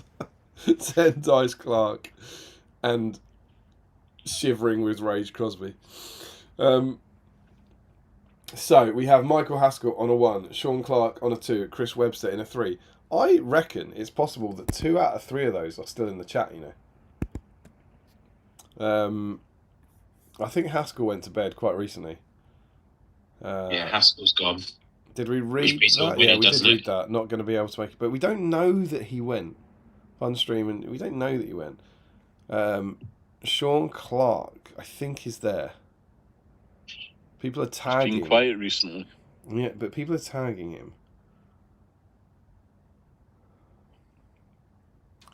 No, they're not. They're tagging Sam. Maybe not. I thought Sean and Chris might be out there. Chris obviously operating under Katie's profile tonight. Anyway, so we have Crosby's complaining already. You will, won't he? You will. So we have our finalists. Michael Haskell on 1, Sean Clark on 2, and Chris Webster on 3. Who's your money on, guys?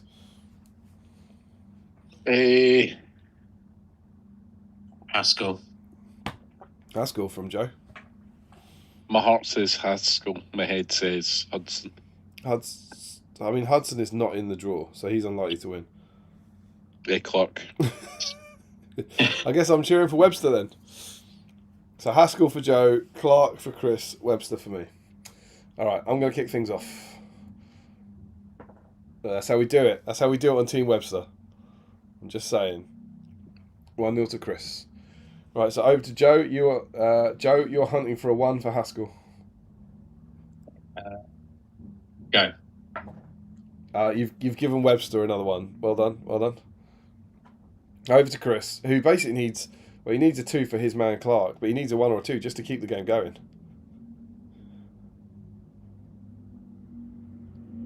Go. Oh no, it's a drop. It's a drop. I will confirm the drop was a 3. Webster is in fantastic form tonight. Can anyone stand against him? Go.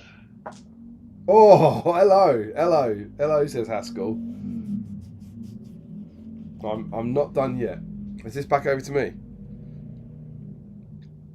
To win Yes. To win it for my boy Yep. Webster. Here comes the 3. Oh, in comes Sean Clark, keeping the game alive. Much like that lovely Christmas song about keeping the dream alive for both Clark and Haskell. Joe, this is on you now. A 3 will end it here. A 1 or a 2 will keep it going. Go. Oh, Sean Clark is on 2. Haskell's handed it. No, Joe Holzman has handed it away from Haskell. So surely now we're all passing around. Chris has got to do the right thing and give a 1 to make it 2-2-2. It is match point for Sean Clark. Oh, as I said, 10 dice Clark had to start somewhere. Go. Was that a go? Yeah. Oh, it's Oh. Webster. It's Webster's done it. Webster's taken it. Incredible scenes. If you said go when I said, that Oh, would is have that been a it? 2. Yeah. Come on now. None of that. You hate to see it at this level. To the spreadsheets. Chris Webster, as I live and breathe. Congratulations. 2 wins. That's Chris. 129. He won 79. So he is won that exactly 50 streams ago. That's kind of mad, isn't it? Spot on 50 streams. We did write some good Santa rules, so. He did write some good Santa rolls, yeah, absolutely. Let's go and have a look down here. And roll below. So 129. And that was, what was it, the 19th? 19th to 12th, 25? The winner was Chris Webster. We had 26 entries. Boom. Theme was Christmas. I painted.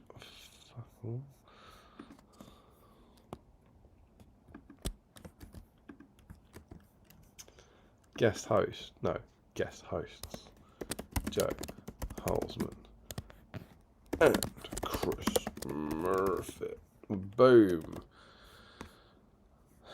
Guest host. That puts Chris Murphy up to a mighty. Chris, how many streams have you hosted? This is my third. It's your fourth, my friend. Fourth. And Joe Holzman, of course, moves on to 2. Boom. Joe, you are last in the all-time hosting standings.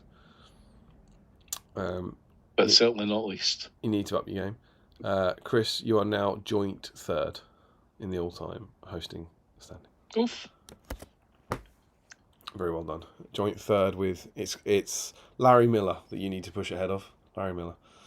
I'll just push Larry. Michael Haskell on a 5 and Mark Stone on 6 because he just turns up to the opening of an envelope. And never leaves. He doesn't leave. He does not leave. That's the great thing about Mark. He sticks around. So there we go. He could have got an Old World game in for the amount of time that he was there the last time. Well, maybe. I weaponised Mark Stone's extended presence in the same way Joe Holzman weaponised this stream. You'll find out all about that in a vlog to come.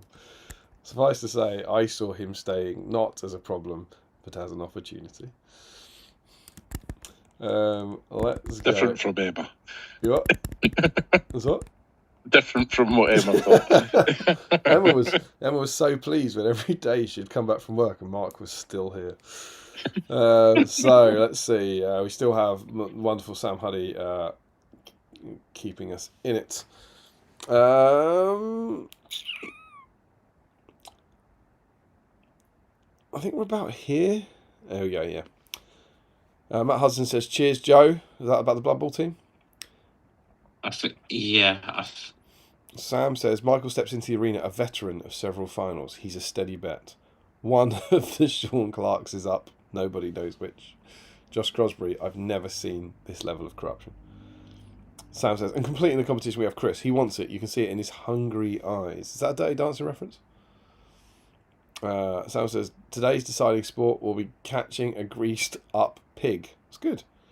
James Wilson, we are guaranteed a 2-dicer. Oh, we are, yeah, we are.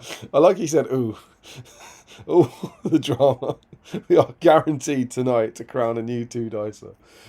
Australia have only got 3 wickets this, so that makes it really, really easy for us to win now. That's great.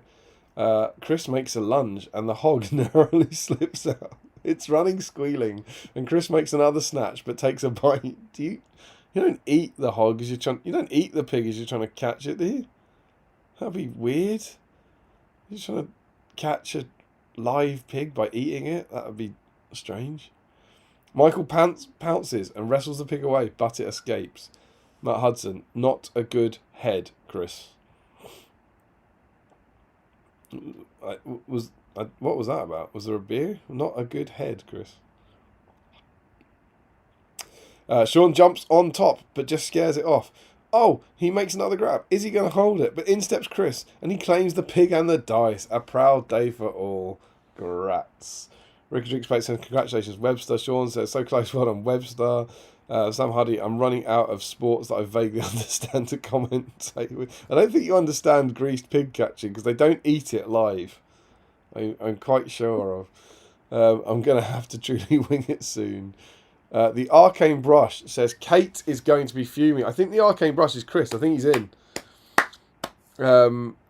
Kate is going to be fuming. She still doesn't let her know that I only won the Denethor dice because you put me in the draw from her comment so earlier than my actual picture of Denethor. Oh no. Oh no. If only there was some way when living in the same house and having 2 dice that you could restore domestic bliss. But Your dice doesn't count unless you earn them. she could never roll it really, could she? She'd always know. She'd always know that she didn't deserve it. Sam says, I hadn't considered that on her account of all things. Jack Brown says, except for all those that have 0. Is that a it's obviously about being sad or something. Sam says the pig bit him. I was typing fast. Oh, I see. He's not meant to have eaten the pig. The pig tried to eat him. It's running, squealing, and Chris makes another snatch, but takes a bite. That's an unfortunate typo. It's meant to say, but it takes a bite. But losing it means that a man tries to wrestle a live pig to the ground and starts eating it. That's a hell of a typo. That's a Jonathan Creek mystery. GR Hobbies, thanks for the stream tonight. I almost fully painted a Gandalf. That's been in the old Poffer. But who are you, GR Hobbies? GR Hobbies was right at the top. We had mysterious Canadian GR Hobbies. GR Hobbies is not going to be Jacob Hanlon. That's just me being crazy. But my half-cut mind wants to say that the H is Hanlon and G stands for Jacob, which sounds like it starts with J, like G, which is crazy. But yeah, thanks, Chris. You're right. It's mad. And Jack Brown says, hosting. It's only bloody Jacob Hanlon. It's only bloody Jacob Hanlon. Take your little eyebrows off that one, Murphy. Yeah, but I'm pretty sure the G, R, and the H of hobbies is not for Hanlon and Jacob. That's an extremely compelling point. I read GR Hobbies as well. I read GR Hobbies and then changed the R to an H, didn't I? You kept the H, but you just ignored that it was part of the word hobbies and decided. Yeah, but what I mean is, I think I discounted the R. Yeah. I think I said GR Hobbies, then pretended there wasn't an R, stole the H from Hobbies, turned that into Hanlon, and then turned the G to a J. I mean, it's still not as bad as missing that Hera. Well, don't forget, I'm right. You can all point and laugh. It still works. I reasoned it out. Jacob Hanlon. You reasoned it out because they're both from Canada. I might give you not the rest of it. The rest of it you were going way off east.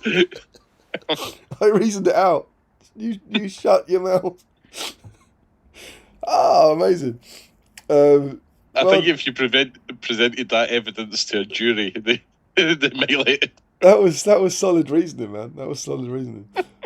Jack Brown says hosting, and I don't know why he says hosting. Because I think his earlier one was a set for all those that have 0. He says, as in, Holzman is the last of the guest hosting apart from most of the world. Oh, I see. Got ya. So, yeah, in terms of you're last, yeah, I get it.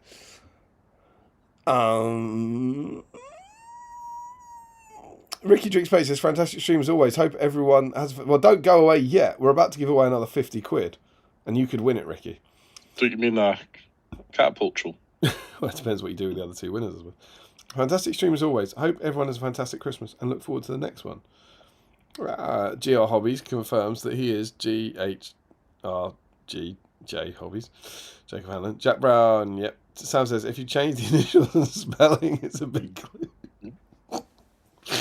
GR Hobbies, I'll be completely honest, my YouTube name has absolutely nothing to do with my actual name. This is madness. Look at the eyebrows. You got it right. I got it right, though. Got it right. Oh, incredible. Well done. You love to see it. Incredible season. We got to give away another prize. The Christmas fun is not over here. So, we have one more of our wonderful patrons. It's 1 in the morning on the 20th of December. It's 5 days to Christmas. And for some people, for one more person, Christmas is going to come a little bit early. As Battle Streams in Middle-earth is going to reward one of its wonderful patrons with a £50 shopping trip on us.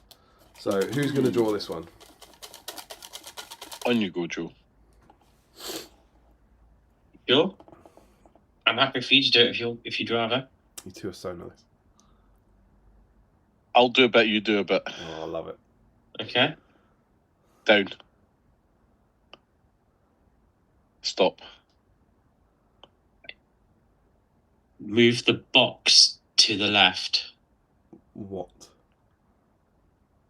This has never been seen before. Move the hand to the right.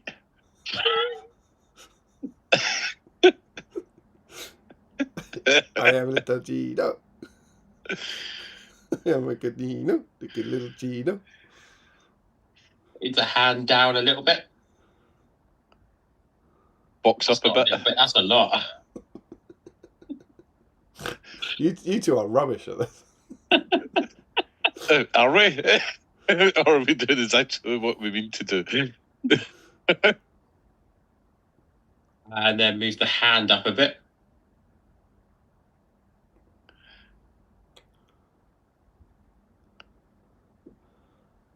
Move the box right. Stop. And drop. Hand, not box. You missed. You did it to yourself. You did it to yourself. There's nothing I can do about That's more than I'd hoped for. that. Oh, I'm 50 quid up. There's got to be an option where the controllers can lose, right? You've ruined everyone's Christmas. There's nothing I can do I'm about fine with that. You can take your elves and you can shove them up your tree. Put another 50p in if you want. Okay. Hand up. Move hand above box. Okay, that's vital. Drop hand. That's such an important statement at this new level of the game. Now we're going to change the G to an R to A. I was right though. Wiggle your fingers. And you go, Joe. And move the box up. And grab. I have one. That was good work, team. Right. Are you ready? Oh. No effing way. He is in the chat. He's in the chat now. He's still there. Is it the guy from Australia? Thankfully not. He's one of 17 left. Oh. It's Ricky Drinks Paints, Ricky Colebrook. Hey, Ricky. Well, he has said, his last comment, fantastic streams, always hope everyone's fantastic Christmas, look forward to the next one. Maybe he's gone. Ricky Drinks Paints has won £50 on BSIME. Oh, woo, woo. Congratulations. Oh, well done, guys. Hope you enjoyed that. Hope that's a Merry Christmas to you all. Christine's passed me something out of camera. Still bringing you stuff. That's incredible service.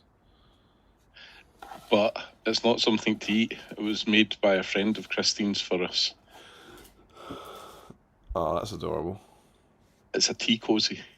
Oh, that's extra adorable. Ricky Drinks Pace is still in the chat. He's there. He's live. It's happening live. It's incredible. That's amazing. But I like that Christine was like, yeah, do a stream. I'll just keep bringing you cool stuff for hours on end. Really solid wifey. She knows me well. She does. Jack Brown says playing Twister now. Right hand red. Somebody says now upend the box. I was tempted with that. James Wilson says 2 wickets and England will also need to complete the highest ever chase in Test cricket to win. Yeah, I don't think that's particularly hard. There's still. Is this day 3 or is this day 4? I just think you just got to not get out, right? All you got to do is bat for the next couple of days. You'll be fine. Is this day 3 or day 4 that's about to start? You're asking the wrong person. I think it's day 3 that's just started. It's day 3 that's going on now, which means there's 2 full days. So you just don't get out and you'll win the match. It's really incredibly easy. Unbelievable.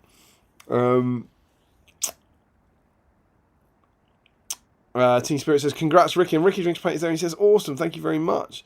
Elmir says, congrats. James Wilson says, congrats, Ricky.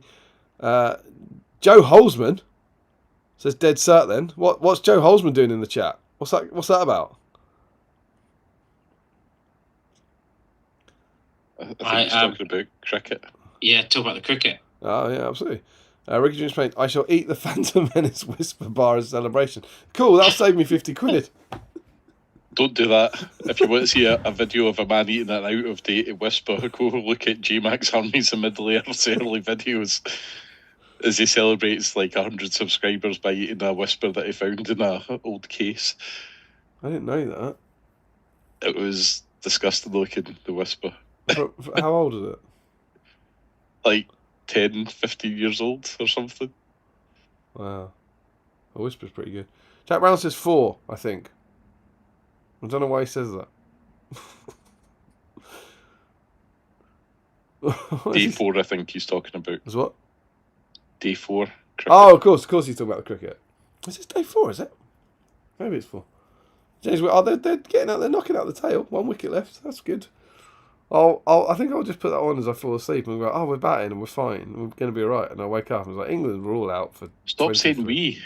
Sorry, Chris. I didn't mean to be so jingoistic about it. Stop including yourself in my thoughts. How about that one, Chris? How about that? Stop intruding on my thought wishes. I will stick with the Australians and I hope they absolutely thrash you. Well, the thing is, it's happening already, so your hopes are well under control, my friend. Oh, I think that's it. I think we've done. I think we've given away a dice to who won that? Chris Webster. And we've given away 3 prizes to Mark Greentree, Eric C, and Ricky Drinks Paints, Ricky Colbert, which is incredible. I'm going to get in touch with 3 of you, and we'll have a little Zoom shopping trip, and we'll hang out together, and we'll buy you some stuff. It'll be super, super cool. Probably do it in the new year now, but yeah, we'll buy you some cool Christmas presents, and it'll be wicked. It'll be fun. You can add them to your backlog. Sorry. And yeah, that'd be nice. And I don't know, anything from you two to say to sign off on the year, because this is of course our last stream of the year, despite what Larry Miller will tell you. It is the end. It's another year of BSIME. Thank you very much, Damien, for a year worth of entertainment. Yeah, It's not at all. You're a massive help in it. I think we should say. I mean, there's no difference between this stream and the next stream, but it always feels like the end of a series or whatever. We've always talked about a new series, and it's a massive thank you to all of our guest hosts this year, who I'm not going to name because I'll forget one and it'll be really embarrassing, upsetting. But I think there's 8 now. I think there's 8 of them. But I'll have a punt at it. We have the wonderful Sam Page, the wonderful Harry Parker, the wonderful Michael Haskell, the wonderful Tom Macklin, the wonderful Chris Murphy, the wonderful Mark Stone, the wonderful Dale Groves, the wonderful Larry Miller, and I need one more. Who have I forgot? I'm already joking, Joe. It's Joe Holsworth, who joined the squad by stepping into the breach. I think I forget dates, but I think Steve kind of sailed into the West in July 24, and I think the end of 24 was us figuring out what we would do. And I think in 2025, I feel like we've bedded down and we've been regular, and it's been working, and it's down to the phenomenal work of my guest hosts who have stepped in. And I hope I hope you guys have enjoyed being on it, and I hope everyone's enjoyed watching it, and so on and so forth. We will keep it going, and of course, we turn to 2026. We're gonna finish the magazines.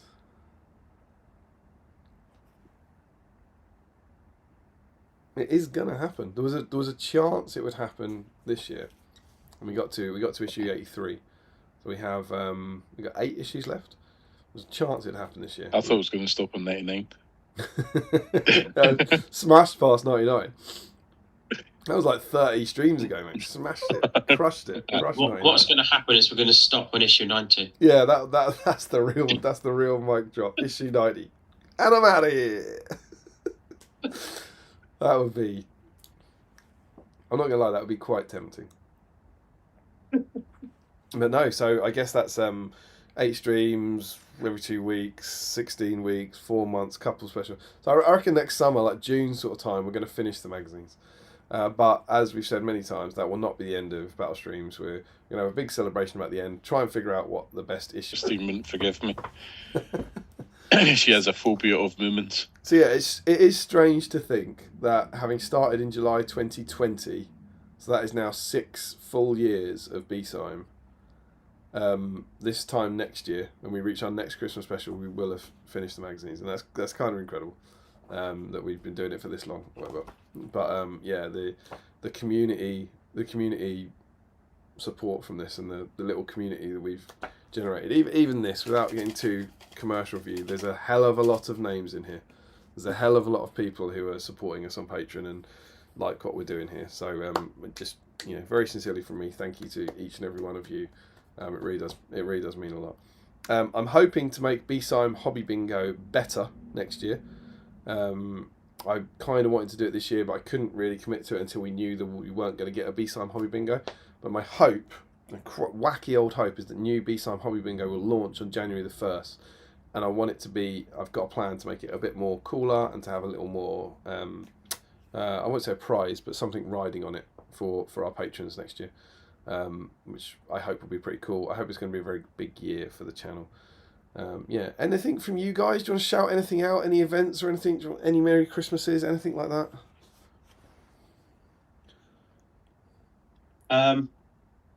The obvious is just Merry Christmas, isn't it? I think it's a good one. James Wilson, yeah, go on. Yeah, Merry Christmas to everyone. Hope everyone has a good holiday when it comes, and a Happy New Year. James Wilson said, on that overwhelming optimism, I think that's about the cricket, it's good night from me. Have a lovely Christmas, unwrapping all your new hobby goodies, and a very happy new year painting them all. JR Hobbies says, Merry Christmas, Damien, all the B-Simers. Have a wonderful holiday season. Looking forward to Hobby Field and B-Sime Field 2026. Sam says, cheers, guys. I was busy wrestling with Rot's glue-covered arm. Merry Christmas, Happy New Year to you all. 91-sided dice roll-off. First to 3. That's a stream in itself. Steiner Carson says, it's been great fun getting to know all the co-hosts. Thanks all. We have 2 points of business before we close. The first is to look forward to. Our next stream, I don't have a date for it, but it will be potentially the weekend of the 9th, 10th of January, so 3 weeks. It's not going to be before then. And we'll be looking at issue 84. In issue 84, Dwarves and Goblins fight to the death in Moria. We present the rules for Goblin Drummers and the Goblin King. Valiant Dwarven warriors fight to drive out the goblins infesting Moria. Paint your Durbers miniature. Build the Goblin King's lair, and you get a metal Durbers model. So, my guest hosts, what's the theme, do you think? Just to be clear, Moria Goblins. The what?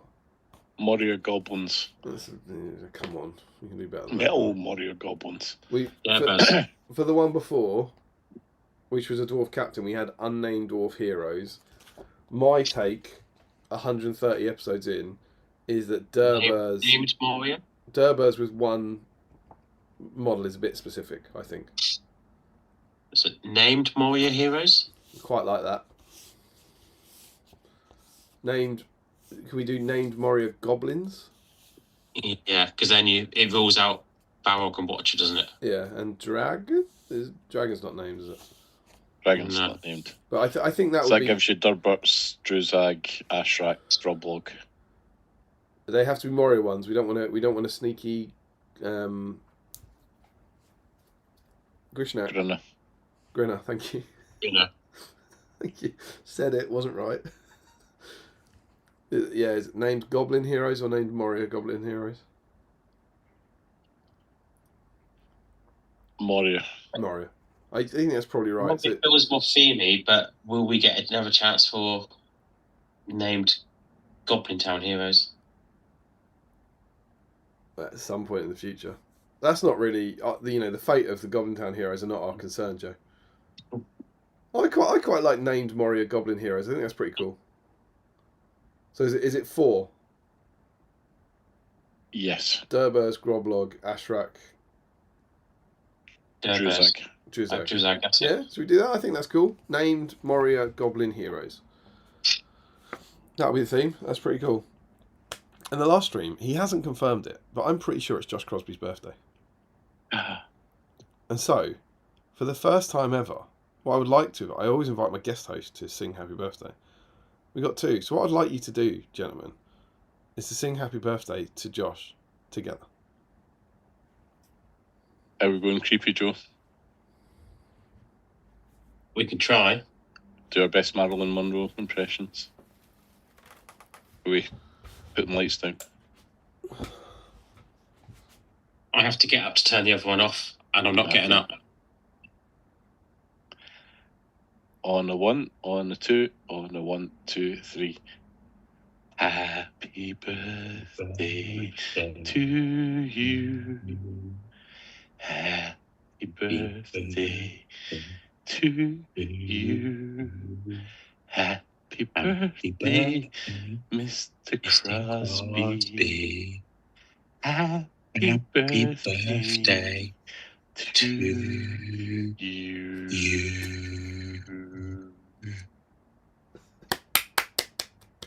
Hey. Was that everything you hoped it would be? It was really good. Because I think, and God knows me and Steve argued about this enough in the past, certainly to me it sounded like there's a delay. Streamlabs is, you were out of sync to me. So I don't know if you're out of sync on YouTube, but it was like almost Joe was listening. I think Chris was slightly ahead. Joe was listening for him and then singing, and it comes out slightly behind. So I don't know how it came out, but to me I had 2. Out of sync and out of tune. Yeah, well, the tune. Do you know what else? We were harmonising. Do you know what else I found?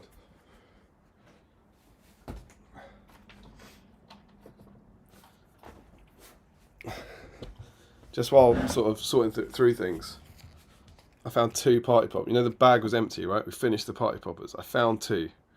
One was in the lounge, one was just lying by the bottom. And I have them. And Josh Crosby has supported the stream for years on end. I know everyone's a bit kind of, oh God, that guy with all the dice. But he's always there. He's always converting incredible things. He's sent me wonderful gifts in the past. I think he knows Winston Cat. I think he got Winston Cat onto the stream. He's a massive supporter of the stream. He's an awesome guy. And it's his birthday. It's a pretty big deal. So I think we do this. And it's Christmas. I'm just like an alcoholic. Like, I just feel like we should have a drink for him. I know it's his big birthday. You just want to pop a popper. Yeah, we can have a drink for him as well if you want. I've not been anti-drink tonight. I'm pretty much dry, but I can raise a glass. I know, but it's just you try to justify doing a popper. Well, yeah, but it's the last 2 of the year. I feel like we should use them. Okay. We could say like 1 for Josh, 1 for Christmas. Neither of them are going to work, and it will just end the entire year's streams on a really depressing and anticlimactic note. Sound good? That sounds good. So, that's what I want. From everyone here at Battle Streets of Middle Earth, Merry Christmas. Happy birthday, Josh. May your Christmases be merry and bright, and we'll see you very soon in 2026.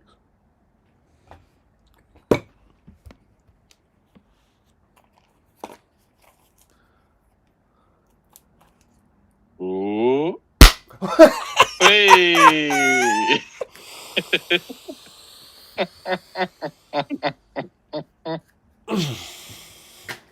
It's going to make it so much worse if this doesn't work.